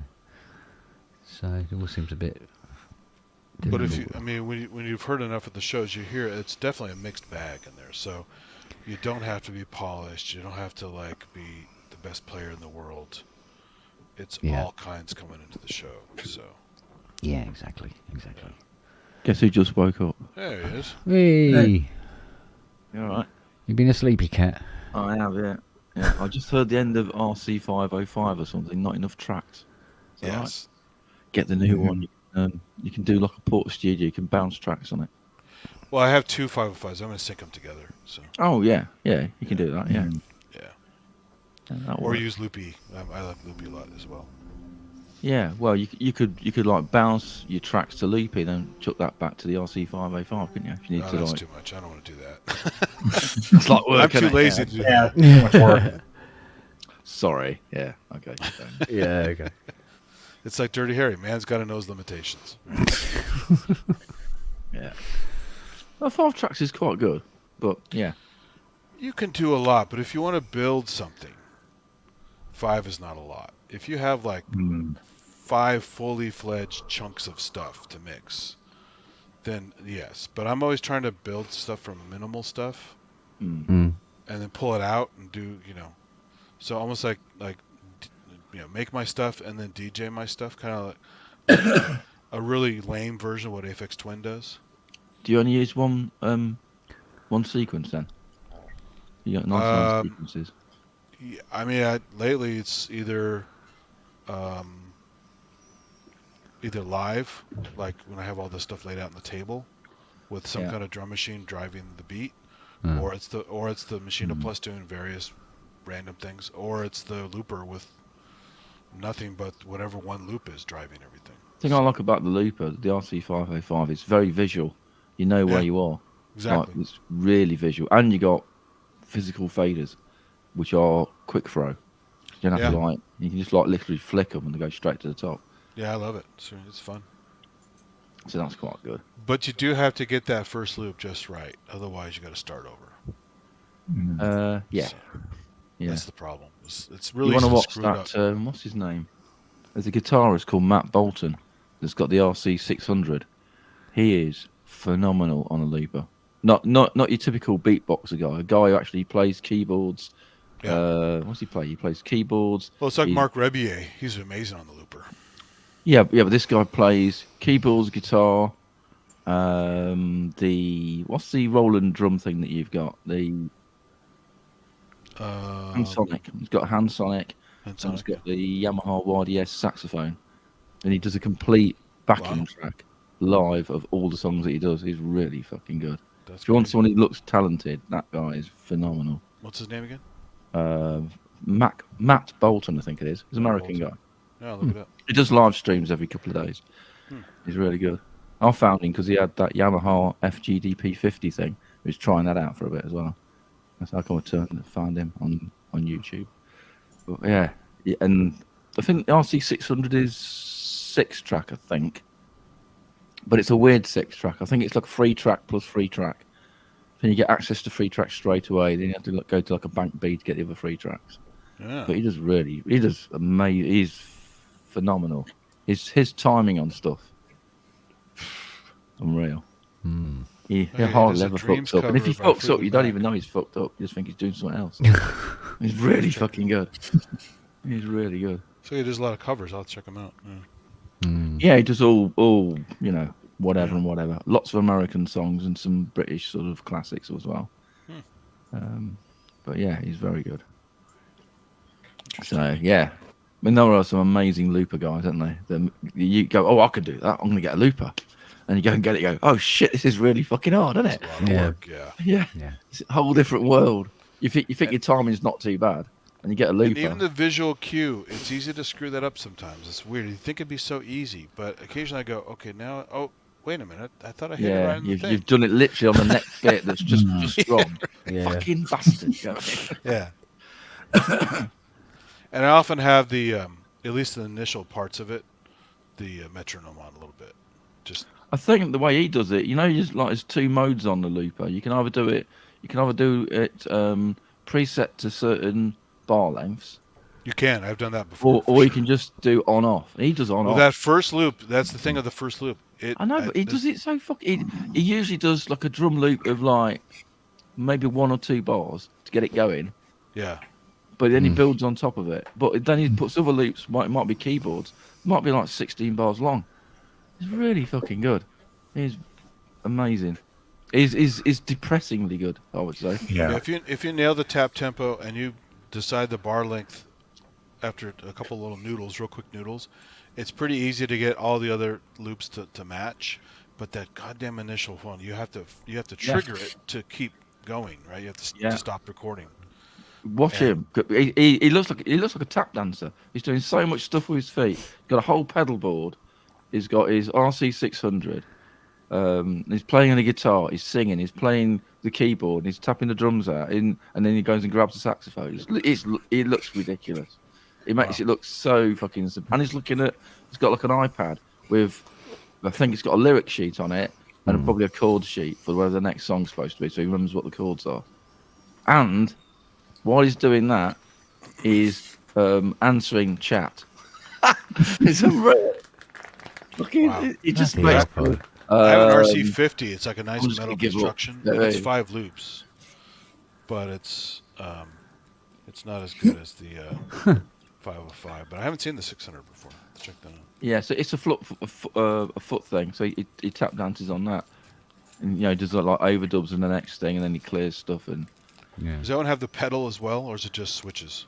Well, the 600's got pedals on it. But it looks like he's got extra pedals behind it. He's got loads of guitar pedals. He's doing all different stuff with his guitar. Oh, okay. He's got foot pedals for his vocals.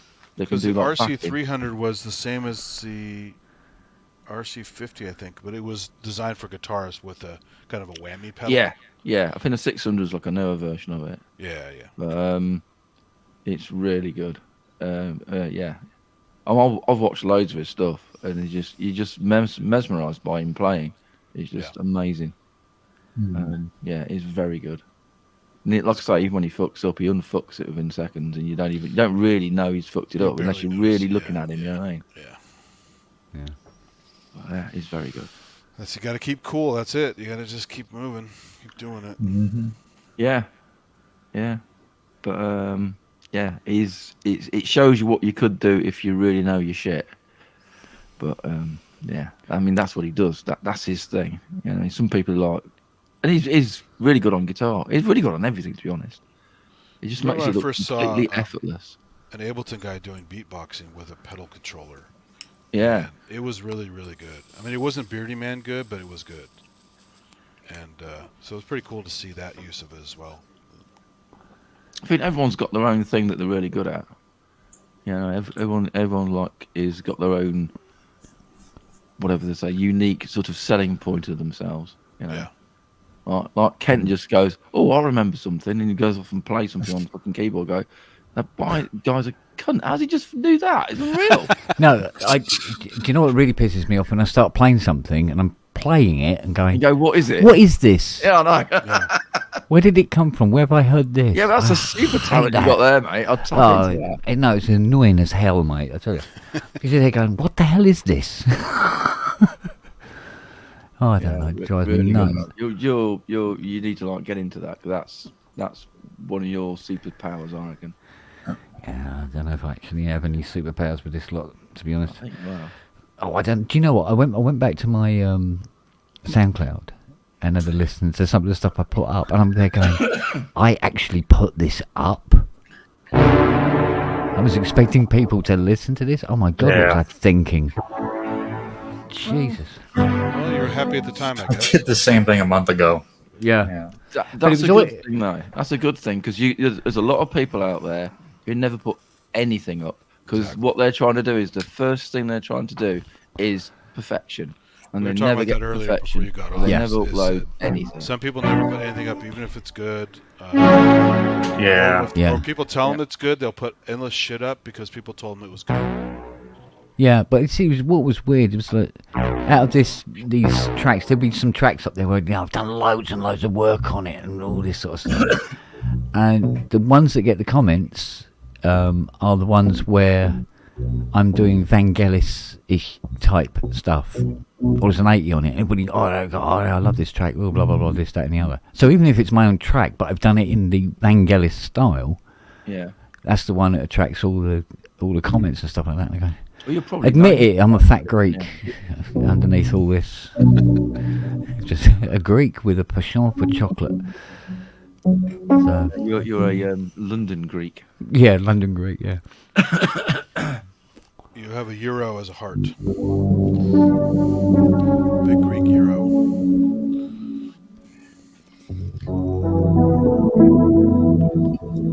He's like, figure out what it is and trying. Thanks, so. I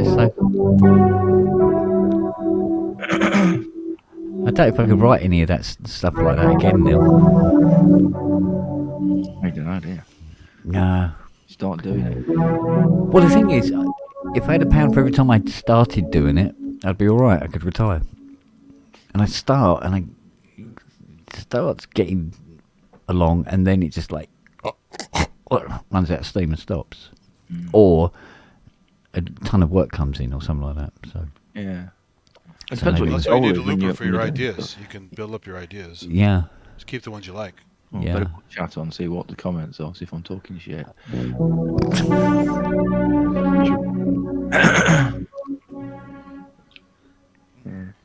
I've done loopy type stuff, but I'm normally using the DAW to do it. You know, put on give it about 8 bars and then have it running round and round. Exactly. It's the same thing, really. Same thing, isn't it? Yeah.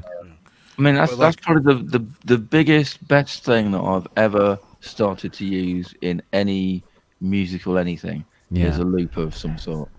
Yeah. Because, especially for me, because I'm so shit at playing, I can literally sellotape a performance together that I can never play.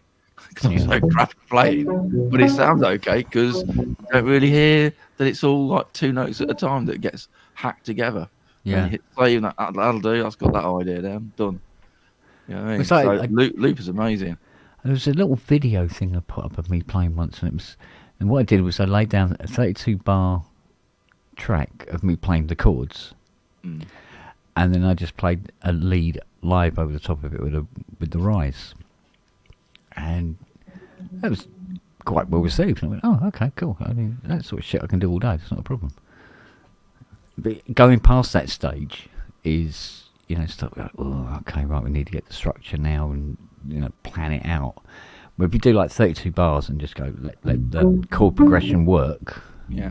And then just randomly play something over over the the top top. Yeah. Yeah. So you got them excited. Now they're expecting more out of you.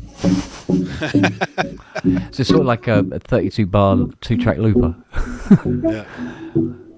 It depends what you want to use as a looper, you know. I mean, my because I had an RC505 and used to use it quite a bit. Now my looper is my MPC. Yeah. It's got a looper page on it.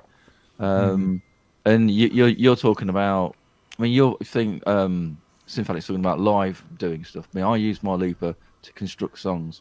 Yeah. Because I just found that recording with Quantize was a great idea for a lot of it, but it's a pain in the arse or something, because you get stuff that really is a little bit outside of where Quantize should be. Yeah. Yeah. So even though I'm not doing keyboards, I prefer just doing it on the fucking looper, so I don't have to worry about Quantize. I just do it, and if it's right, I keep it, and if it ain't right, I just do it again. I don't have to figure that it's going to drop into Quantize properly. Well, It's even just on the me Machina playing, Plus, just audio. I will try a quantized pass just to see. Oh, that fucked it up, and I go back to what I had. Yeah. So, Yeah. You could try Quantize. Go, you know what? You know, loop it, or you either do unquantize. Quick undo. Yeah, loop. just like that didn't work at all, and I'm glad I stayed with what I stayed with. So. It still makes me laugh that on my YouTube thingy, not YouTube, sorry, SoundCloud thing, where I did a track that was me playing, played an 80 live, and then I played an 80 live over the top of it. And the mistakes, the timing, discrepancies, everything, didn't touch anything. And then just put it out. And that's the one that got thousands of plays, and that's the one that everybody loved. And it was like, whereas the ones where I've done crafting and look, being all clever and stuff like that, people go, yeah, that's all right, I suppose. More about feeling in the moment. Or Yeah.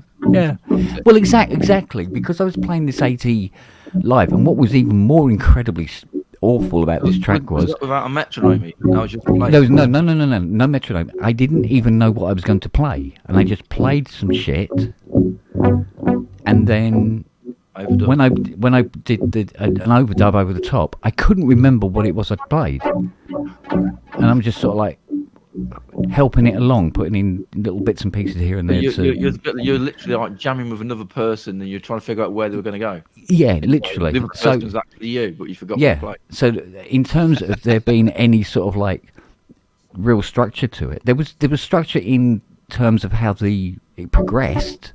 Yeah. Yeah, but not proper jam then, wasn't it? Yeah, it was literally. It sounded like two guys just playing at each other, and nobody knows what the other person's going to play or what they're playing themselves at the time. Cool. And yet, and this, Do more of that then. Yeah, well, this track. Yeah, but this is what was weird. So, literally, that the track was I don't know, about 4 minutes or something. So literally 8 minutes of my life was spent doing this thing, and then it just upped. Yeah. Well, I did that for 2 years with my friend at the Top 8 at Harbor Jam. We would have a couple quick discussions, turn some stuff on, and just play to record. Yeah. Some of that stuff turned out really, really cool because I don't know what the fuck I was doing. I was going with his lead, and sometimes it would work perfectly. Other times it would divert different directions.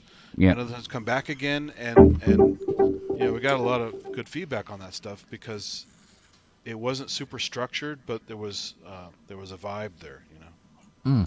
Well, Andy and Grace do something like that, don't they? They like play off each other when they do their stuff. Yeah, a lot of people do that style, and it's fun because and who else? You can only do so much by yourself, that as well. So.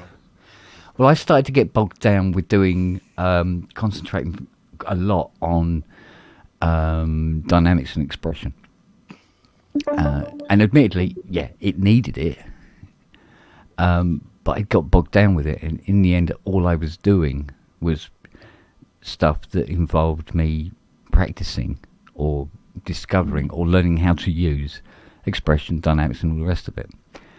And I played some stuff even last night where I've gone, yeah, do you know what? I've nailed this now. Can we move on? Yeah. Do you know what I mean? Yeah. Your voyage of discovery is done. Yeah. And I knew I'd got to it because I played a piece to a Fiona or something, a few chords I'd put together, right? And I played her this bit, and I put all the dynamics and the expressions in it, and finished it, and then stopped and went and say, well, what do you think? Like that. And she goes, my God, she goes, there's a tear there. She goes, Jesus. I go, right, good, it's working. I'm not practicing this shit anymore. I'm going to move on and start writing stuff, because if I'm trying to get emotion out of this, I'm getting it. Cool, brilliant. Move on. You find it easy to swap from one thing to another, from the rolly thing to something with poly aftertouch with like a normal keyboard. Is that easy for you now? Yeah, it's piece. I've got, but I've never had a problem with that. But I think that comes from another superpower you've got that you don't realise. But I think that actually came from working on the gear. Yeah, you know. Yeah. So 1 minute you're hammer action, next minute it's a Pratt Reed, next minute it's a very light Kimball keyboard or something like that. You know, you're all over the bloody shop. So yeah, and it's sort of like there's sort of like these pre-programmed templates in my head of how I would play a particular keyboard. Most things you do that people really fucking struggle with. So you're doing good. Yeah. So I'm going, okay, well look, because the one thing I wanted right from the word go was, if I was going to write stuff, it wasn't so much about whether it sounded good or not or whatever, but I wanted it to be able to convey some sort of a feeling or an emotion. Yeah. And everything else was it was immaterial. I just wanted to be able to do that. Because some of the random off the cuff stuff that Vangelis did does that. Because you're playing off your, playing from the heart, as it were. And normally it's quite difficult to do that with synths. Not so much today now, obviously, because like, bloody hell, I mean, Poly Aftertouch comes with a keyboard now, like, like rubber feet. It's people don't even bother asking if it's got Poly AT. Goes, it's fucking better, Where when you got stuff that goes note on, note off, and that's your lot, it's really hard to get any sort of kind of. You can do feeling with if you've got melody lines, you can do feeling. Well, exactly. So you have to concentrate more on what notes you're playing, where I would rather concentrate on how I'm playing whatever the notes are. Yeah. If you see what I mean. So that seems to be where I'm comfortable, and another person would be more about the notes that they're playing. Yeah, because whenever I do anything, I mean, I can't do what a lot of people do on hardware jams, where they get like a groove going and then have another sequence groove and another sequence groove. To me, it's like, yeah, right. Where's melody then? I'm going like, well, there's no melody in it. It's not what I do. I do something, but a lot of people are got a bass line, some chords, it's got some sort of melody line somewhere. Yeah, exactly. Yeah. I do which is all good, all well and good. It's all well and good, and I think what it is that, and this is where I think a lot of like David was saying earlier about when he's writing stuff. I think we all have our personal strengths when we're doing this, but we don't always know what they are personally. That's right. Yeah. Do you know what I mean? Because you're in the middle of the forest. Because exactly. You can't see it for the trees. Yeah. And even if people point out to you what your strengths are, you're just going, no, I don't think so, mate. No, it is. It's just you don't realise it yet. Yeah. So, like some of the things people do on hardware jams, I can't do. Some of these amazing little intricate sequences that weave in, even out with I just don't do that. I can't do it. Well, even when Andy did one of his hardware jams a couple of months ago now, I can't remember which one it was, Andy, but it was the picture. It was the Gates of Mordor. Oh, Minas Morgul. Yeah, and you were playing this track, and I'm listening to this track, and I'm going, I've got all these sample libraries. I could have done this. You could have. Why didn't I do this? Why didn't I do this though? Yeah, but why didn't I do it? Half of it sounds like Hans Zimmer kind of stuff. So. Well, the thing is, I mean, Hans has done so much stuff and covers so many bloody genres now. It's really difficult to not fall into that sort of car park. You go, oh shit! I'm in this car park again. How did this happen? But you did that track and it was great. It's a really great track, and I'm listening to it and I go, But I could have. Why didn't I do it though? Why didn't I have a crack? Why didn't you? Come on, man. Yeah, exactly. Get off your I'm ass. going, and I was thinking, I was trying to think about why I didn't, and I'm going, well, it can't be because I haven't got the sounds. I got the sounds. Trust me, I've got the sounds. So I had to dig for some of those sounds. A lot of the sounds I didn't have. So I went to Piano Book and a bunch of places and got free contact libraries to get all those exactly. sounds. Yeah. Now, if I had written that track, or I'd done something similar down those lines, right? And I just called up some instruments and just gone, and instead of trying to write at something, just go record, clumpy, clump, clump, clumpy, clumpy, clumpy. Yeah, I like that bit. Yeah, I like that bit. All right, we'll start again, and we'll just do that bit, clumpy, clumpy, clump. Put that on, put this on, get a couple of big brass doobies doing this, and not really concentrate too hard on it at all. And I probably would have done it. Because it's only just lately, hence things like this studio reset, is have gone, oh, that's what I'm good at. This other stuff I'm trying to do, I'm not Ty. Yeah. I can't do, I wanted to do what Ty does. I wanted to do what Hans does. And that was one of those I made in 2 hours. It took me 4 hours to get all the sounds together. Yeah. On the internet, but then once I did, it only took me about 2 hours to make it. It just worked. It just flowed. Well, there you go. I mean, it probably would have taken me about 40 minutes, and I would have had the sounds up on the screen in fucking 5. But yeah, you did it, and I didn't. Well, that's the other thing. That's what producing is about. Is about getting shit done. Yeah. Yeah. It's not the quality of what it is. It's actually making something. It's actually getting it done. Yeah. It's but your studio's in a better thing now. You said you've got it all organised, so it's like you can sync stuff up. It's more, there's synchronization goes. So if I want to suddenly go, oh, I know, I want to bring this in, it's not running to the cupboard and finding 25 different cables and farting around.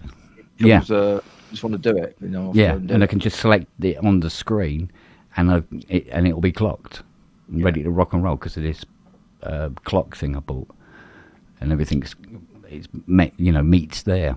I mean, even the two computers are clock synced.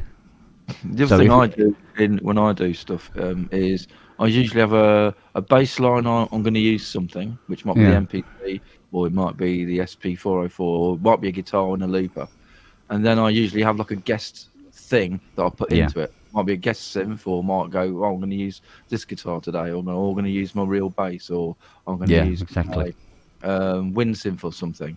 So you don't have to use everything. You don't have to switch everything on before you start doing stuff. You go like, I want to do something. You get something going. And right, what's going to make the sort of icing on the cake bit for it? How much do I need to put on top to make it finish? Exactly. Yeah, because I mean, this is technically why this area has the 55, the drum machines, the MPCX in this area. They're all together where I can do that kind of thing. And then over here I got the where you play it kind of thing. Yeah, it's good to have an inspiration section if you don't have one. So yeah, well, if I want to just fiddle and poke and just try out shit and introduce rhythm, because I mean, even Fiona has said to me, she goes, do you ever use rhythm? I go, yeah, of course I do. She goes, well, when? Oh, yeah, you got to think back now. Hang on. Yeah, not like... not in the last couple of years. I wasn't going, oh, no, I need to go down this route and I need to be more expressive and do this. That, and like, I find sometimes you might get a rhythm going that inspires you to do something musically, and then you just literally bin the rhythm. You can throw it away. But that's the thing that got you up on the next step of the ladder. Yeah, it's whatever gets you to that next step. Yeah, you don't necessarily have to take it with you, but as long as you get up to that next level. What? You're not having another biscuit? No. You've had your lot. That's it tonight. He wants a sausage now. Well, he ended up having a sausage and not a biscuit. So. No. Biscuit. No, he's not having biscuits either. You're getting podgy. No, remember what the vet said. You get too heavy, your knee starts hurting. So no. It's a proper argument, isn't it? Oh yeah, he will. He will answer back. Yeah, he will answer back. He knows And- you're saying no, and he's going, get bollocks, mate. I want it. And you had a couple of extra baked potatoes on your dinner, so just shut the fuck up, all right? Holy moly. Yeah. You had a bit of the Christmas dinner left over, didn't you, you little git? Didn't you? So, no, basically. There you go. There, sorted. Yeah, give it half an hour. Oh, God, yeah, no, mate, it won't take him long. But, yeah, so, and you can tell I've been, spent many, many moons now working on dynamics and expression, because there's literally 1, 2, All your pedals. 3, 4, 5, 6 expression pedals, Yeah. and 1, 2, 3, 4, 5, 6, and 6 sustain, and 3 switches. And that's just my feet. And I thought it was a Like being an keyboard player.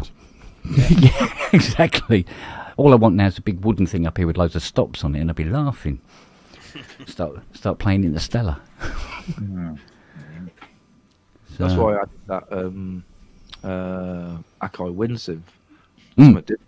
Because you can actually blow in your notes rather than you don't play them. You can fade them. You literally, whatever you think in your head, you just do. I mean, I'm Yeah. not very good on it, but it's another way of getting something else in that's different. Yeah. You know? Well, So- that's where to get those kind of sounds. Obviously, you get that sound up on the computer, but then I'll jump on the Rolly yeah. because you it can- has that possibility of It's not right, being it's not- spot on, and it sounds like I'm playing a wood instrument badly, Yeah. and it makes it more realistic in my ear. So Yeah. Yeah. but All about that. the other thing with the Rolly is sometimes you just hit the wrong note, and it ends up being absolutely the perfect note. Yeah. You go, oh no, I wouldn't have thought of playing that flat at all. Sort of like, oh Yeah, right, Let's and talk then about glide that. up to the one Does you that want. new Yeah. Yamaha have a breath control jack in it? Pass. I don't think so. I don't think they do anymore, but they should. What was the question? Breath control jack on the new Yamaha No, the montage. montage. No, They that- mu- no, there's let's think. It's left, You right. can buy a MIDI breath controller by TE Electronics. They do. Yeah. No. Or get the MIDI Solutions one, but Yeah, they that's should have probably built what it we in. 'Cause Yeah, it's well, they the used to. legacy. They used to have breath controllers in the SY77 and the YS200. Well, and- to be honest with 77 you, has it, yeah. I would have liked to have been on the development of this because I would have put a decent lengthed glide strip on here. yeah, a longer one. It's Yeah, you're on fucking about- room. It's room for her. Yeah. You know? Totally, yeah. The little puppy on the end is sort of like, oh, really? But it does Really? mimic the one on the AN1X, so Yeah, I mean, don't get me wrong, it's very clever and you've got the zones and all that sort of thing on it. But when you've got an analog engine that you've put into a synth and it really does lean towards CS80, I don't care what anybody says, then why not put the bloody, put the glide strip on it, for Christ's sake? Well, yeah, they probably had a beta test and they were asking people, and not many people answered, we need a bigger one, so they didn't. Well, what I might do actually is I'll see if I can actually assign the Hydras over to it. So although I'm playing over here, I'm thinking on this one next to it, and it may or may not work. It might actually end up being a clusterfuck. Thing that you need to play while you're playing the notes, or it's a thing you play afterwards. You kind of play it afterwards. well, now that you have your You can rack, do both. You can do both, but Buy the Deptford Trautonium ribbon, which has a MIDI out, I think. I have it, but I haven't used it for a while. But it's a proper ribbon that's in Right. a little box with a wire coming out, and then it hooks to the module. Trautonium. oh my god, crap. Yeah, Oh, put it back. Case. Oh, Hello. yeah. Yeah, so that's a possible route as well. Yeah, You know? and you can put it right on top of the Yamaha. Yeah. But here's me complaining about not having an expression controller with the Osmos and a Rolly and a Hydrasys Deluxe, within 2 feet of it. It's like, We all have our battles to fight. So. oh mate, tell me that. He's staring at me. Ooh, what you got there? Ooh, there we go. It's okay. nice. Nice. It's like a coffee table book. Oh, I saw that on the on Amazon. Oh. It's like about $25. Not bad. Of course, like I get my copy got banged up in transit, but what are you gonna do? Yeah, I periodically scan Amazon for weird books. I've got a thing for if you want to order stuff off Amazon that you're worried about to get banged up or not. Gift wrap it. Oh, okay. Yeah, You get better packaging then. that's a great idea. Makes sense. They're going down the line of trying to make it more sustainable and all that. At the end of the day, you say gift wrap it and they'll put it in better packaging. It's supposed to be a gift for somebody, and it's for me. don't fuck it up. Yeah, that's the way around it. I'm gonna turn my mic down. So In future, if you got something you're worried about, gift wrap it. I'm looking for serial numbers. Oh, got a pedal. Going in the door. That's cool. I'm keeping all this stuff. Yeah, you'll see what I get through this. I'm like making a spreadsheet. I have a And massive printing it spreadsheet. out. I'm behind on it. Yeah. I mean, I've already got some spreadsheets. Yeah. And I'm going to print it out and do it already. Take. I know, pick the lid up. I know what's inside the bins. It's kind of hard to dig through all this stuff to find something, Yeah. only to find it's not there. I even made columns for some of the gear just so I know what it does. Because does this have, polyphonic aftertouch? Does this have this, that? I'll put little notes like that on my spreadsheet as well. Mm. Just so I know at a glance I'll know what I have. I've never opened this one before. This thing is cool. It's because it's from Australia. It's kind of overpriced, but it's a weird kind of bit crusher. It's not like your normal bit crusher. Oh. I wish I could tell you more. It has an envelope generator, and I think it's a combination of an envelope generator and a bit crusher. Is it envelope generator or envelope follower? Good question. It says generator, Generator, okay. but it could be a follower.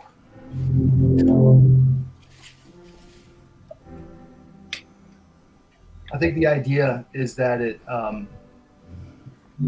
responds to your dynamics, your guitar.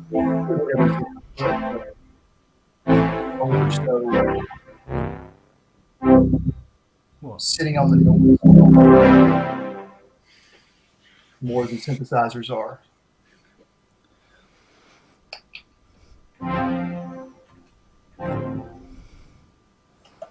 Anyways, I hope everybody had a Merry Christmas. Yeah, it was a good one. Quiet. Yeah, nice and quiet. I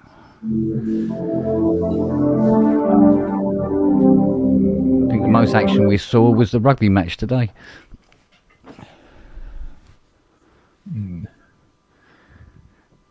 Well, it was in Ireland, so it wasn't so much a rugby match as a punch up in a field.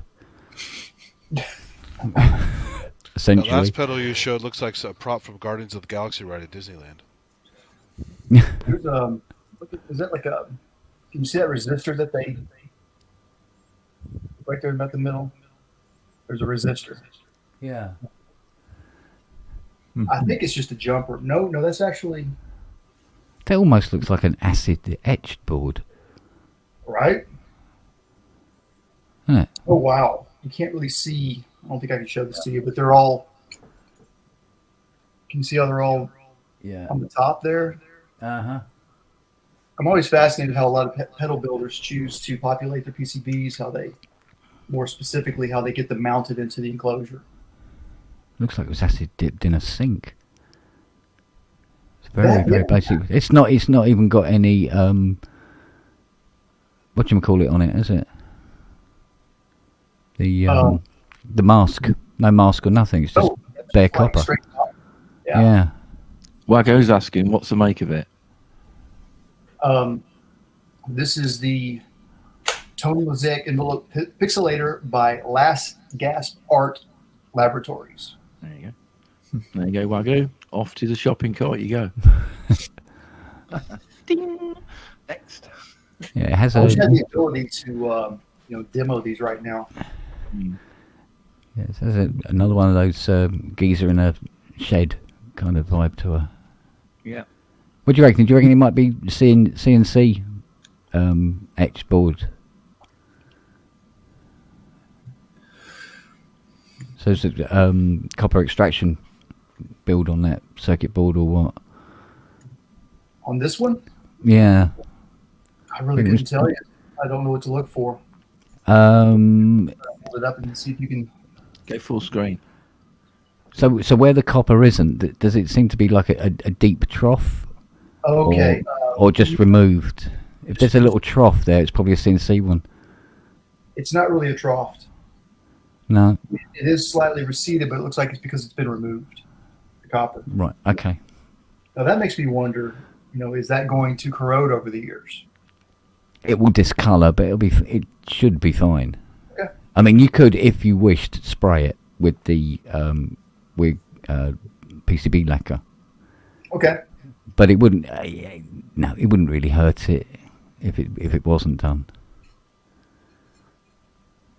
I've also got some actual. What's it called? I can't think of what it's called right now. Sorry. The solder mask or Yeah. something mask. You Yeah. have to apply UV light to it. Yeah. I tell you when I start doing too many things at once, I am like forgetting things. Yeah, tell me about it. It's there. I just can't give a speech on the spot. Oh, well, it says the Japanese. He just looked into them.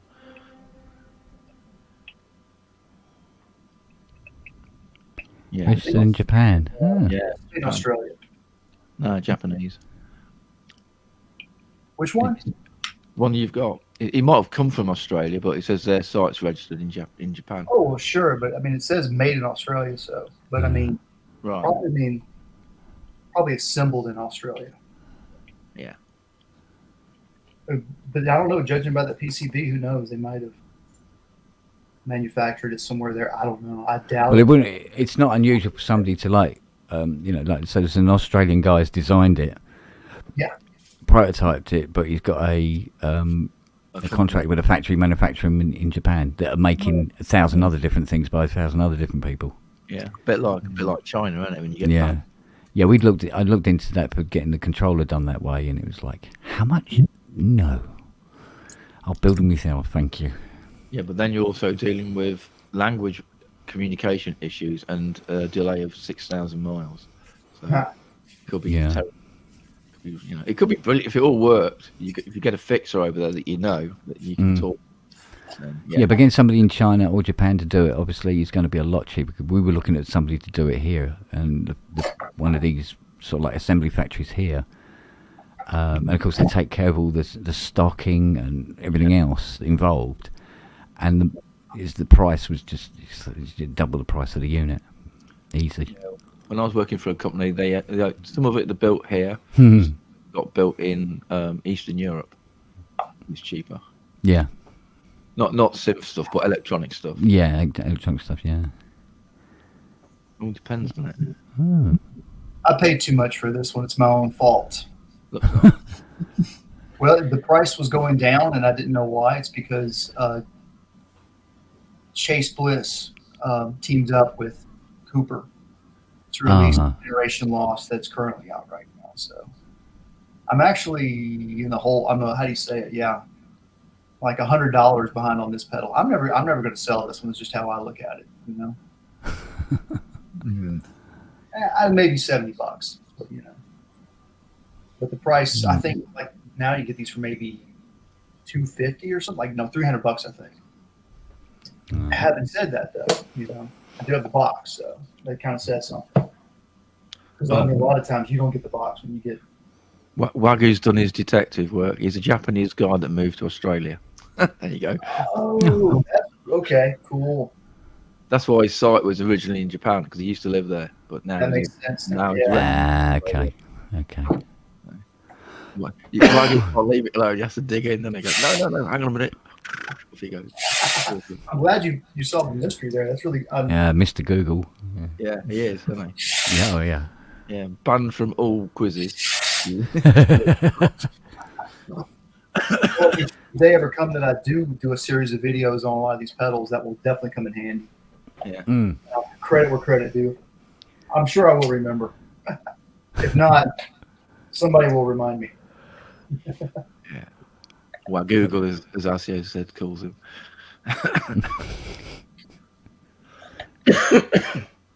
This pedal, by the way, is fantastic. It's the only reason why I can't recommend a pedal like this is because the price that you pay for it, it's really more about that it's a boutique. This really is that because it's a boutique pedal.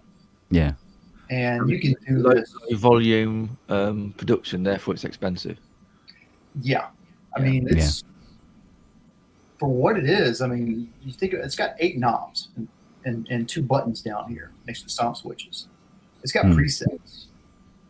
I mean, it does all. That's a lot of stuff in a tiny little box right off the bat. So one of the things that I like that it has like 4 different modes that you can select through, and they're all based around sort of like warbly chorus vintage nostalgia creation. Right. One of my favorite ones is when you hold this in, it just does like a slow tape ramp down. Does it do like a Dimension C thing or Dimension D, whatever you call it? You wouldn't use it for that. No. I mean, even if you could dial in some of those same like zones, just get like, is it over here? No, I actually have the Boss. Like a standard chorus type thing, yeah. Oh yeah. Yeah. And I've got some other courses over here somewhere too. So I'm looking for serial numbers, and I don't see any. Oh, well. Anyways, look at this is a very digital pedal, as you can see. Oh yeah. Yeah. Not because it's S&D, but those are all like I think there's a lot of microprocessors on here, maybe 1 or 2 microprocessors. Yeah. I'm guessing. Yeah. Let me see here. There might be some more on the other side of the board, no? Yeah. Maybe a main CPU. So I don't even know what this socketed DIP 8-pin DIP package is. 24LC 32A I/P OKU 2047. The heck is that thing? No idea. Right? Yeah. Are you still going to get into your Eurorack stuff then? Okay. You're still going to get into doing your Eurorack stuff? Yeah, I think it would be very targeted though.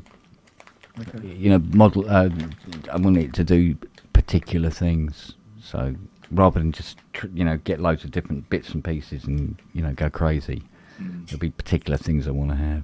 So don't you already have a System 55 or whatever? Would you go down the route of there's 2 ways of approaching it. I mean, I'm just spitballing bullshit here, so fine. But sometimes you can do stuff on one circuit board and you build something and then you go and build something else, and that's a complete brand new other circuit board.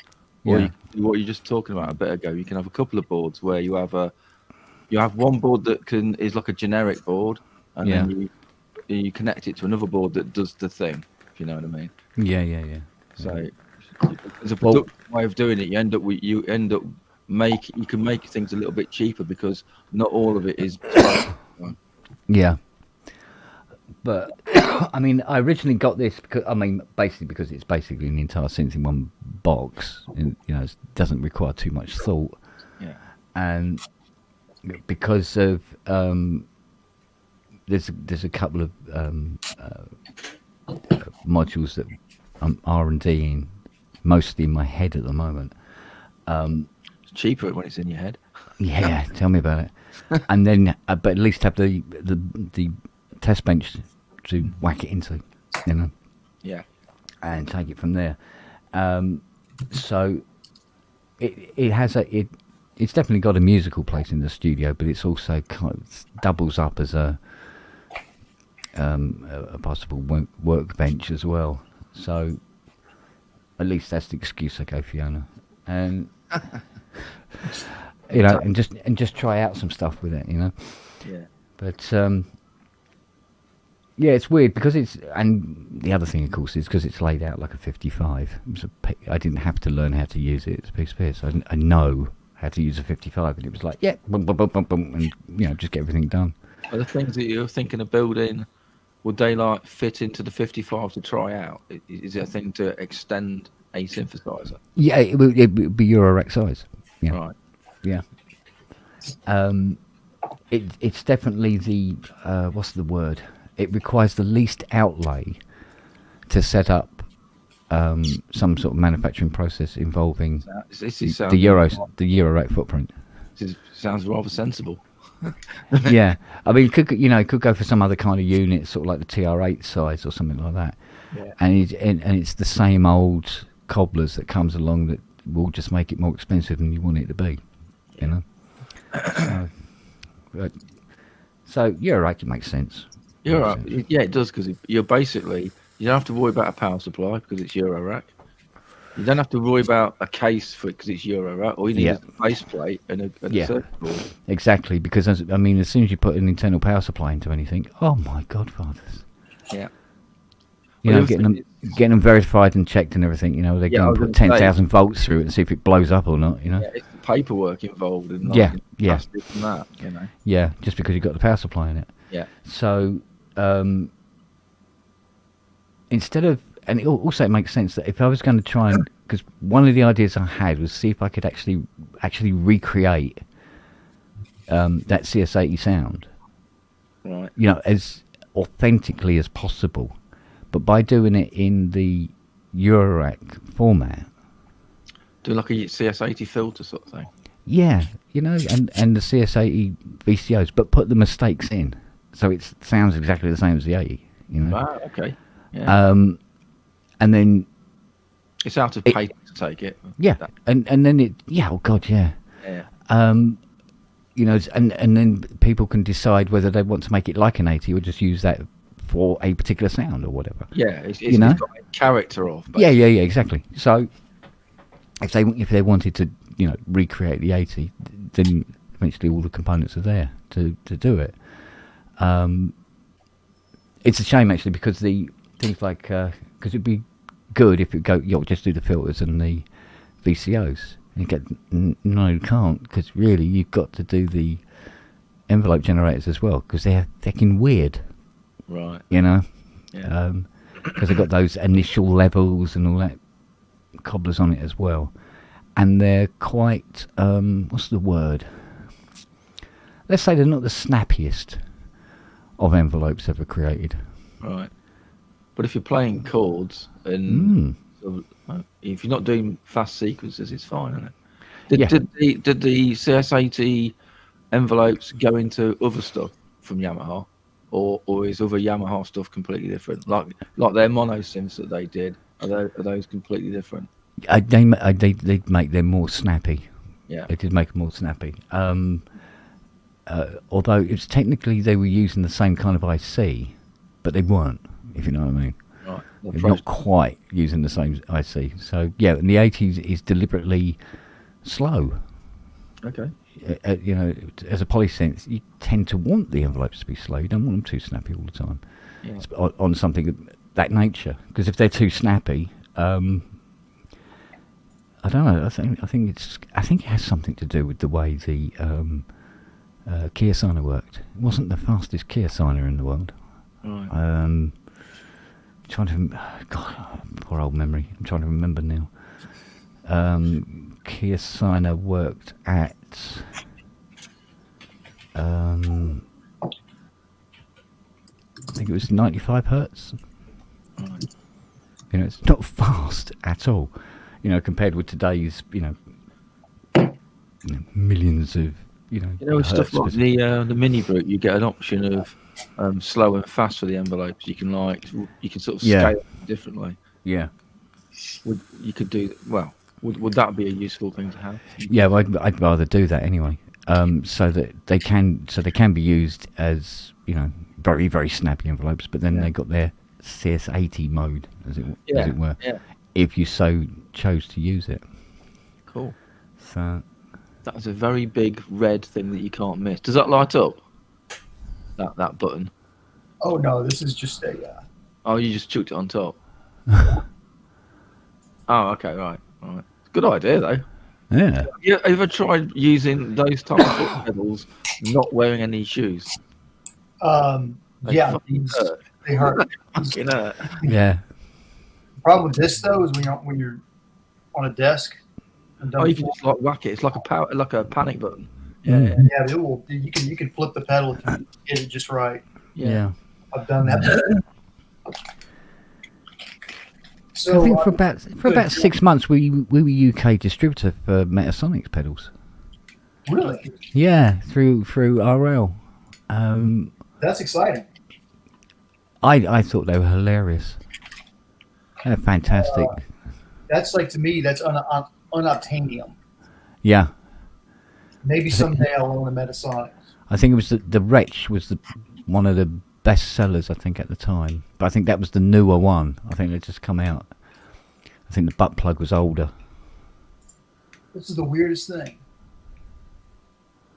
The hell I that? just like my memory. Sorry. Like this is a power supply from a guitar pedal made by Earthquaker Devices called the Pyramids. Yeah. And I just went through all of my Earthquaker Devices pedals about an hour ago, and I was thinking to myself, hey, this came with the power supply.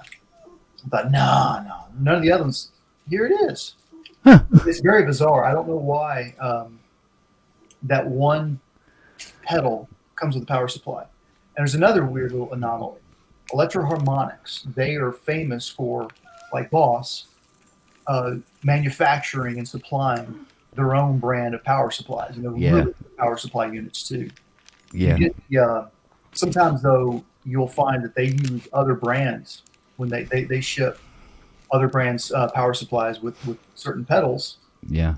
Namely ones that are not center negative 9 volt or 9.2 volt, whatever it is that they use. Yeah. And like anytime you see that, it probably will be some off-brand pedal. They've got a weird one called the Hum Debugger, which runs off a 7.5 or something like that. Mm. Yeah, just bizarre. It's like Wagu's saying, he goes, it's just 9 volt center negative. Thing is, if I remember rightly, back in the 80s, they were 9 volt, but they were a weird amperage as well, and it was an amperage you couldn't readily get. And you was kind of being forced to always use you got fed up using batteries after a while, but you ended up being forced to, buy their wall wart, which was like 54 bloody quid. Whoa, that's ridiculous. Yeah, and that's in the 80s. That's the equivalent of what, about £30,000 now, isn't it, or something stupid? And this I have is a soft version of that Pyramid to my Digitech iStomp.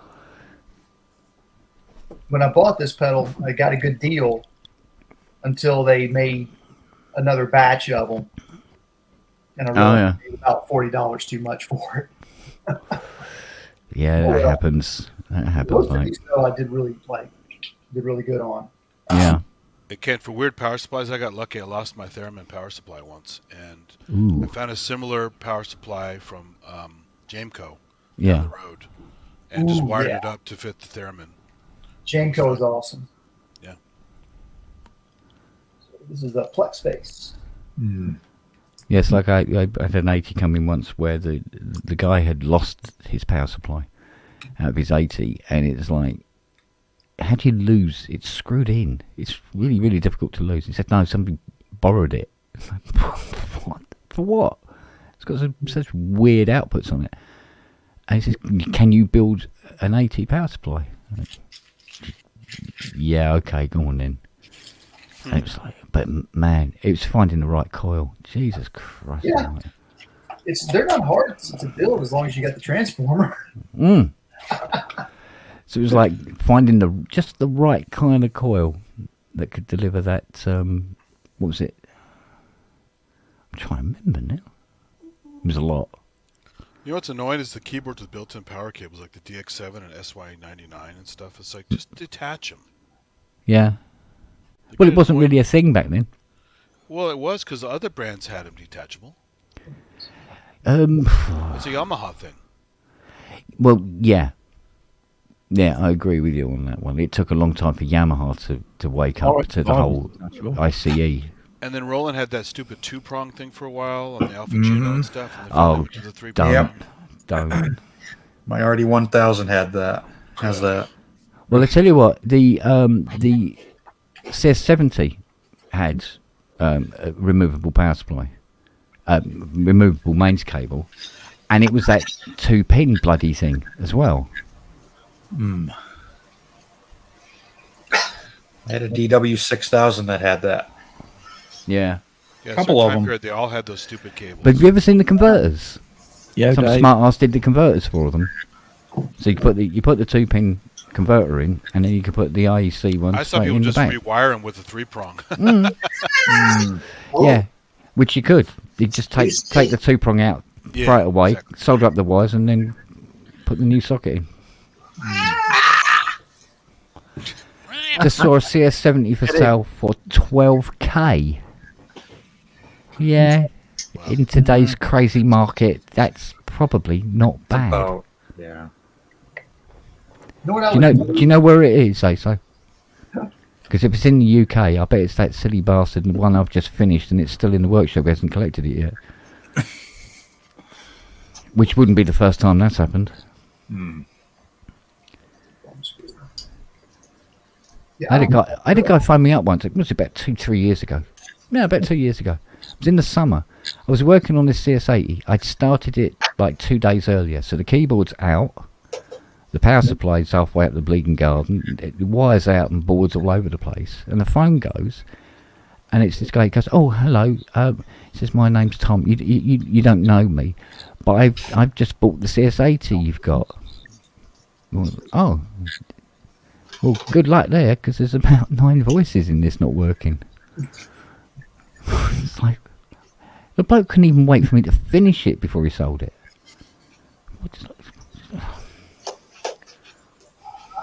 Hype is hype, and that synthesizer, many others are super, super hype. And let's be honest, only a few people really are going to appreciate them. Justin, Kent. I would never appreciate a CS80 fully because I don't know how to play anything. I can't play I can't take both hands and do this. Yeah. Make it sound good. Right. Yeah. I know what you mean. No, I know what you mean. And it is one of those keyboards that if you don't play it, it just sounds like another keyboard. Yeah. Why did you buy it? Exactly. Yeah, exactly. It sounds like everything else.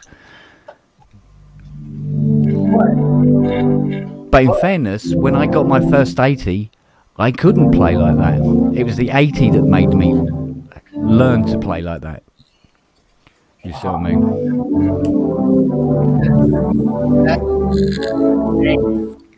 For a guitar. Yeah. Dinky. Flanger pedal, right? Yeah. Which is essentially the electric mistress. Mm-hmm. Well, this is the elastic mattress. Close. Yeah. I love the human attached to the guitar pedals. Yeah, it's fun. Yeah. What's that? Brisbane. Cleo, you No, look like I'm Bruce Bain.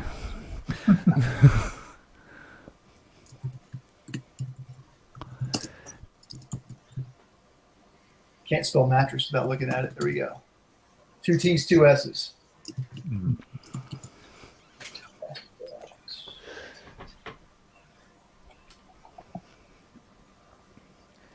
I'll tell you what though, this ANX engine on this bloody Yamaha. If anybody said to me, goes, no, it's not really modelled on the way the CS synthesizers were made. You go, yeah, you're a liar, mate. There's even a waveform in this thing that has the CS mistake in the square wave. They've actually put it in because instead of it being square, the top sits like that and the bottom sits like that. Mm. And they've put that waveform in there. Yeah. It looks like a shark tooth, right? Yeah, the saw has a little spike halfway down. Yeah, it's in there as a selectable waveform. Okay. And exactly what you're doing, guys, and I applaud you for it. Attention to detail, isn't it? That's what it Yeah. is. Because although this is heavy, it ain't like that fucker over there. And like I said, I've run out of almost all the spares for it now. Yeah. So I'm in the same boat as and if the restorer has about as much spares as anybody else who owns an 80 has got, they've managed to purloin off of eBay. Is that your personal CS80 then? No, that's not mine. Oh. No, that belongs to a guy who just really takes a long time coming to collect. But when he picks that up, which is now going to be October this year, he's dropping off another one, which is nicer than this one actually. It's a nicer sound.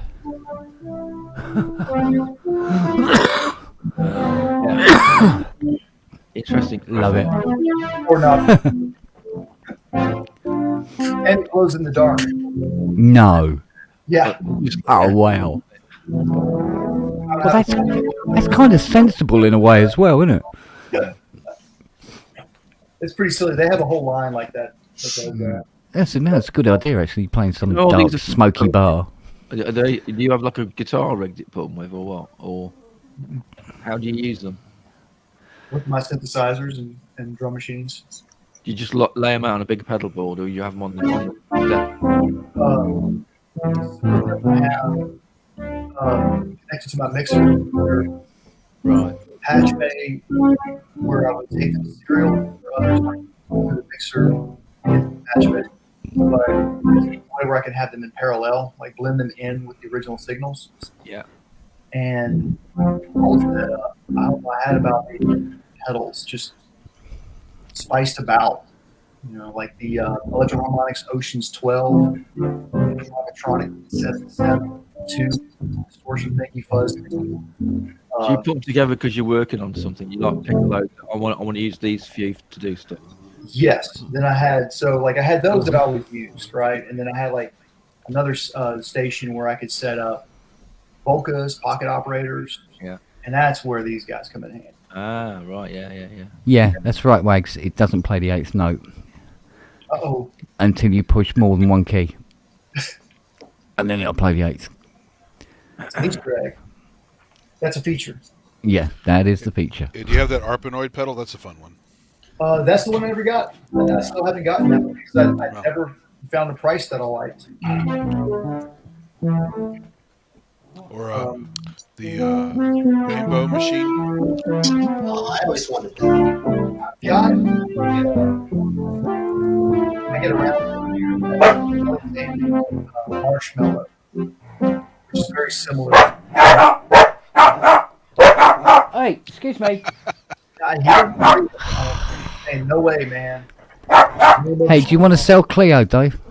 No. I wouldn't trade her for that CS80. Come on, two beautiful dogs. Quiet, obedient. No trouble at all, mate. Let's see. Let's look. All right. She's getting old. She doesn't like that anymore. Yeah, no, she's not into that anymore, is she? Oh, okay. Sorry. My old cat Whitney was like, he'd pick him up and he used to go. Oh, That's, if someone picked me up, I'd probably do the same thing, though. yeah, that's true. Fair. Like, Yeah. oh, God, put me down. Yeah, get Fiona's foot in me back, trying to push me out of bed at 3 o'clock in the morning. I'd make that noise as well, I would imagine. What do you lot want? Because no, you're not. No. Out. No, Go. Leave. Be gone. Go.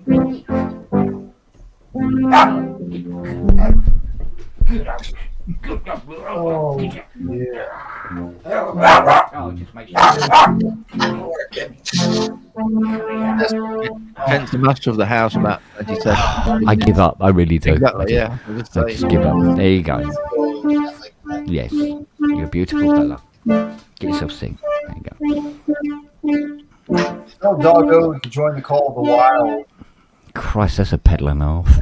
Back to the forest. This is an old noise endeavor.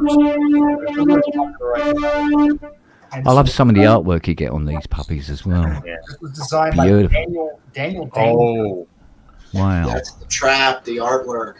Yep. This is what I'm saying, man. This is where I wish that Eurorack would somehow be able to do. People are, but you can't. You know, Small. It's covered up with noodles. Yeah, Pittsburgh. I bought a couple of those Safari series and different things from Pittsburgh because I got so excited. I was like, oh man, llamas and polar bears. They really weren't great modules, though. Unfortunately, they didn't live up to the. Well, you got you paid for. You got the graphics. So I did, and then I said, I guess that's enough graphics for me. Right. I got a little sprinkle. I was like, they're not terrible. Their drum modules were, anyways. This is just so awesome right here. That's got character. Right? Wow. Yeah, Love okay. it. But here's the problem, and I can fix this, though. It's got socketed transistors, but really it's not the transistors. It probably needs to have their bias levels and all that kind of, like the resistors need to be changed. Like, you got it wrong. Because this is an Eric Clapton treble boost circuit. It's the same circuit you find in his signature guitars, and you can get a kit and add it to your own guitar. Yeah. Here's the problem. With this thing engaged fully, signal in, signal out, you turn it on, and you get a serious attenuation of your signal. It's a booster.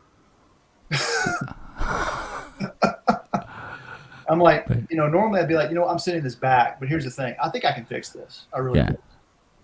I think I can just take the circuit out, figure out what's going on.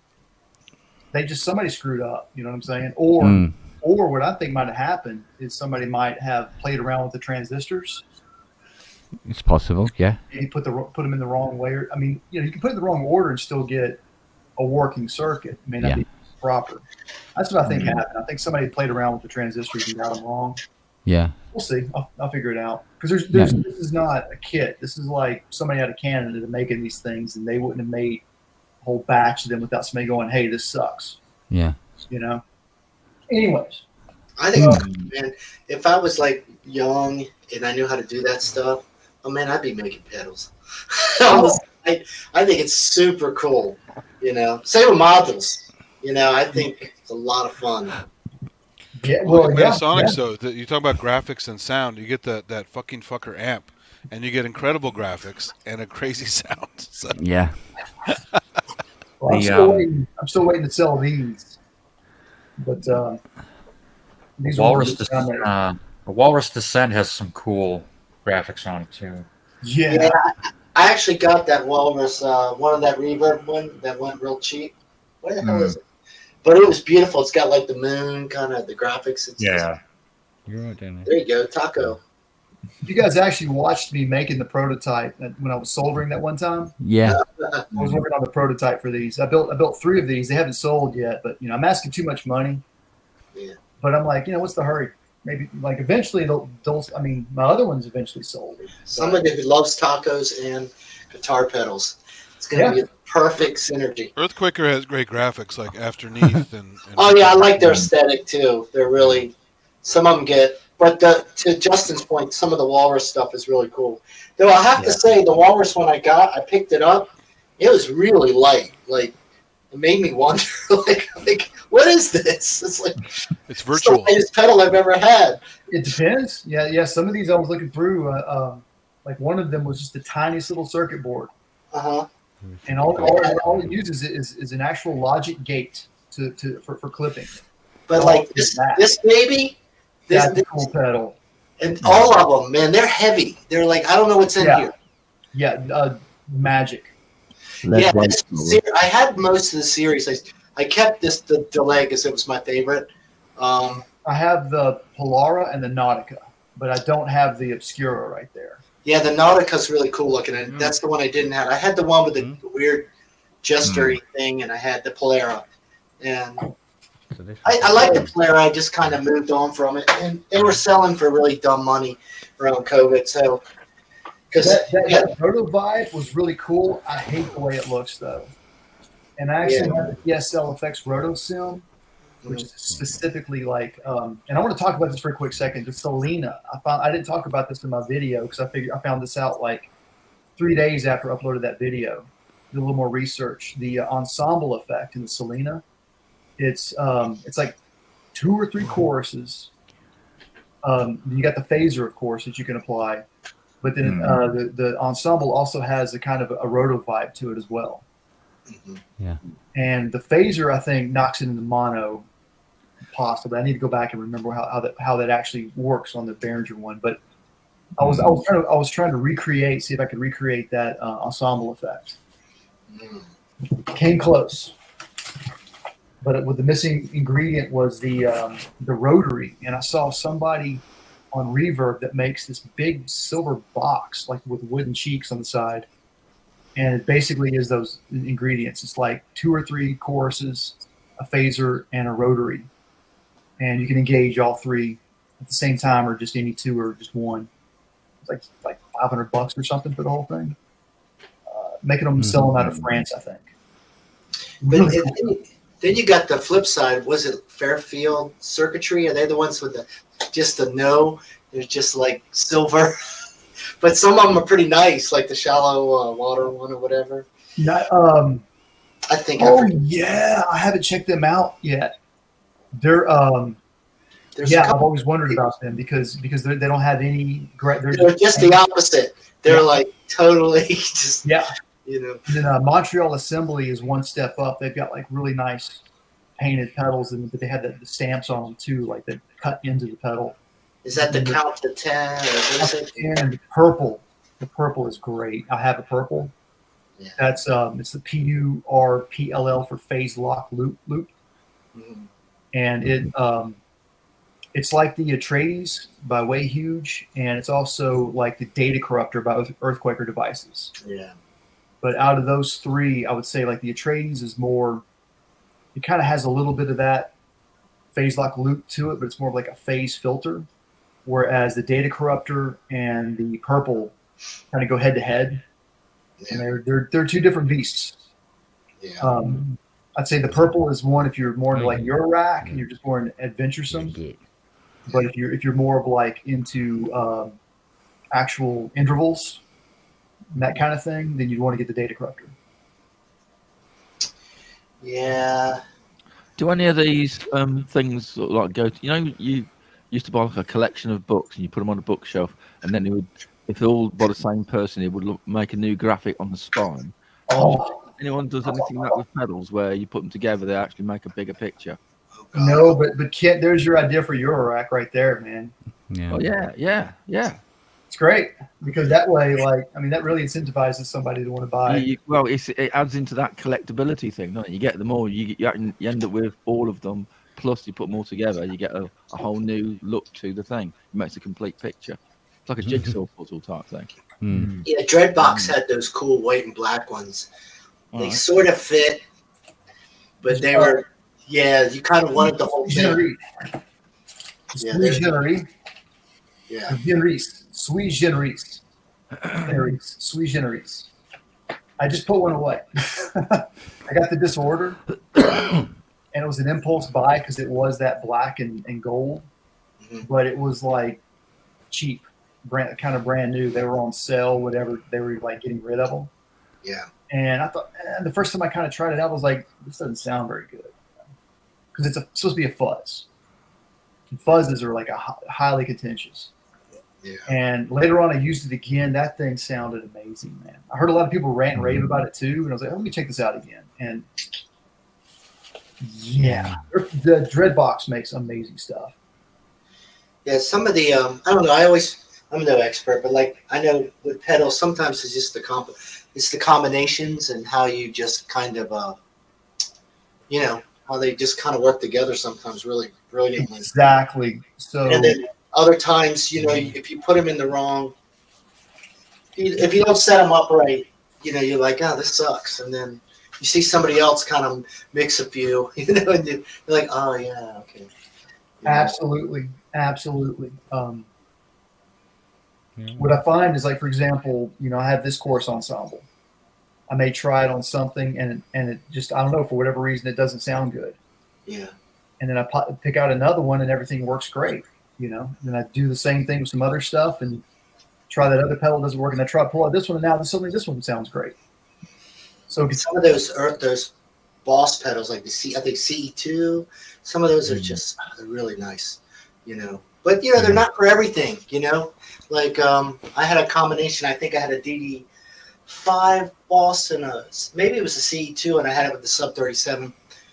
We did an album with it, me and my buddy, and it just sounded amazing, you know. Now he knew what it was. He was a guitar player, and he just kind of pulled them out. He's like, yeah, here, just. It was like this one to this one to that. He goes, you're good.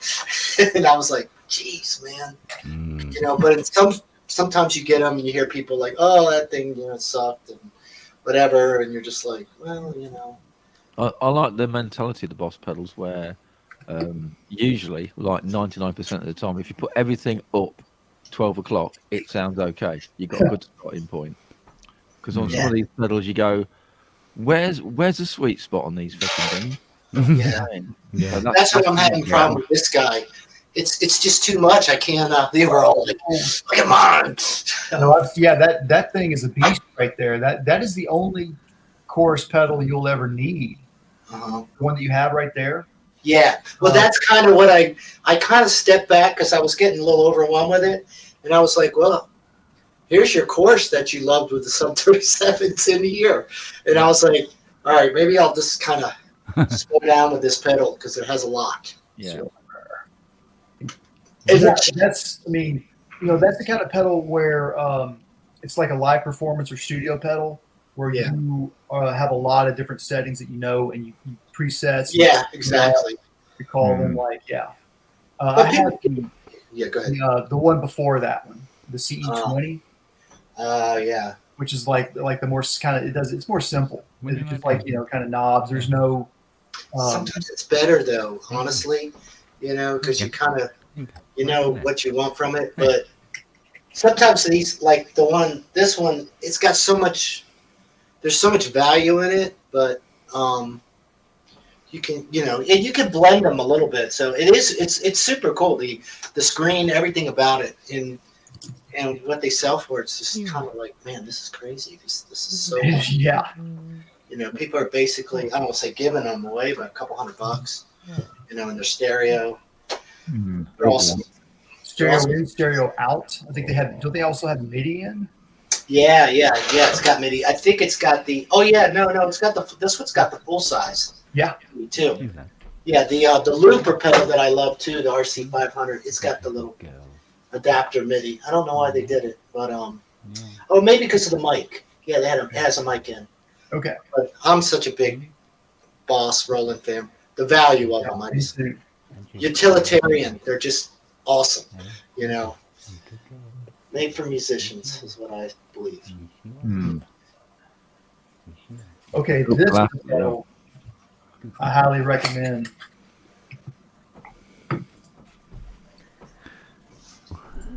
Oh, you're off down. So there you go. cool. This is cool as shit. Look at it. What is it? So it's an expression ramp.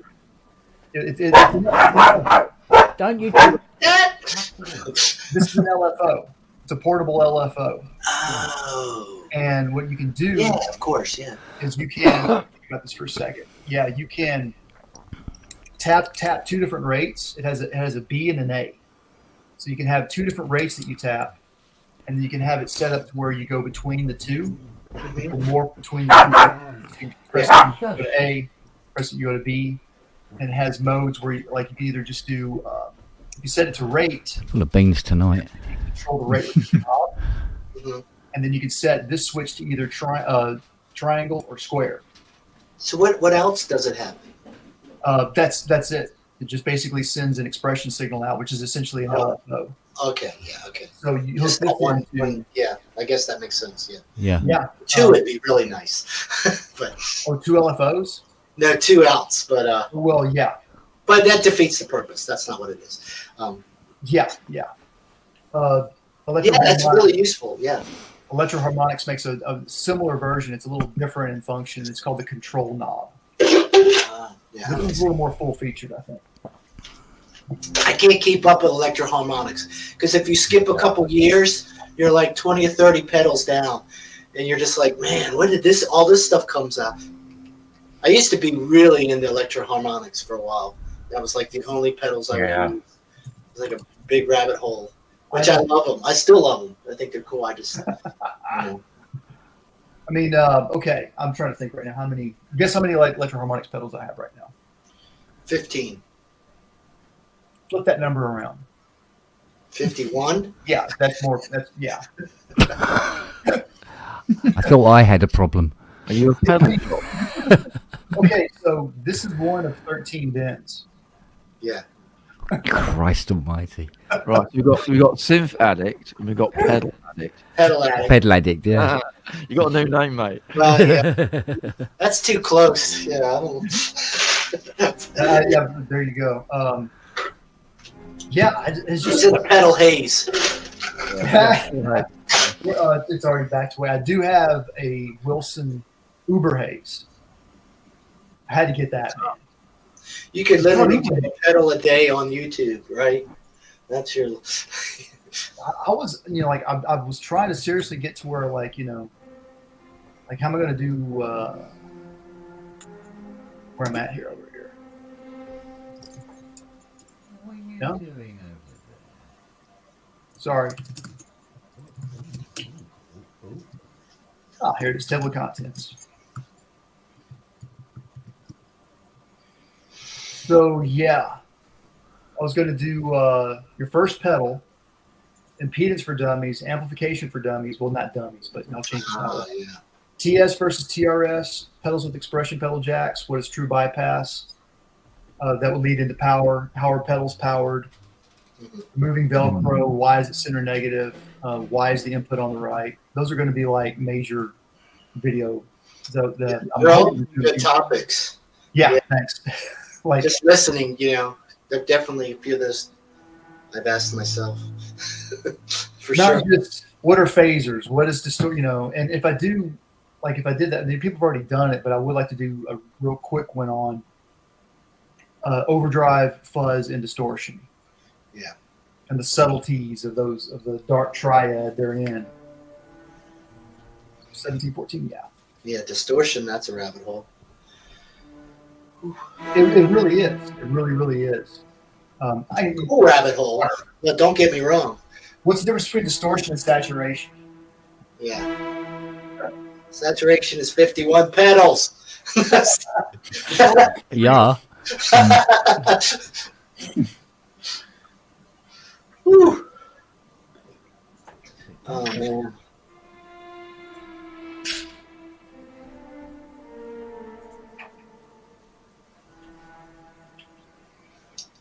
Pedals are cool though.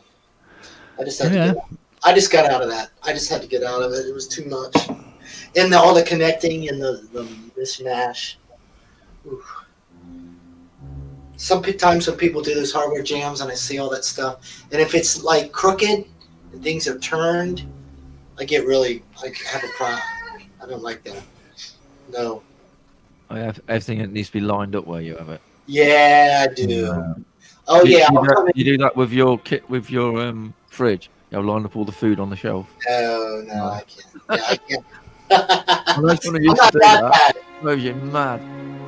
Yeah, but I do get mad with my setups.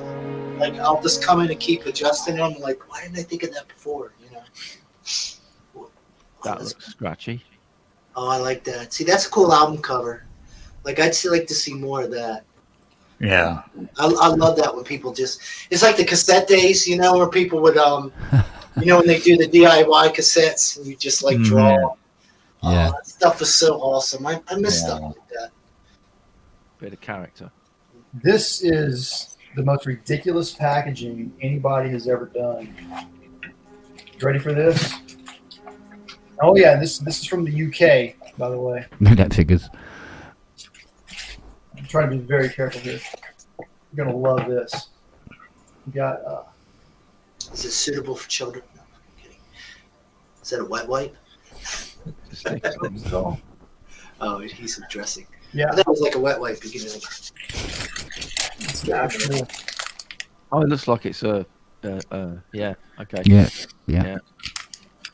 That's odd. What the? Don't do this. Don't do that. Yeah. You can imagine that going through customs. They go, right, have it to bits. Yeah. Yeah. X-ray it, nuke it. Here we go. Somebody told me to get this, and I said, "Yeah, okay." I found a good deal. Ooh, look at these nice little foot toppers. Dude, that is beautiful. Yeah. So it's sweet. Oh, nice. What does it do, and why should I get it? Well, Get it. the only reason why you want to get any No. I don't like this is because you're into acid house techno and real like grungy techno, and you love TV 303s and you love monosynths and you love to just run them through these things. This is a fuzz with a filter and an LFO. Okay. So you can affect the filter with the LFO, and it's got like a really gnarly fuzz. And it's also got a ring modulator. That's right. So it's got a lot. It's got a lot of stuff. Yeah, it does. It looks chunky.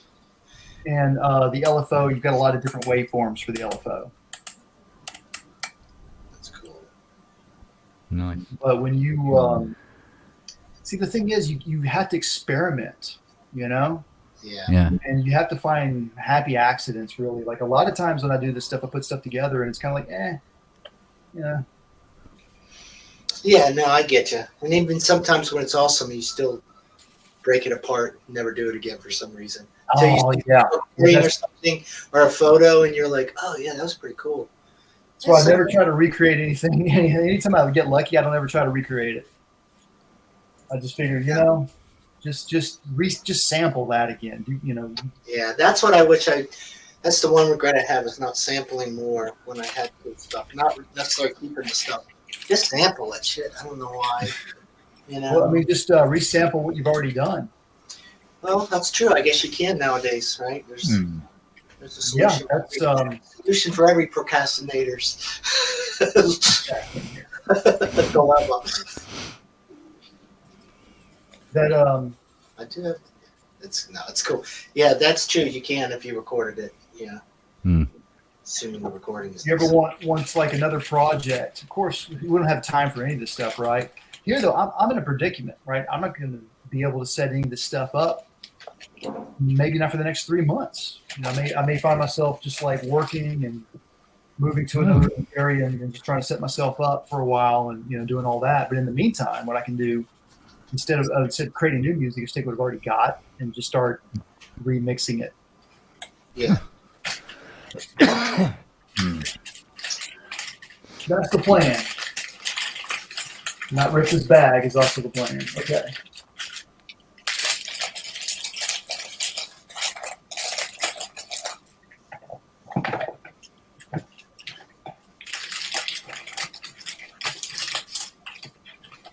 I am taking my time now. I've been like, I've done. Hang on a second. I'll tell you. This is number 8. This is my 8th bin that I'm working on. I've got 4 more out there. Yeah. Yeah. Eat your heart out, Synthetic. Yeah. Yeah, I think of course, if you need cables, you know where to. Yeah. You want to see my cables? Oh man, cables are a pain. No, mate, you're going to be amateur. Don't bother.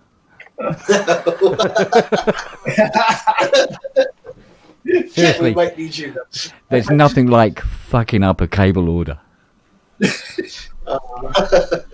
No, that's a 10, not a 1. What do you mean it's a 10? Cables are just a nightmare in general. I have them like, it's almost like their hair. I just have these long, like, well, I can't because of Clio, but like this big areas where I just have cables on like a bar, and I just pick it all up. I'm like, where am I going to put this? That it's not like a, I guess I got to go make Bluetooth, but that ain't happening. I hate Bluetooth.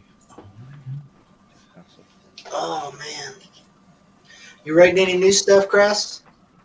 Me? I've done nothing over Christmas, so Me neither. Yeah. Well, the idea is I was trying to like get everything that was finished by the end of the year, so that come 2024, it's a brand new day. You know, there's nothing hanging over from last year into the new year. That's what I'm coming out. Yeah. So all new doesn't mean it's going to be any better. It just means it's going to be new. You're gonna eat more greens? Is that Yeah. Well, yeah. A biscuit's green. They could be, couldn't they? I suppose. If you're colorblind, I don't know. It's possible. Oh, leave them long enough to be a greeny blue colour. Yeah. Oh man. Yeah, I know. I'll get back to it.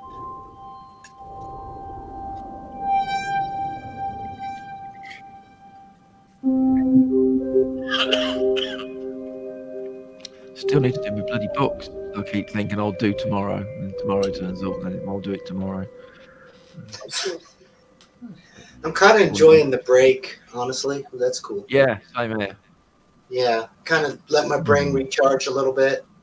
Yeah, you need to And, stop so that you've got a reason to start again. Yeah, actually cleaning out the studio a little bit feels really good.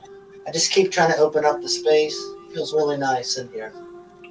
Are you still destroying things and putting them on eBay and getting rid of? Or you culled? Have you done your cull now? Have I done my what? Your cull. Have you culled down your amount of gear to what you want?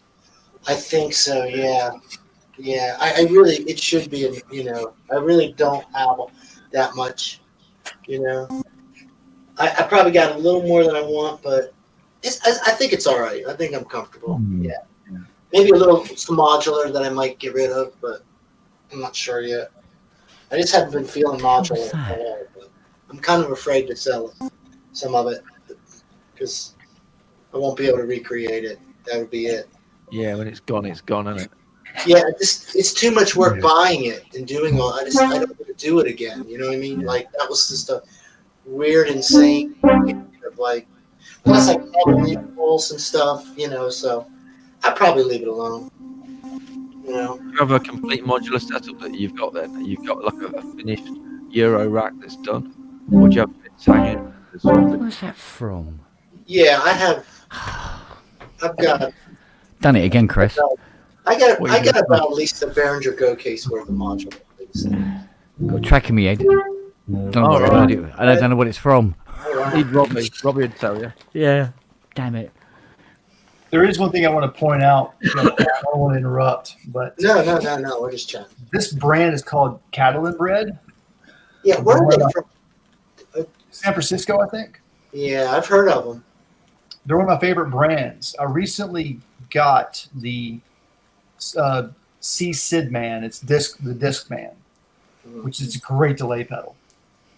On the back, pretty much every single one of their digital pedals, they had this little gain trim pot on the inside. Oh. And when I got the Discman, the volume was way, way, way down. Right, so like you might get a pedal and think like, what's wrong with this thing? But I knew from watching the Catalan Bread videos that they talk about this, like like that you can go in here and change the setting, just open it up, turn it up a little bit, and sure enough, whoever had it before me, they cranked it down for whatever reason. Oh, yeah. They probably You sold took it the to back off somebody, that then? the person thought it was broken. Did it have a backing to it? Oh yeah, you just took it off. Okay. It does. Yeah, he took it off. Yeah. Do you think that's a date or that looks like a date, right? Yeah. Yeah, it does. It's like 11/4/19. Yeah, November 19th. Yeah. That makes sense. 2004 is about right for this particular pedal. Yeah. Yeah. Well, I'm not worried if I don't have like serial numbers for all of them. It's just I figure now's the time to do it. Why are you collecting serial numbers? What's the find out where in the production run things were, or is it for insurance or what? For insurance mainly. Yeah. Probably smart. Yeah.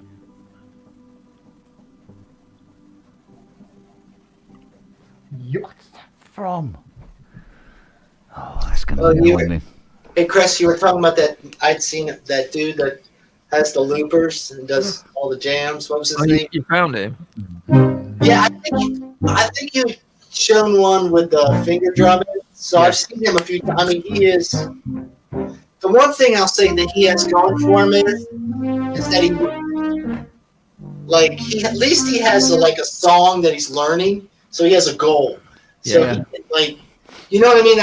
I think sometimes some of our problems, maybe all of our problems, is that we don't have something that concrete to start with, you know? So you have all these tools and you got all these ideas, and it's like you never get to that because you never start with that nice structure. Yeah, you've not got a roadmap, not a direction. Yeah, not taking anything away from the guy by any means. What he's doing is just so fluid and so he's really good, isn't he? He's really good. He just does it. You know, it's not pretty. You know, it's out there. You know, he doesn't make it real fancy. You're just like, geez, that guy. You know, but his timing is great. Yeah, his timing is like dropping all his loops in is really good. He's just probably been a live musician. Most live musicians' timing's generally pretty tight. Yeah, or they don't last. I was wrong. Calvin Brett is in Portland, Oregon. My bad. Or they're a guitar player. Did I say that? Yeah. They just noodle over the top. Yeah. Okay, Portland, yeah. Yeah, sorry. And then, Yeah. Hey, and then they call it jazz. yeah. So, what I do when I'm trying to figure out where the track is going to be, like I start out just get a bunch of stuff going, right? Kind of cohesive but whatnot. And I'll just try to record 30 minutes of that, an hour of that. And I'll just go take a bath and listen to it, the next day and listen to it, and just wait. And then maybe it will tell me what it's supposed to be. That kind of thing. Yeah, no, that is, I think you'll find more people are sort of doing that. I do about 5 to 7 minute snippets, jams, I find something cool and I kind of play it like it has parts in my mind. I structure it. I leave things open, but it's hard to really explain, but I think you kind of know what I'm talking about. I might have a cool rhythm part, but I'll kind of fade it out. Then I'll leave some open. And I'm always 4s and 8s and 16s, but yeah, I love the initial structure to be a jam with a lot of fluidness, and then I come in with really tight structure, more structure underneath it. Now the downside is, if you go to a DAW, you can correct anything now. So I kind of found cut it up. I didn't used to work like that, but now I'm starting to do that. But that way you get some kind of get a little bit of relaxation to the piece. You get natural knob twiddling, as we call it. It's got to feel good. But I miss. I would love to go back and just kind of write songs, with ABC parts, and then That's kind of how I work. Yeah, it's hard. I was never great at that. Maybe because I wasn't as trained. So I couldn't rely on theory to save my ass when I when I went to a bridge and I was just like, oh God, I wish I could just knew a couple chords to try right now. That's the one about techno. You don't have to do any of that. No, you don't. Yeah. And You if just I'm move going a bunch of knobs. and if I'm going to do an actual song, I'm probably I want to collaborate with other people. Yeah. That's just me though. No, it's fine because you played in bands, right? Oh yeah, and that's why. I'm a drummer by Same trade. here. Yeah, that's what I thought. So when you kind of come up like that, there's a lot of you don't shake it as easy. You know what I mean? No, I'd rather just go just be Justin's drummer. That just seriously, I'd be happy doing that. Yeah. You can play Rosanna, you're in. But that's the way. Yeah, I'm kidding. I think what's cool is that a lot of people don't realize. I know I could do the same thing. I could join a band and play shaker, tambourine, just odds and ends. And if the music was really cool and I was into it, I would be perfectly happy. And I've done stuff like that, or conversely, I had a bigger part. But it's really hard. I know. And every time I think about playing live and I did it, I still go, God, I wish I had a couple other musicians to do this. You know what I mean? I just, I think I just found the Genos 2 presets. There you go. Yeah. Totally worth your purchase now. My life is complete. You've just added £1,000 to your montage. I think that was the bit that got me. To go, it's more expensive. It's different, isn't it? Is it? But the interface is. It's like But $6 Ken- grand. But Ken, is the interface pretty accessible? I mean, could you wrap your head around it pretty quick? Well, this girl, Yeah. piece. It's lovely. Yeah. Absolutely. Because of the secondary display and the touch screen, it just seemed very, what's the word? Very intuitive. Yeah. I mean, initially, the first day I'm looking at it going, Yeah, it's big. You can't. yeah. see it all. But once you sort of like break it down into its components and you're going, oh, okay. Yeah, I get this. Yeah, like I this get is it. your control surface. Yeah. This is, Yeah. And then, yeah. Having a little bit of motif experience from the past helped. What's that one? Gaze? Yeah. I want to wait till Gilly's finished. Oh, okay. No, go on. Because this is like, Oh, that's cool. this is the okay. Yeah. So the cat's got a crown. Oh, There's a dead rat. So Oh, jeez. it's a rat killer. It's a graphic. Ah, yeah. Okay. Brilliant. And while guys, this one, this is just pure art. Oh yeah, correct. Yeah. That's pretty. That's a real popular one. I know.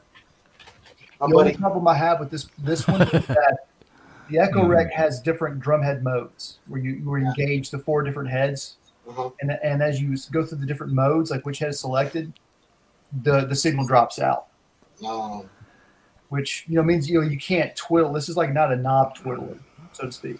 mm. I've got another one where you engage it via 4 different. Yeah, they had a couple versions, didn't they? Yeah, like There's a lot of different competitors. Yeah. That's the Donner Prince Bunar, but there's the Metaverse, the Wampler Metaverse. That thing, that's better than your Obscura, actually. Ooh. Right? Yeah. I mean, it is though. It's. But here's the thing, though. Wampler was trying to outdo that pedal. Yeah. He really was. He was trying to like. Well, there was a dude in particular that did that whole series for Digitech, and I remember, and then he left. Okay. So he did all those cool pedals, and then he split, and I forgot where he went or what he did after that. But I mean, they're great pedals. they're very not Digitech. Like you look at them, you're like, why are these so different? And I kind of went down the rabbit hole of the guy that created them, and kind of he was definitely he was bringing a whole different vibe to Digitech that I think they were used to. But they'll probably outlive Digitechs and a lot of their other stuff. This pedal is well worth the hype. This is the Discman. Upside down, sorry. Doesn't I've matter. seen it. Yeah. Yeah. It's great with drum machines. Like just have like a real simple drum beat. And I might can give a demo actually. Sounds cool to me. Everybody's sufficiently bored. You know what I love in my drum machine? What I love in my drum machine right now is the Micro Pitch by Eventide. That is Eventide. That Micro Pitch though, you put it on the drums, and I have my drums have a little sub mixer. Man, does it just start opening up everything? It's like too much fun. Okay. Cleo. Monaco is the complete opposite of Cleo. She hardly does anything ever. fuck all. It's this shit. I call her a stealth cat. You don't even know she's in the room behind you. It's like so quiet. I mean, the fact that she lives in my little closet in my base studio is just unreal. It's like having a wild animal that you know what I mean. Yeah, friended. It lives. Does she go in the rest of the house, or she just loves it? No. Really? No, because we have all the other animals. She doesn't. You know, she's up there now in age. So. She's her own cat, isn't she? So like I said, She does her thing. Yeah. People especially during COVID, I made her little room in there, and now that's where she lives, man. That's around. Cool. it's really awesome. Yeah. Well, sort of awesome, I guess. Yeah. She's happy. That's all. She's adapted. I appreciate someone that adapts, finds the best.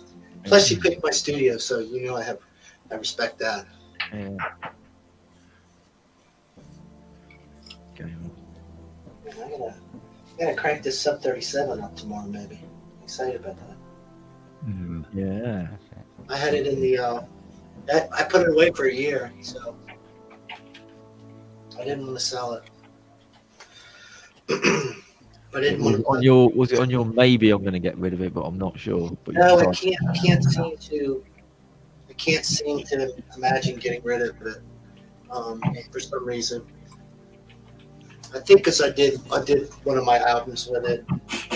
Yeah, it's just some things get sentimental. Yeah. Not too much, but a little bit. All right, let's hear it. I'm ready. You hear that? Yeah. Just my little pocket operator. Oh, yeah. Sounds better in my recordings in the 80s. I'll tell you that. Sad. Nice. I know, those things are crazy, man.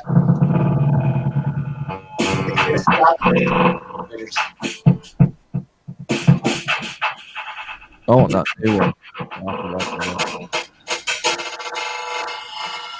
It's pretty crazy. I'm pretty intrigued by those, but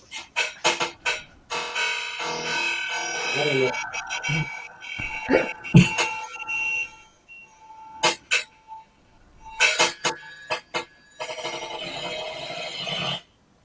But truly, the modular percussion slays that. Anyways, it's really really it's kind of fun. hard to work with. Let me see if I can get like real simple. That's the thing. I think I would kind of.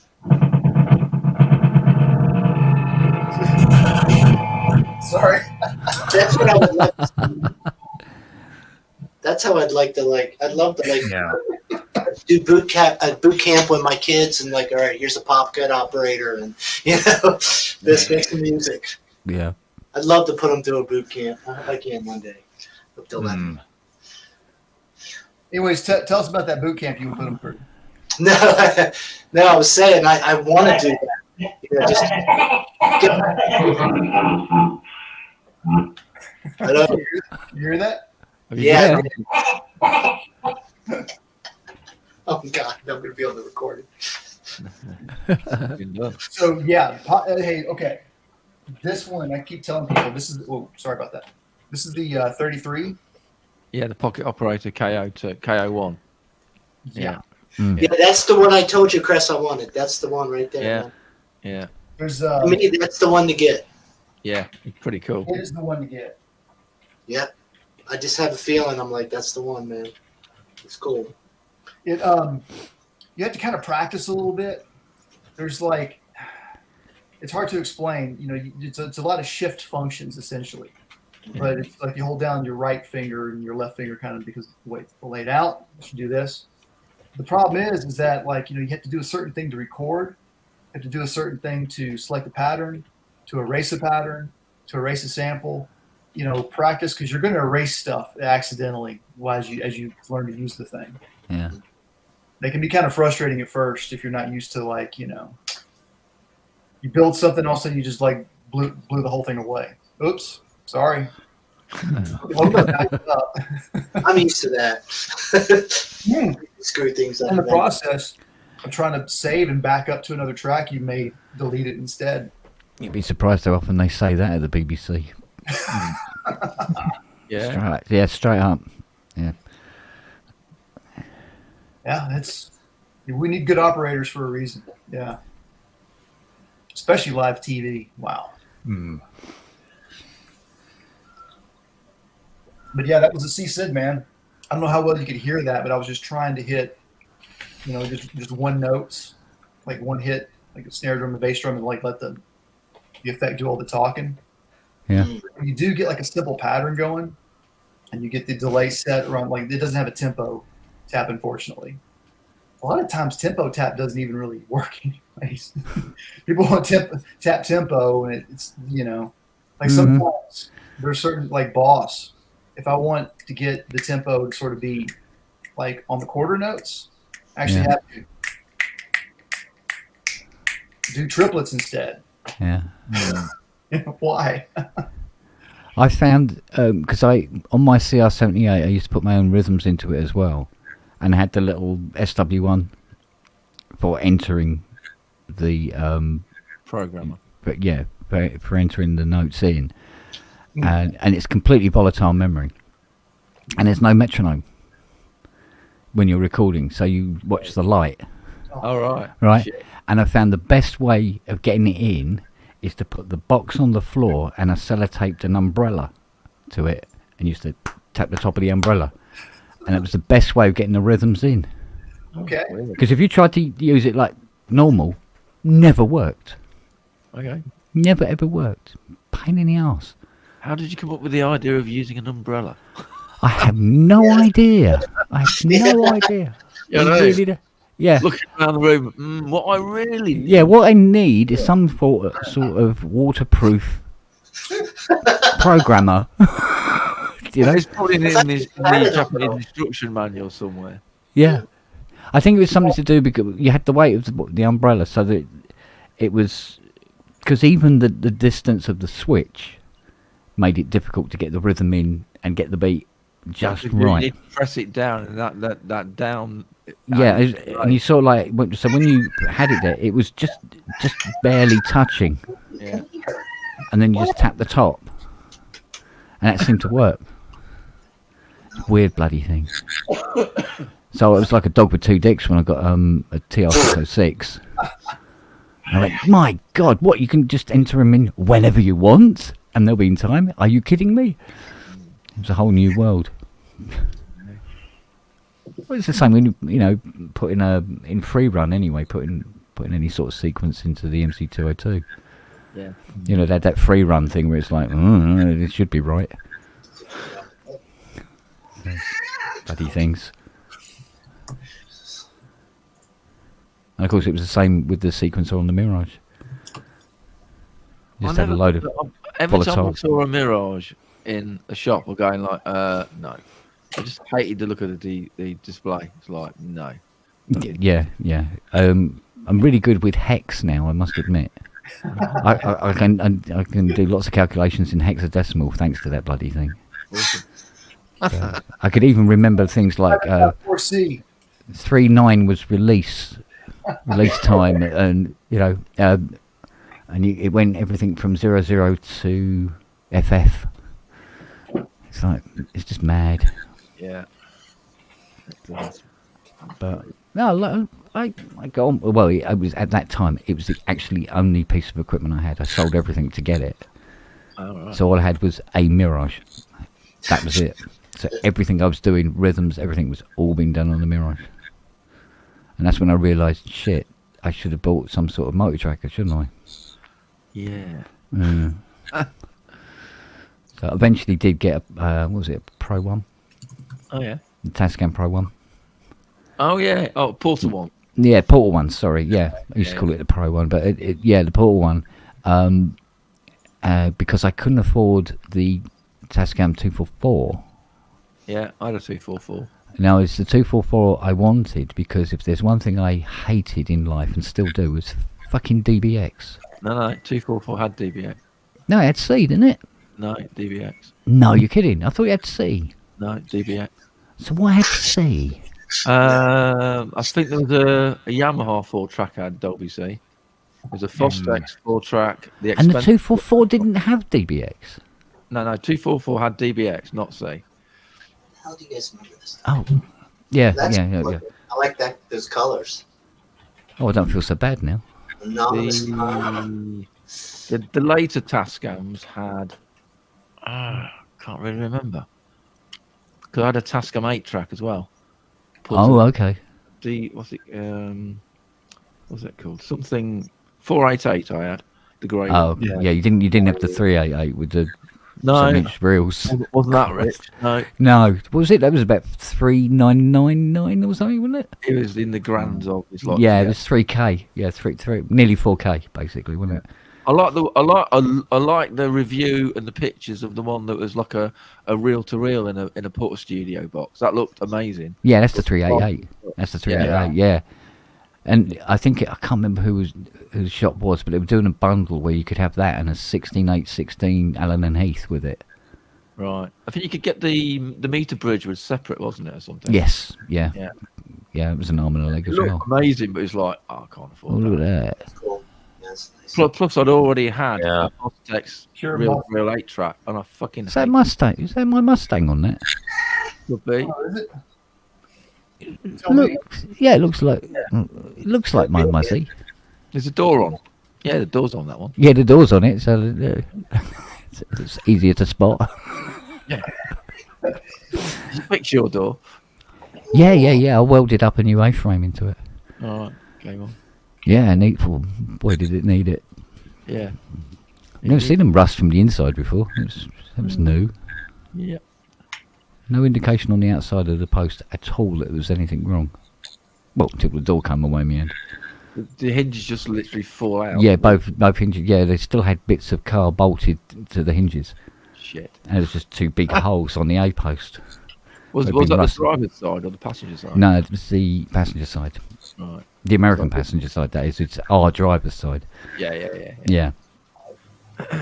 Crazy. That's why I opened them up. Right, Clee, I gotta get up. Ooh. All right, guys, I gotta take off. Thanks for joining us. Yeah, it was cool. Yeah, I better go for a shoot as well. Was it 20 to 3? Again. But I can leave this running for you guys if you wish. That's no biggie.